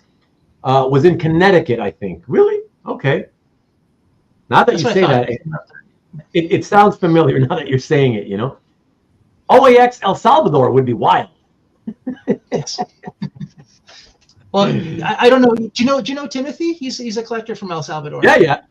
He comes up to the OAX all the time. He's in CFA APA as well too. But yeah. Yeah. He's like the only Salvadoran comic art collector that anybody knows. Yeah. Rubén at OAX, you can go back to the hotel room to poop in privacy. Thank you. Yes, I know. I'm aware of what I can do. Thanks. 3 staggers from the bar. That's funny. I should start a Canadian art show and go out of business immediately and why don't I just go and empty out like all my net worth, right? Turn it into cash and then do a bonfire and just, start just like the match, Why don't I do that? Canadian art show. Yeah. But anyways, that's about covering everything we need to cover, everybody. I think that'll do it for tonight. And look how quiet, Sean, you've been. Hasn't said a word in the last 40 minutes. And you look like you're busy doing stuff. What the hell are you doing? I was looking for Marco Pablo's address. I think he's down in El Salvador. That's what I was trying to figure out. Really? He's either Venezuela or El Salvador. I'm trying to figure it out. Oh. What's his address? Luis, what's good? You're saying El Salvador. What do you need to... Oh, you're just wondering if that's where he was? Yeah, couldn't remember which country he was down in while you guys were talking about that. I would have been surprised if he was in El Salvador, though. Pablo Marcos, where being a Filipino and all. Sean is planning his frame for the Simonson piece. Yeah. Look at Goo. You see? You see what I mean, Jeff? These guys will go on forever if they talk about shit like that. Look, 2 more hours of movie talk. He's all in for it. You know, when Ruben and I used to talk before this, you know, we'd start talking at 8 or 9 o'clock, and it'd be 5 in the morning. We'd say, "Okay, it's time to go to bed." You know, it's that happened many times. You see, guys, it's the truth. Ruben can talk. Yeah. Jeff can talk too, although I talk more, obviously, but still. Yeah. But look at that. Look at he's trying to get you going. Look at that. I can do that quickly. I've thought about that recently. So yeah. Did you really? Blade Runner. Yeah. Oh, here we go. Oh no! Don't say that. So Blade Runner, we're never gonna hear The Shining, Chungking Express, Moonrise Kingdom, maybe Akira. There you go. 5. God, of all time, that's what you choose. Wow. Yeah. No Love Actually. Yeah. No. You're missing out big time. But Corey wants to know, how's it going, Corey? By the way, good to see you. When is the Simonson reveal? Do you know when that's happening? Did you finally do it, work it out with Bill and all that stuff? Yeah. I don't know if he announced it, but yeah, it'll be Thursday this week. Oh, okay. Oh, so that's quick. Okay. Yeah. So Thursday this week. There you go, Corey. Yeah. Well, better to. Doesn't matter if you announced it or not. Like the point is to get people to watch it, right? You might as well tell a captive audience that it's happening. You know. Yeah. Oh, so that'll be fun. And what else? Sean is going to need a bigger tape measure. Yes, for that piece for sure. It's still in a tube. I still have not taken it out of the packing tube that it was in. Okay. Carl saying that he just watched the Nora tonight. I was considering watching it, and gotta say, Best Picture, I don't see it. Yeah, well, I don't know because I haven't seen it. I'm not sure if I'm going to see it or not yet. So I don't know, but I appreciate it. And I know you're good. I love the way you're very honest with your opinion. So I'm glad you said that. Carl wanted Emilia Perez. Fight about Blade Runner, please. We've already fought enough. And again, don't forget, I never said you loved Honora. Wow. I never said I hated Blade Runner. I always have to keep reminding you guys. I never ever said that. Like, it was okay. Yeah, it's okay. You hate Harrison Ford. You just don't hate Blade Runner. Yeah. And I thought it was okay. I just didn't think like, oh my God, like the way that, like for anybody, forget Jeff, forget Jeff. Anybody to say like, oh my God, Blade Runner, the best movie of all time. Listen, like I told you guys last time after I watched it. We watched it together. I'll say the same thing. The one outstanding thing that kept going in my mind as we watched it was, boy, the cinematography is beautiful. It's gorgeous. So I'll give it that. For that, I understand the hype. For that, I would understand the hype. But just talking about story, just story, straight out story, no, I don't get it. It's like an average movie. It's all right. Yeah, whatever. But again, I'm also not admittedly a sci-fi guy. Maybe that has something to do with it. I don't know. Yeah, no, it asked really interesting questions. I think it's a well-built movie. I think there's a lot to it, but yeah. Look what Rick says. Look, that's awesome. That's a great one. He's good with the puns. I think I'll ignore her. Well, you know what though, Jeff? After I told everybody that we had watched it, I finally saw it with you. Everybody was telling me though, and I think I spoke to you about it. Everybody was suggesting I should have watched not that version, but I should have watched, I think the theatrical, the first version that came out. I think they were saying I should have watched that first instead. Yeah, so the director's cut's the better movie. That's the one I made you watch. But the theatrical version had a voiceover. It was a little bit shorter as well too. So it explains some of the plot points that may or may not need to be expressed. Because I think what they did is when they did the first release, they didn't have the voiceover, and people came out because they couldn't figure out what was happening. So they went back and dumbed it down to Right. Yeah. So I don't know. Who knows? Maybe I'll try that other version at some point or whatever. Yeah, and I get you, Carl. I get that. That's what I say a lot too. Just because you didn't love it, people always assume he hated it. it doesn't mean you hated it. It just means you didn't think it was great like everybody else does, right? So that's cool. Goo says Dark City from '98 is my favorite movie, and I recommend. That's a great movie. Yeah. What is that? Dark City? Sounds vaguely familiar, but not. Who's in that? Yeah. It was really well done, science fiction. There's actually not the director's cut, but there's the version where the director talks about it, and then I think Roger Ebert used to do a course on this, and he does his talk throughout this whole movie, talking about the movie, and it's brilliant. Yeah. So Jennifer Connelly's in it too. She's Yeah. Oh, that's a Jennifer Connelly one? Are you real young, Jennifer? Yeah. Well, not that young. I mean, like Career Opportunities is the great young, sweet Jennifer Connelly. I think she's like 19. Kiefer Sutherland's in there too, and Like Career Opportunities is '93, I think. So this is already 5 years after that. You know? I think 98's wrong. Yeah. I think it's earlier than that. Oh. Yeah. Okay. I don't have the thing in front of me, but I don't think it's 98. Okay. So you've seen it, Sean? Yeah, you've seen it? I've seen it a couple of times. I actually really like it. I didn't know there was a director's cut. I'll have to try that next. Now you know. Yeah. But so you like it? Okay. It's really good. Yes, correct. I would highly recommend that one. Yeah, but it's science fiction, so I'm probably not gonna like it. No, you probably like it because it's crime noir until it isn't. But yeah. Yes. Yeah.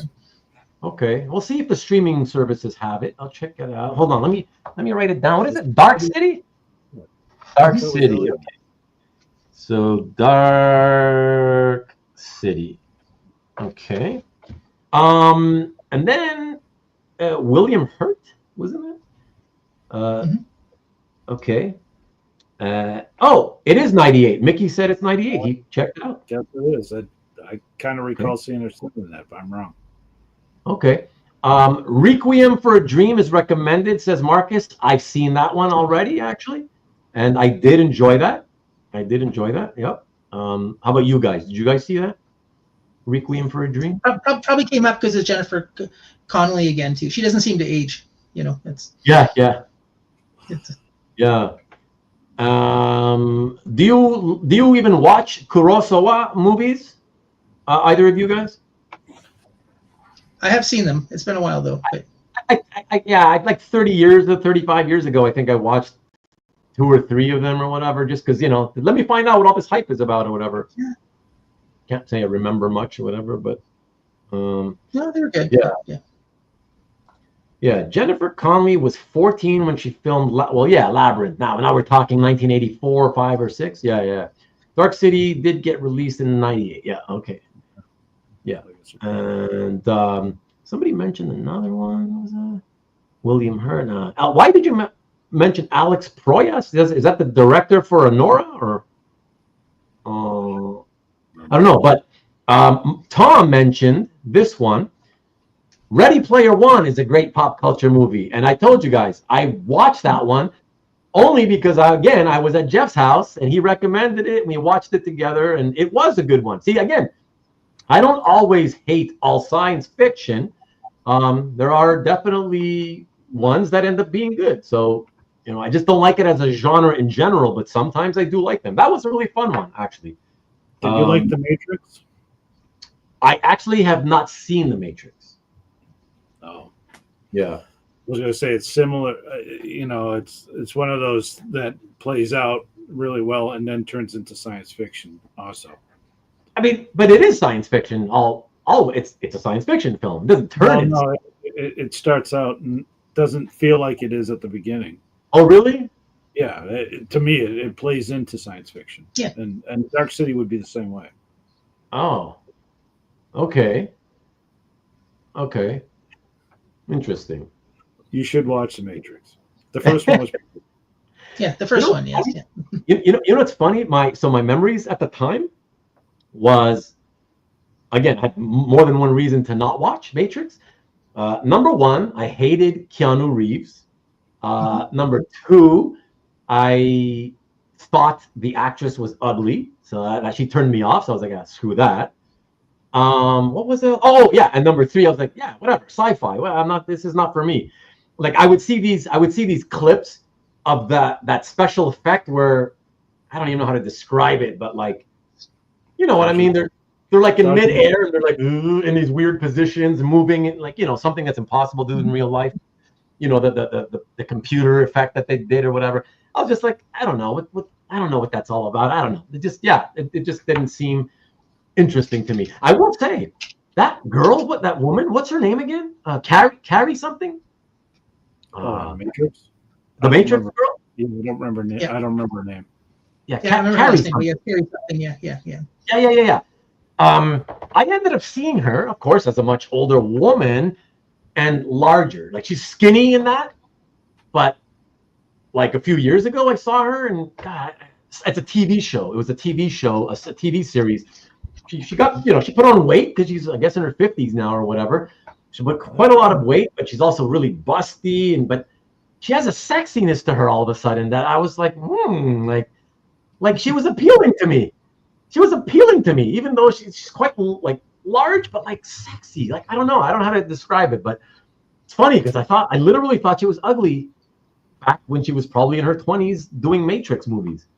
Yeah, and then she was suddenly larger, but yeah, certain sexiness. They redid the Matrix number 4 or 5, whatever the hell it is, and she's still skinny in that one. It was only a couple of years ago. Really? It was not a good film, but yeah, it was. She still looked like she did back in the original series. Oh, interesting. Well, the I'll get back to you in a second there, bootlegging. The show, what the hell was it called?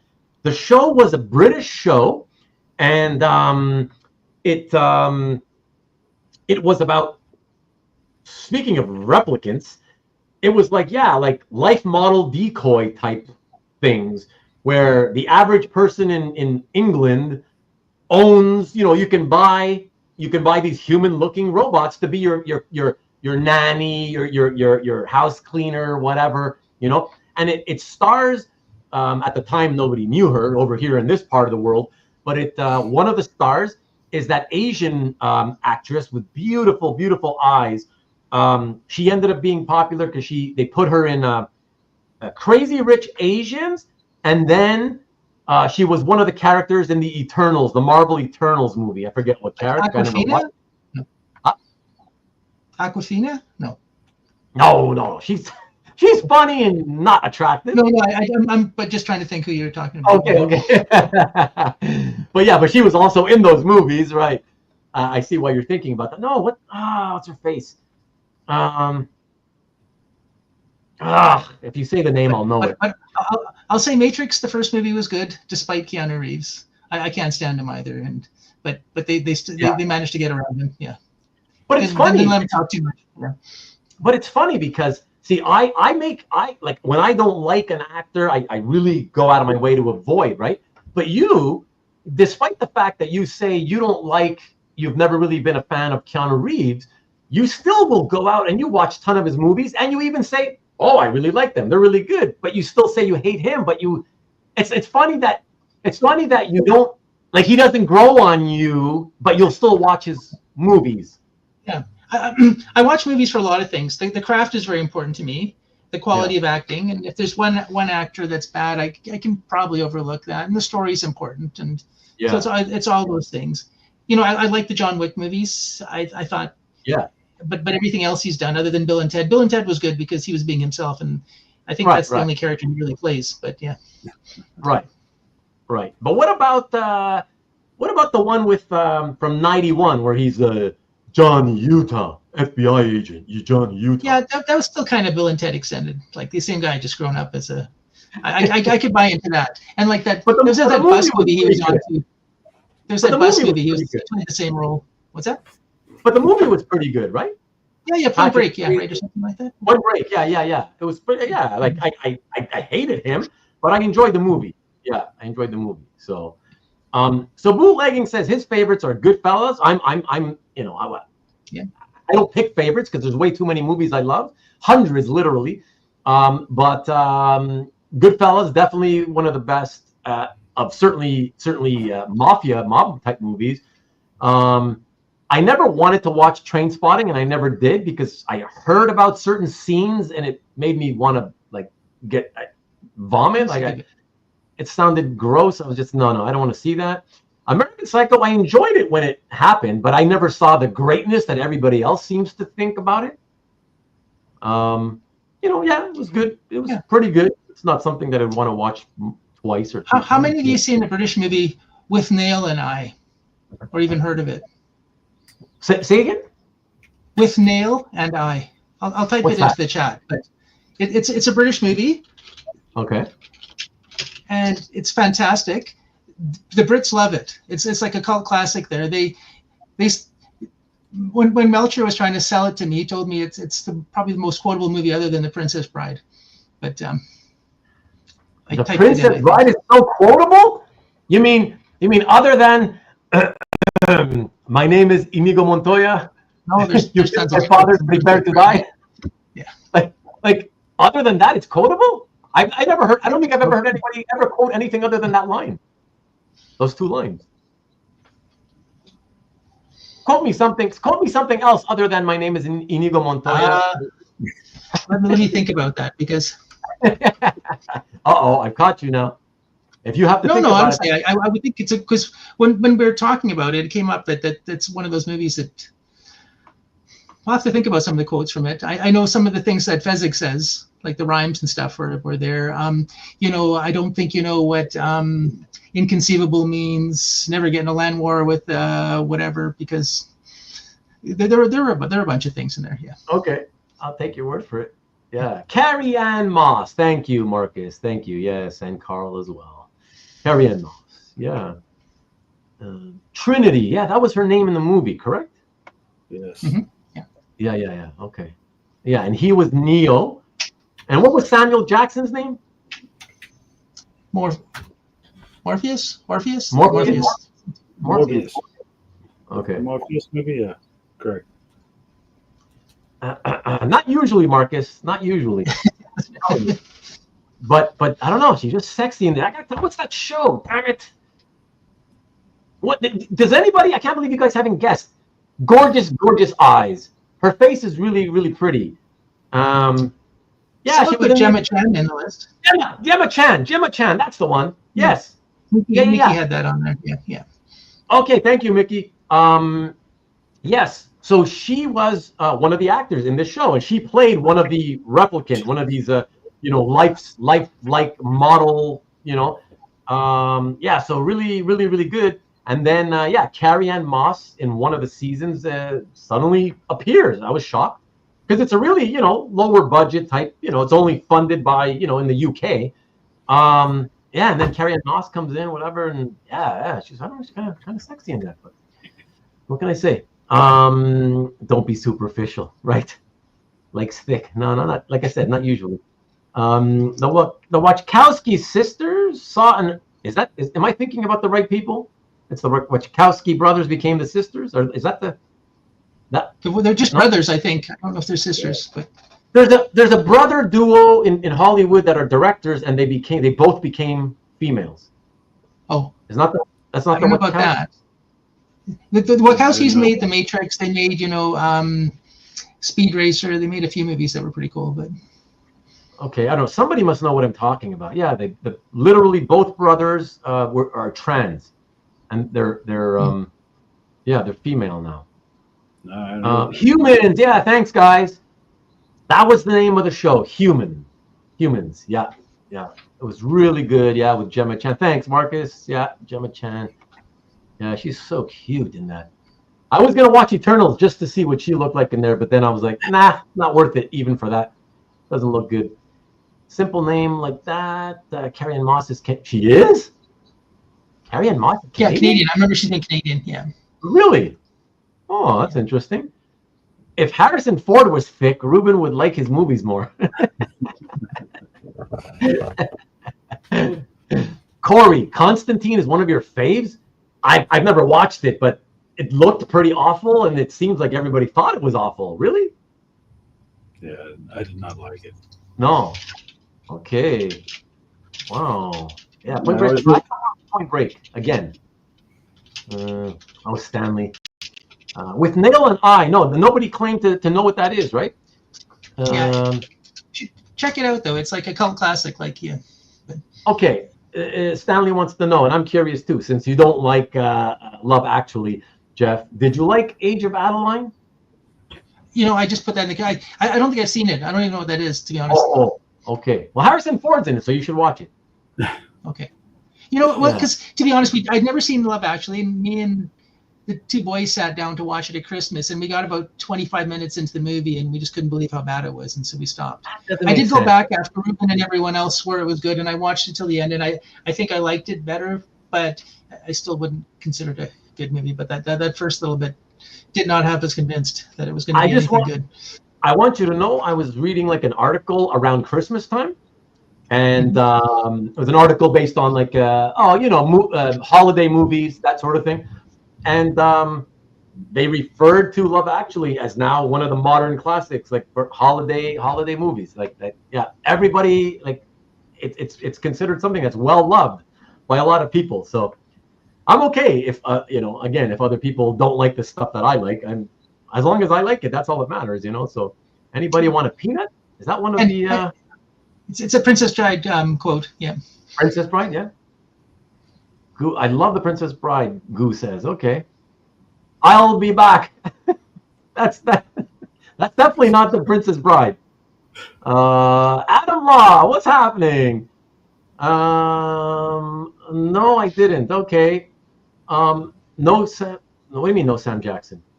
Oh, I'm sorry. Yeah, I'm sorry. It was Lawrence Fishburne in that. Right. Sorry, my mistake. Yes, obviously. Yeah. Lawrence Fishburne. Yeah, I like Lawrence Fishburne. I like as an actor Lawrence Fishburne way more than Samuel Jackson. Mm-hmm. Yeah.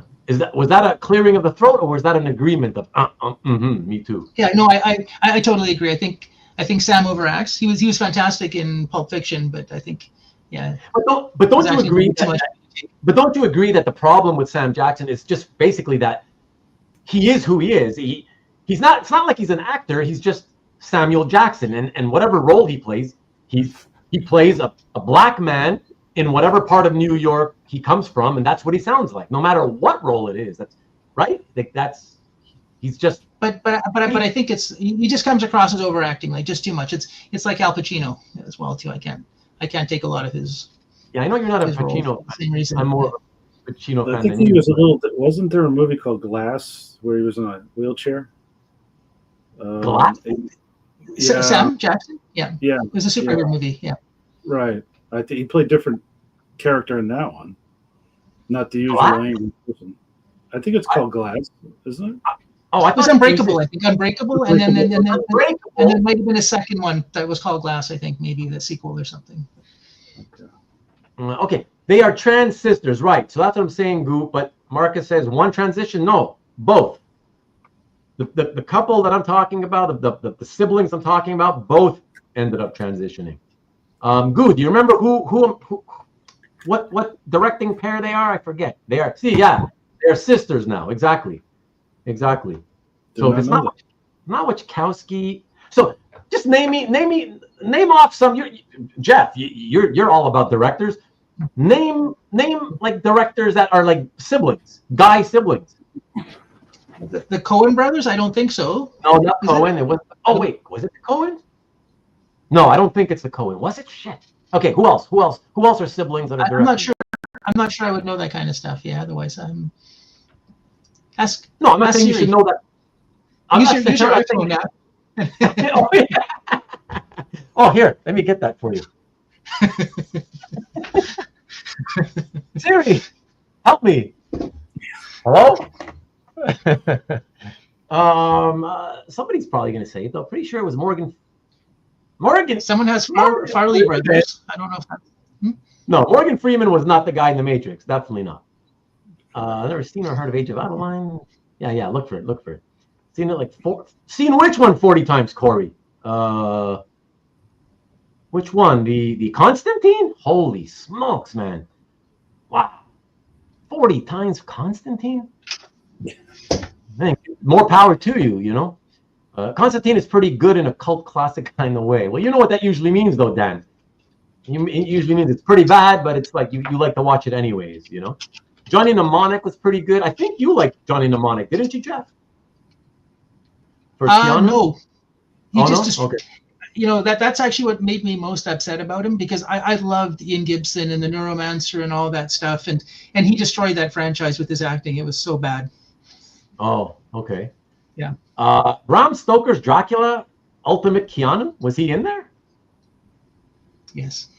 I don't remember that. What the hell are you I talking don't about? remember either. Yeah, you know, Ruben, I'm just looking it up. So Lana and Lily Wachowski, the filmmakers known for the Matrix series, are both transgender women. Oh my God, I was right on the first one. Yeah, so It is previously someone known as else. Larry and I don't know, Yeah, whatever, that's but right. and, Oh my and God. Andy. I was right on the first one, right? With the Wachowskis. So it is them. Okay. Wow. Yeah, pretty wild, right? Like it's not wild that one of them did, but that both of them did? Like, wild. That's wild. Hey, look You at should be that, more Mickey. accepting, Ruben. What's that? You should be more accepting. I am accepting. I didn't say anything against it. No. Be who you are. I don't care. That's You know? But look, this is more important to you, Jeff. Love Actually is my brother's favorite movie. Nice. Favorite movie. Like, you know what that means, Jeff. it's one of Ella's favorite movies. Yeah. It's one of Ella's favorites? Yeah. That's why we tried watching it, actually. Yeah. You told me that she liked it. I don't think you said that it was one of her favorites. I think it's one of her favorites. She watches it like several times a year. She, you know, Oh. and I like those combinations. Like, you know, I like Notting Hill and Wow. movies like that. It's just that one just didn't click for me. Okay. Well, if she ever wants to watch when I'm at your house, we can watch it again. That's awesome. How did Ruben watch Deadpool Christmas edition when he didn't watch Princess Bride? No. You're mistaken, my friend. I watched Princess Bride back in the 80s or whatever. It's not my kind of thing. Like, it was okay, whatever. It's not my kind of movie. But the one I didn't watch is Deadpool. I don't know what you mean by Christmas edition, but I think I've only seen the first Deadpool. Was Colossus in the first one, or was he in the second one? Second? Yeah. Okay, so maybe I've seen both. I've seen 1 and 2. Yeah. So the third one is the one I haven't watched. The thing is I'm not a Deadpool fan. I hate the character. I've always hated I hate the character ever since he became comedic. Like, I thought he looked cool in the Liefeld days when he was just, part of X-Force. And then I left comics for several years, and then when I came back and I saw Deadpool, he was just always clowning, goofing off, and you were using him as a almost satire, satirical character. I don't know. I thought that seemed stupid, but suddenly he was the most popular character around. I don't know, but yeah, I not a fan of the character. Sam Jackson, awesome in Coming to America. Jeez, I don't remember him being in that either. I don't remember that either. The movie, I don't remember him in it. Actually, Ruben, back to Princess Bride for a sec. I think I told you this before. I don't know if everyone knows, but my eldest son, I named him Ridley after Ridley Scott, and with my last name being Singh, so we have the initials R and S. And I wanted to give him the middle initials O and U. So if any one of you know, like, Princess Bride, that's like one of the they have ROUSs in the movie. Rodents of unusual size. It's one of the monsters. But so I was Jane put a veto to it. But I was just gonna say, yeah, I was just gonna say, like, thank God you married Jane. Oh, thank God. It would have been perfect for him too. It would have. Yeah. He would have worn it well. But that goes to show how obsessed you are with this movie stuff and your directors, and oh my God, that's crazy, man. But yeah, Unbreakable, I remember seeing when it came out, and I did think it was pretty cool. I don't know, is that science fiction? I don't know what you call that, but I enjoyed it. That's the one where he has a comic art gallery, right? Is that the one? Unbreakable? Yeah. I never rewatched it. Yeah, I never rewatched it, so I don't know. Maybe I should rewatch it because I don't remember anything about it, but I remember liking it. Glass, is that the one where they came out many, many years later and it's supposed to be kind of like a sequel to Unbreakable? Mm-hmm. I think so. Oh, yeah? I think so that's too. it. Yeah. Okay. Oh, interesting. Okay. And are they saying that Glass is good? Because I don't remember the movie. Yeah. I didn't like Samuel's acting in that, so I didn't bother watching it. And he between him and Frank Miller, they killed the spirit for good as well too. The Spirit. No, the movie, like the franchise for the Spirit. Will Eisner's Spirit. Yeah, got Right. killed between those two guys. Yeah. Oh. That'll never be relaunched, unfortunately. I think after that. I think if we're honest with each other, though, I think it's fair to say I don't think that it ever stood a chance, regardless of who did it. I don't think that at that time certainly, I don't think the Spirit as an IP ever stood a chance. I just don't think anybody in our world of today. I mean, they don't know the character. Nobody cares. You know what I mean? Like, I just don't think it ever would stand a chance. They make a fun detective thing out of it. I think they could do something with it. Yeah. I mean, maybe, but like you said, there's no chance that they ever try it again. That's the problem. No, that's right. That's dead. Yeah.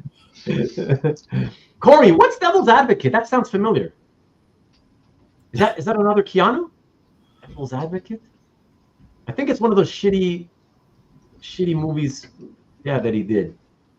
Mr. Glass is his character in both movies. He's called Mr. Glass. Okay.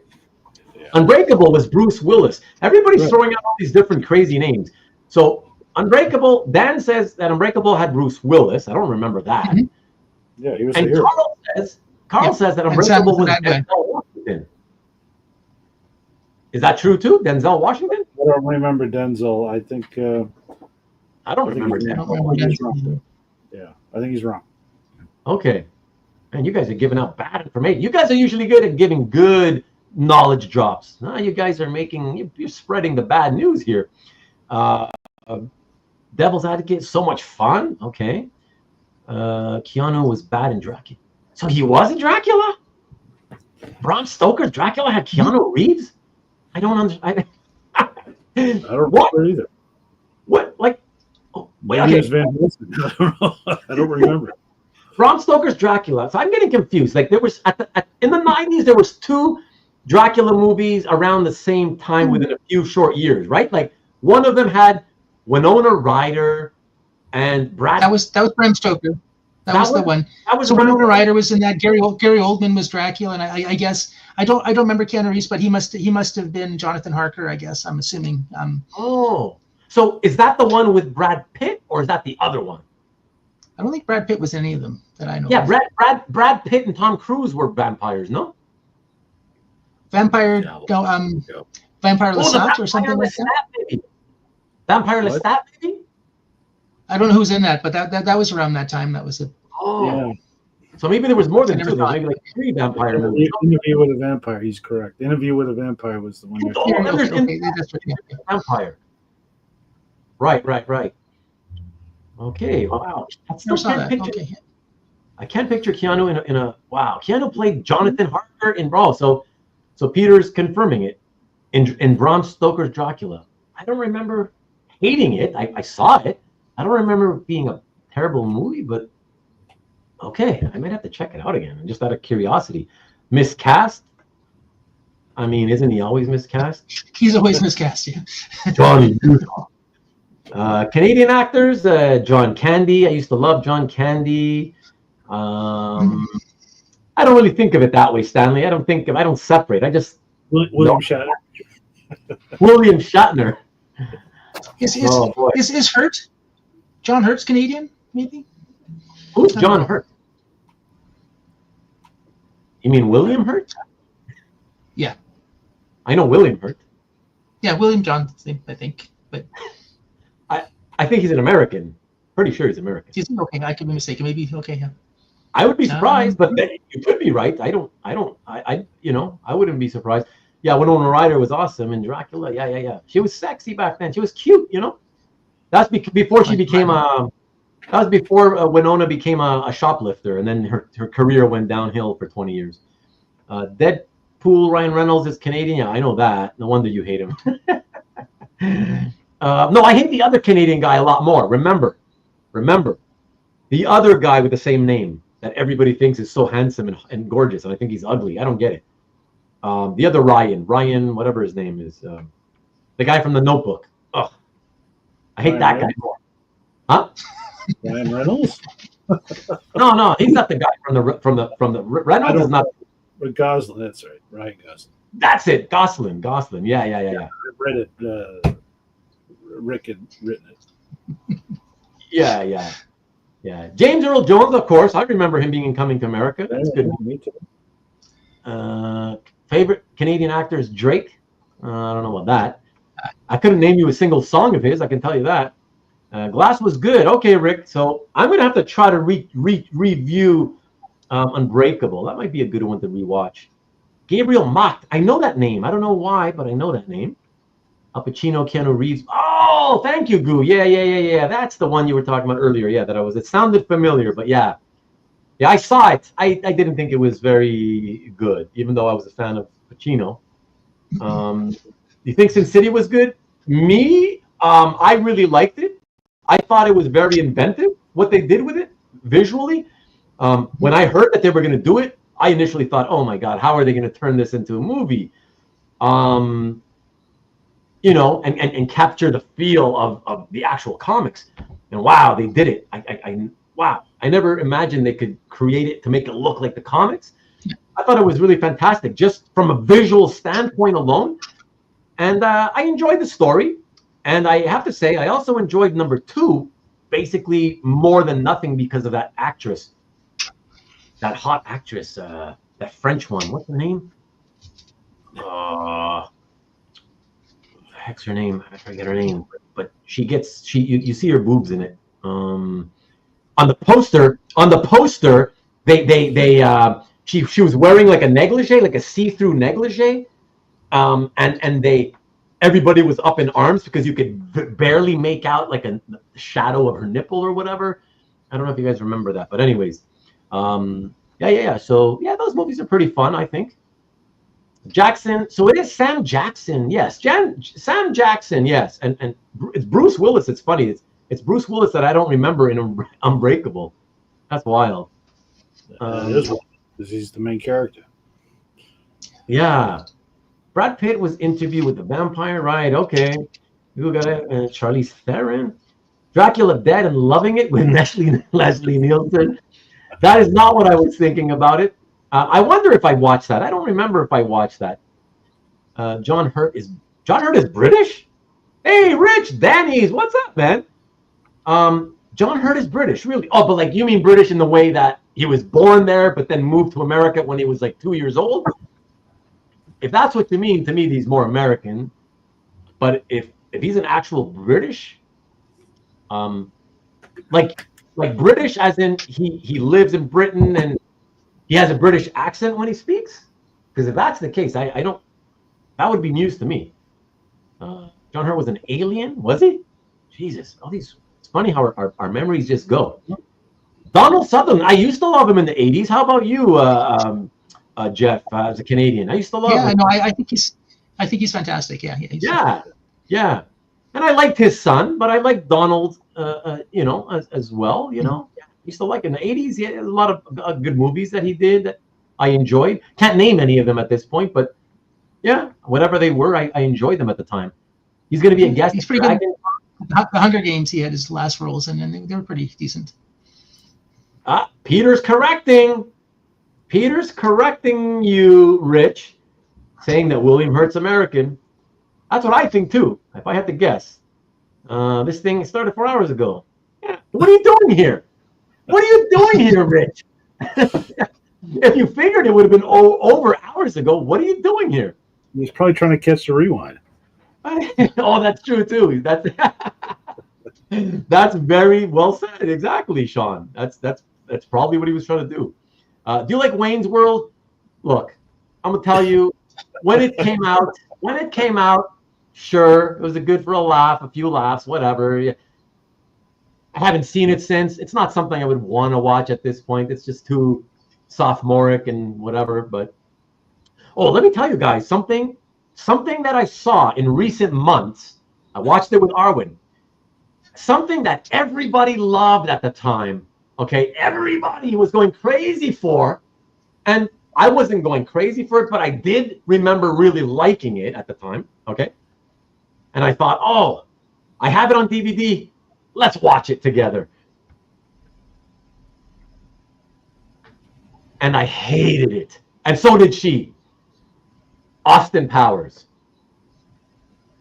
Has any of you watched Austin Powers like in recent years? Have you guys watched it in recent years? Have you ever watched it? No? I watched it many times, but I wouldn't say in recent years. When the kids were growing up, they loved it as well too. So we watched it quite a few times. Yeah. Okay. So your last memory of it is that you like it? You still like it? Yes. Wow. I did not like it.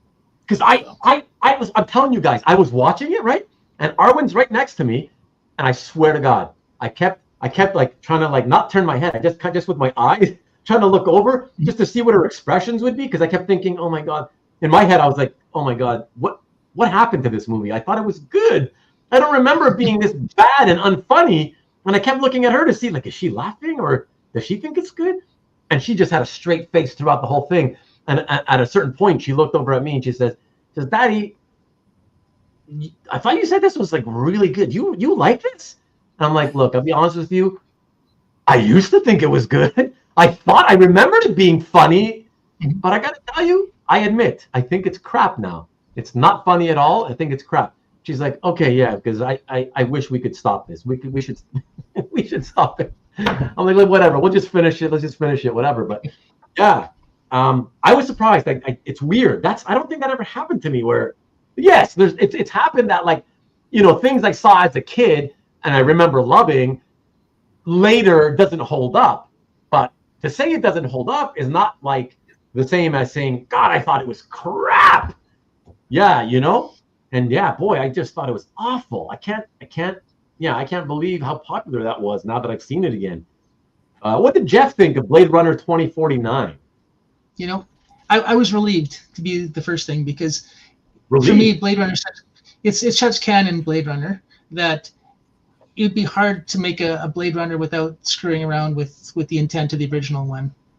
Okay. Because the original one is, I think I explained to you, Ruben, too, depending on the different endings, the director's cut and the regular cut, Yeah. they both, you know, they both suggest either Deckard was an android or he was human, depending on which way you look at the dream sequence. And I didn't want them to mess with that ambiguity. And so I don't think they did. I thought the movie was actually pretty well done. I like some of the graphics, that new female character, Joy. I thought the stuff around that was pretty cool. So I actually overall liked it quite a bit. And I was, again, but relieved was my biggest thing, because I was worried they're going to screw up the original. Yeah. You would give it what on a 10? On a 10, what would you give the new one, like probably an 8. Wow, that's really solid. Like, that's really good. Yeah, I thought it was a solid movie. I've seen it a couple of times. Yeah. Yeah. And thank you, Dan. Yes, Eva Green. Yes, thank you. Yeah, very, very nice. Corey, funny you mentioned Gia. It's the DVD is literally just like 20 feet away from me on my in my living room. We pulled it out because my daughter wanted to watch it, and we didn't, but it's still lying there, so we may get back to it. I enjoyed it, but I'm not gonna lie. You know me. I'm not gonna lie to you guys. The reason I first watched it was because at the time when it came out, I was a big fan, like a lot of people, a lot of guys were a big fan of Angelina Jolie when she was younger, whatever. And I heard, oh yeah. I mean, I was interested in the idea of telling the story. You know, I like stories that are based on real life stories, right? So I did watch it for that as well. You know, a model in the 70s or whatever, a popular model in the 70s. But yes, it was a big bonus that I had read that, you know, she does like she shows herself nude or whatever. So I was like, okay, yeah, Angelina Jolie, I got to see what she looks like nude or whatever. I will say though, having re-seen it again, not too long ago, she doesn't look as great as I remembered. And especially with the wig, she wears a wig in that movie and she looks ridiculous in the wig. The wig is so bad. So whatever, just a quick FYI. But it was a decent movie. Carla Gugino, I can't name a single thing she's done, but I've seen things that she's been in. She's cute. She's all right. Yeah, I like her. She is hot as fuck, says Corey. I don't know if I'd go there. She is insanely hot, says Corey. Okay. Eva Green was hot in 300, Rise of an Empire. I don't know that she was in that. Okay. She was good in Sin City. Played Stepson a long time ago. Stepson? Never heard of it.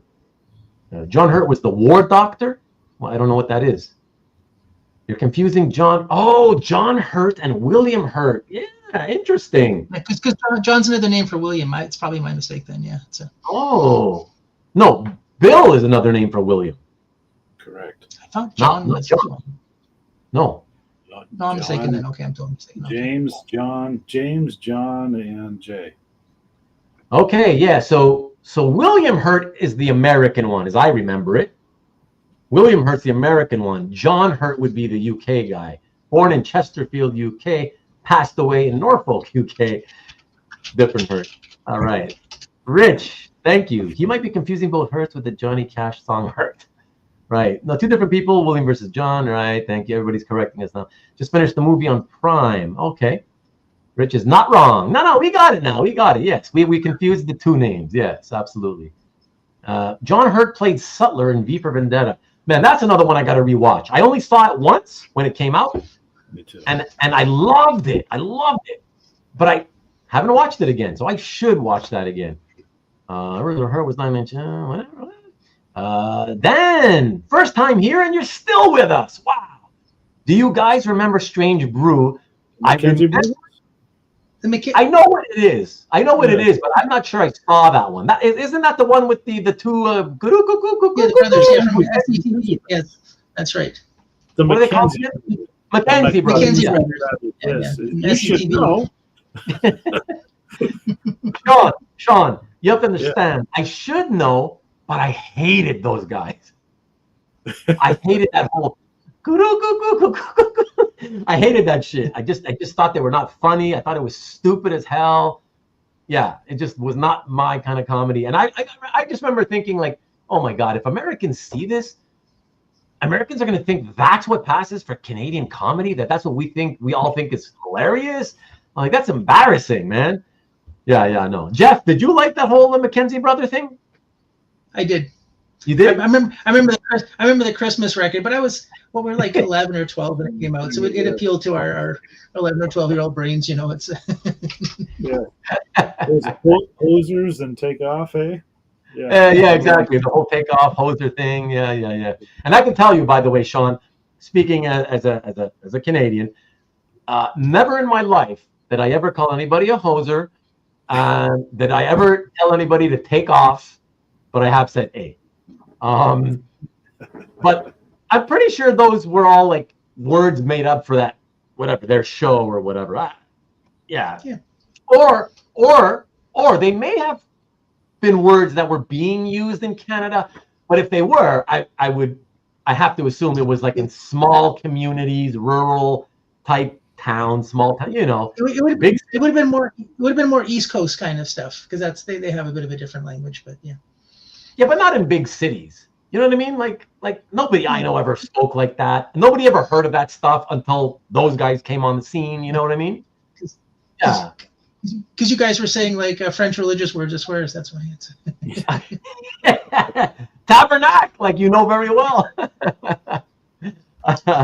Literally, never liked an Austin Powers movie. Well, I understand now. I don't know what happened to me back in the 90s, but yeah. It's been at least 10 years since I've seen one, but I don't know if they'd still hold up at this time. Yeah, I don't know. I wish you would tell me if you see it again. I was shocked. I was shocked, genuinely shocked. Like, it wasn't even remotely likable. I was just like, I don't get it. Why did I like it back then? Everybody liked it. So I don't know. I guess these things happen sometimes, Both Blade Runners are great, and a lot of you guys love it. I get it. The nudity, just say it. There's a lot of nudity in Blade Runner. He's probably talking about Gia, because it's Gia. A couple minutes behind. Yeah. Oh yeah, right. Yeah. No, yeah, for sure. But it was fun. It was a good movie. I still enjoyed it. Getting a festival. Okay, he's talking about music. If you can get through Gia, you can get through Train Spotting. What do you mean? I mean, Yeah, I like Hackers too. That was a great movie. oh, I don't know if I can't remember if I saw that. That's the Angelina Jolie. Obviously, she's fantastic. She's fantastic in that. The story's fun. I've seen that movie dozens of times, and yeah.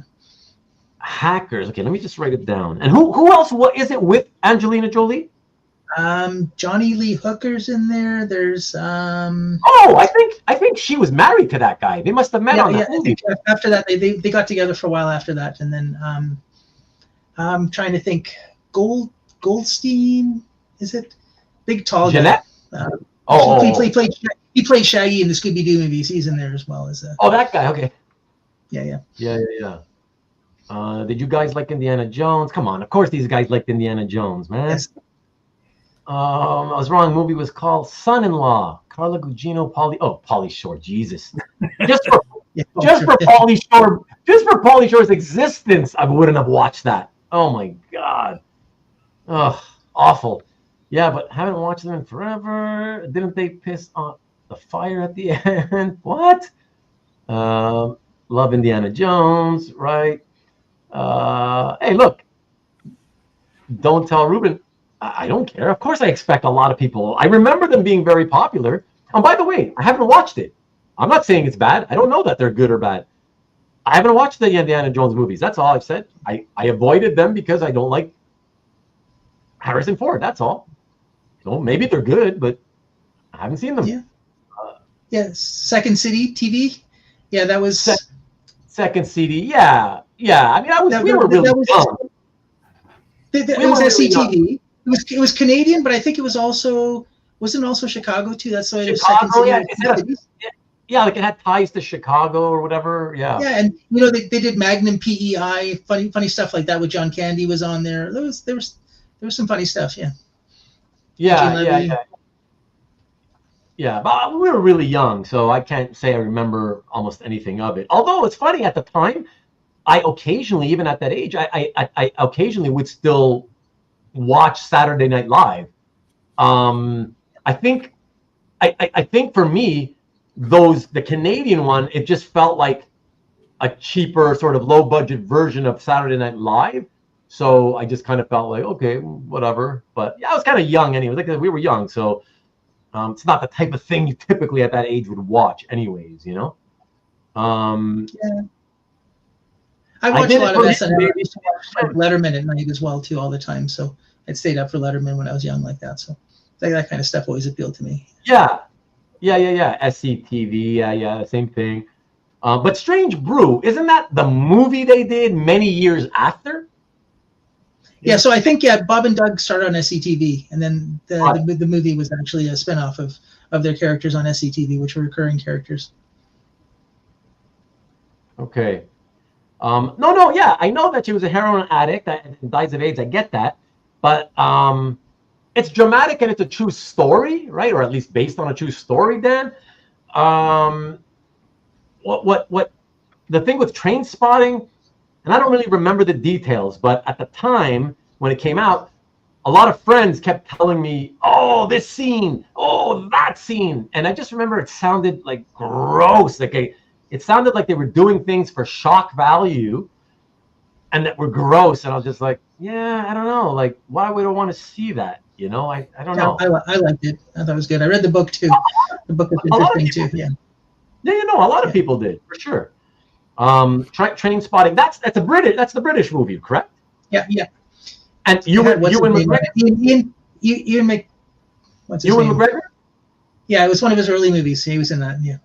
Ewan McGregor, right? Yeah. Yeah, there are certain things that are, like, when they're disturbing, they're kind of hard to watch. You guys remember one movie I really, really liked a lot, American History X. You guys watch that? Yeah. That's fantastic, yeah. Yeah. That was Ed Norton? Ed Norton, right. Ed Norton, that's when I was first sort of, introducing myself to his work. And it's about skinheads, basically, and the racism, that they portray or whatever. Yeah. And, Jeff, there was just this. I gotta say, I loved it. Like usual, I don't really remember anything about it, but I remember loving it, right? But there's this one scene even I've seen all the graphic shit you can ever imagine, like horror movies up the wazoo. It's the curb scene, is that right? Yeah. Yes. Oh my God. You see how scary that is? That even you knew immediately what I was going to talk about? Yeah. Because just do you know Adrian Tamim did the same scene in one of his was it Optic? No, what's his book called? But anyways, he did the same scene in one of his ones as well too. Same kind of thing. It was pretty cool. But, oh really? But American History X is great because the character development's fantastic. He goes from being a Nazi to sympathizing and understanding, and it was, I think it was brilliant. Yeah, it's fantastic. That's another one I should probably rewatch. I actually thought of recently rewatching it and watching it with Arwen, but I don't want her to see that curb stomp scene. So that's the thing, you know. That's really, like, as an adult it was disturbing. So yeah, curb stomp. Wow, everybody remembers. So it's that powerful that as soon as you talk about it, yeah, that's what people start saying, curb stomp, you know? Yeah. Man, look, another one. Look, curb stomp. Jesus. Yeah. So, but I'd like to watch that again. I remember because the way they film it, it's you know what he's gonna do, right? Put your teeth, you know, right? Open your mouth, you know, you know what he's gonna do. And I either close my eyes at the second that he's about to, you know, stomp, or I just kind of like looked away. And I never look away or close my eyes. Ever. That's probably the only time I've ever done that at a movie. Imagine. That's wild, man. Alex Garcia, what's happening, dude? Trainspotting, great soundtrack. Yeah. Who did the soundtrack? Fantastic soundtrack. Yeah. What type of music is it? Like it sounded like the type of movie where it'd be like punk music, 70s punk or something. Is it? Yeah, that kind of stuff. Yeah, it was good. Okay. You mean jacked Ed Norton? Was he jacked in there? Yeah, he was. He looked muscular. He looked. Yeah, it was. Yeah. Okay, he had worked out for it. I think a cool thing in that movie too. It's partially shot in black and white and partially shot in color, depending on, because his views were very black and white at the beginning, and then towards the end, I think it turns into a color movie. Yeah, right. There's some really interesting filmmaking stuff that they did with that as well, and yeah. Yeah. Carl says the curb stomp was one of the most uncomfortable scenes I've ever seen. Yeah, so I guess it wasn't just me who felt that way. Like, yeah, that's wow. It stayed with me. Imagine, out of everything else in the movie, don't really remember anything else, but that I'll never forget. You know, Tyler Black. Sorry, Seth Rollins. I don't know what you guys are talking about here. Are we not? Freakin'. Show some respect. No? Trainspotting has some soundtracks. It's a pretty good volume 2. I saw Underworld, the band, about 10 days ago. And Trainspotting had a mix of punk and 80s new wave and British Britpop. Okay. So what's the gist? What's the gist of Trainspotting? Like, should I watch it? What's the gist of it? Yeah, in 2 sentences, or I know, but you also don't think that Love Actually is good. Trainspotting is about a bunch of hooligan type Englishmen, right? Yeah, it's about drug addicts, and I don't know if they're I think they're actually Irish. I think Irish. Oh, Irish. Oh, I think so. Okay. And they live in squalor. It's their life. It's how screwed up things get, and it's a good story. I think it's well done. There's probably the baby scene that you heard about. That's kind of just like that probably turned you off of it at the time. The which scene? There's like an infant with an infant. There's a scene. No, I'm talking about what I remember was something about in a bathroom. Oh yeah, Liam digging into the toilet for drugs and stuff like that. Yeah. Like, I think it involved like gross vomit type stuff, or I don't know. I think there's one scene where they drop their drugs in the toilet and it's full of shit, and he has to dig through with his hands to try and find the drugs, because that's how desperate they are for the drugs. That's probably the scene. But, okay, but but that was just with a hand. Yeah, I think so. Yeah. Okay. Yeah, I don't know if that would have turned me off from watching a movie. I thought it was something with, I'm thinking like a toilet, barf, puke, shit, and a face or something, like a connection to somebody's face. So maybe a face in a toilet full of it, or I don't know, like that level of grossness is what I was thinking, but maybe not. Maybe it was just digging in with a hand or whatever. You know, Did you see Triangle of Sadness? Triangle of Sadness. I've never heard of it. In the last. No, it's a pretty good movie. They have, I think, the longest vomit scene of any movie in that one too. But it's a pretty good class movie. Who's in that? Let me think. The main male actor is pretty famous. He's done quite a bit of stuff. The young female actor, I think she died early, but I'd have to look up the names. Okay. Dan is putting it succinctly. Trainspotting is about heroin addicts in Edinburgh and their daily lives. So yeah.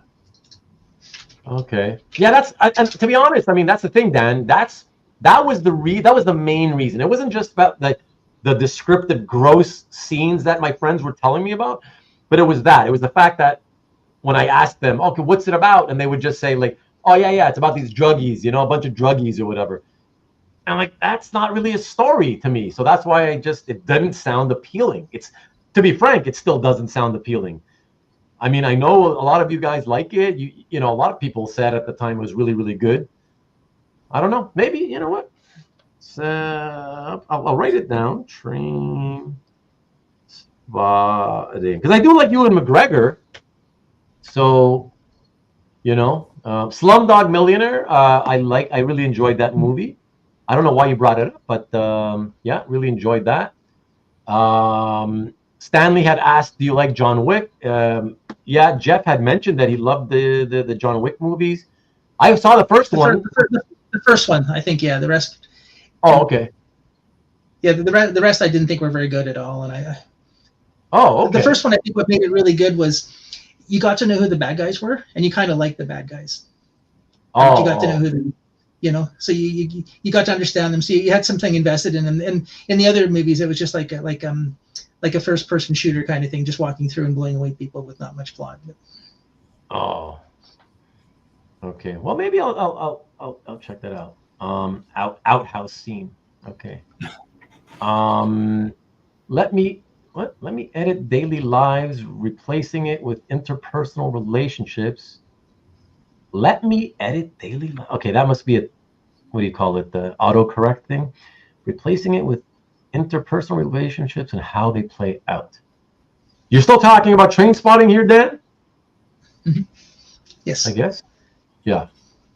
So daily lives, replacing interpersonal relationships and how they play out. Yeah. So maybe I'll check it out. I assume that had to have been one of these 18 and over type movies, right? Yeah. Trainspotting would have probably been, yeah. Yeah. The drug use theme would probably be enough. Like Right. Although sometimes there's drugs in movies and it's kind of like 16 plus or whatever, you know, or 14 or whatever. But I guess it depends on the level, you know. Yeah. Thanks, Dan. Yeah. All right. Well, I got it down, so I'll check it out. But I probably should not watch it with my 16-year-old daughter. I'm assuming. That right? I maybe scare her straight. Yeah. Oh, look what he says. Dan's like, absolutely 18 and over. Okay, that sounds pretty bad. That sounds like it's pretty bad. But all right, man. Let's call it a night, everybody. I had a really great time, though. This has been so much fun. I'm definitely not going to break this up into chapters because there's just no way. 5 hours of going back and forth between comics, movies, artwork, like that's whatever. It'll be like 100 different chapters. It'll take me forever to do it. So it'll be a low viewed episode on Rewind. Sorry, you guys on Rewind. I apologize, but that's why you got to come in live. It's fun when you do it live. So I'm happy to sacrifice Rewind views when we could just come in and shoot the shit about whatever. And you know, that's the ironic thing, guys. Whenever I've done these episodes where it's just like, okay, let's just hang out and talk about whatever. I think if you go back and look at all those episodes of Hangout, those are the ones that end up going the longest. I think I saw that they go longer. That's just because I think a lot of us are just more than happy to just kind of hang out with each other and just, you know, talk about whatever. And it doesn't always have to be about comic art all the time or whatever, you know? Yeah, exactly, Goo. Comic art, what? Exactly. Stanley, Go another hour or two, please. This guy's got nothing better to do. Never got anything to do, you know. You're funny, Stanley. Oh my God. Oh, you want me to? I have to watch Hackers before I watch Train Spotting? Why? What is it? What one has to do with the other? Why? What does it matter which one I watch first? What do you mean? I'm going back to my drawing of Super Milk Chan. Thanks for hanging out, Dan. Can Jeff show his framed art? No, he cannot. We are saying goodnight, Stanley. And by the way, Stanley, you already saw it all when the last time that Jeff was here with me doing the show. So yeah, stop trying to extend the time. But Hackers is lighter fare. Oh, I see. So prepare myself with Hackers first. Right. Okay. Well, I got it in order: Hackers and then Train Spotting. So I'll keep that in mind. Thanks, Dan. Appreciate it. Pete, is that Buck Rogers? Don't start with that. But he'll answer you himself now. Peter, thank you so much. Johnny Lee Miller's in Train Spotting too. That's probably why they mentioned Hackers first. Oh, interesting. Okay. Good night, Peter. Have a good one. Thanks for hanging out. Fun show. Yeah, we had fun, man. I had fun. Thank you. Yeah. Thanks for hanging out. Nice. And for staying so late, by the way. Take it easy. Dan Goodwin. First timer here. Honestly, Dan, I got to tell you, for the first time here, not only am I shocked that you hung around as long as you did, but I'm thinking to myself, you must be thinking, what the hell kind of channel is this? I thought this was supposed to be all about focused on comic art. And then the first time you come in, it's like some crazy show about all sorts of, anything goes. But yeah, man, I appreciate you hanging out with us and also for contributing. That's what makes it fun. So I hope you had a good time, and hey, I hope to see you on future shows. My stuff is only on Sundays, so every Sunday at the usual time, 8 o'clock Eastern, 5 o'clock Pacific. So yeah, hope to see you back here at some point. Hackers better than the Packers. What is that strip above Jeff? I love those first two panels. Oh, that's Alex Raymond, my friend. Alex Raymond. Yeah, that's a beauty. Talk more like a Canadian, Ruben. Okay, eh? Do you mean like a Canadian, like the way Americans think that Canadians talk, but we don't? Canadian, we do say "eh," but it's not always at the end of a sentence or the beginning of the way everybody makes fun of it. It's not like that. Rickster, thank you for hanging out, man. As always, appreciate you. I was drawing a comic page while listening. Nice. I like that. You're like CJ. CJ always claims to be drawing while he's listening to this stuff. So appreciate it, man. Thank you. Good night, eh? Thank you. And again, belated, obviously, but a couple of days back since I couldn't see you at the Nikki B show on Friday, Marcus. But yeah, happy birthday. And look what I did for you, man. I left it there. The ticker was streaming for 5 hours, man. 5 hours. So I hope you appreciate that. Thank you so much. Birthday, Marcus.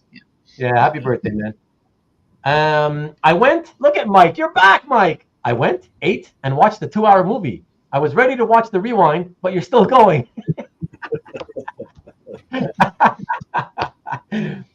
Well, perfectly timed Carl's comment. Look at that. It's all about the community. Exactly. There you go. Hanging out. Who needs to collect the art when you can just shoot the shit with your friends, Oh, okay, I know the answer is we all need to collect the art anyways, but no, this is fun. Who's Alex Raymond? Everybody loves Raymond. Take care, Goo. Thanks for hanging out. And look at that. Thank you, Jeff. But yeah, thanks everybody. Appreciate it. Guys, stay with me for a second. I don't have a thumbnail as usual lately, guys, because as you know, I'm getting closer and closer to like just petering out and missing at least 1 week. I didn't have this show. I didn't even know if I was going to do this show this week. But we will see what happens. I hope I'll be back next week. Yeah, but we'll see what happens. I should be, but we'll see what happens. Maybe it'll just be more talk, more anything goes. I don't know. We'll see what happens. Yeah, why is everybody thinking? Oh, okay, no. Sean, let the other Sean's turn to talk. Yeah, we'll stay another 3 hours till Sean can have his say now. But yeah, guys, thank you again. Appreciate you guys. Don't forget to check out Nikki B and whatever else is happening on the interwebs, YouTube, throughout the week. And yeah, man, we'll catch you here again next Thursday. Sorry, Thursday, Sunday. See how we're getting, it's late and getting tired. Next Sunday at 8 o'clock Eastern, 5 o'clock Pacific. Till then, be cool, peace, and go blue.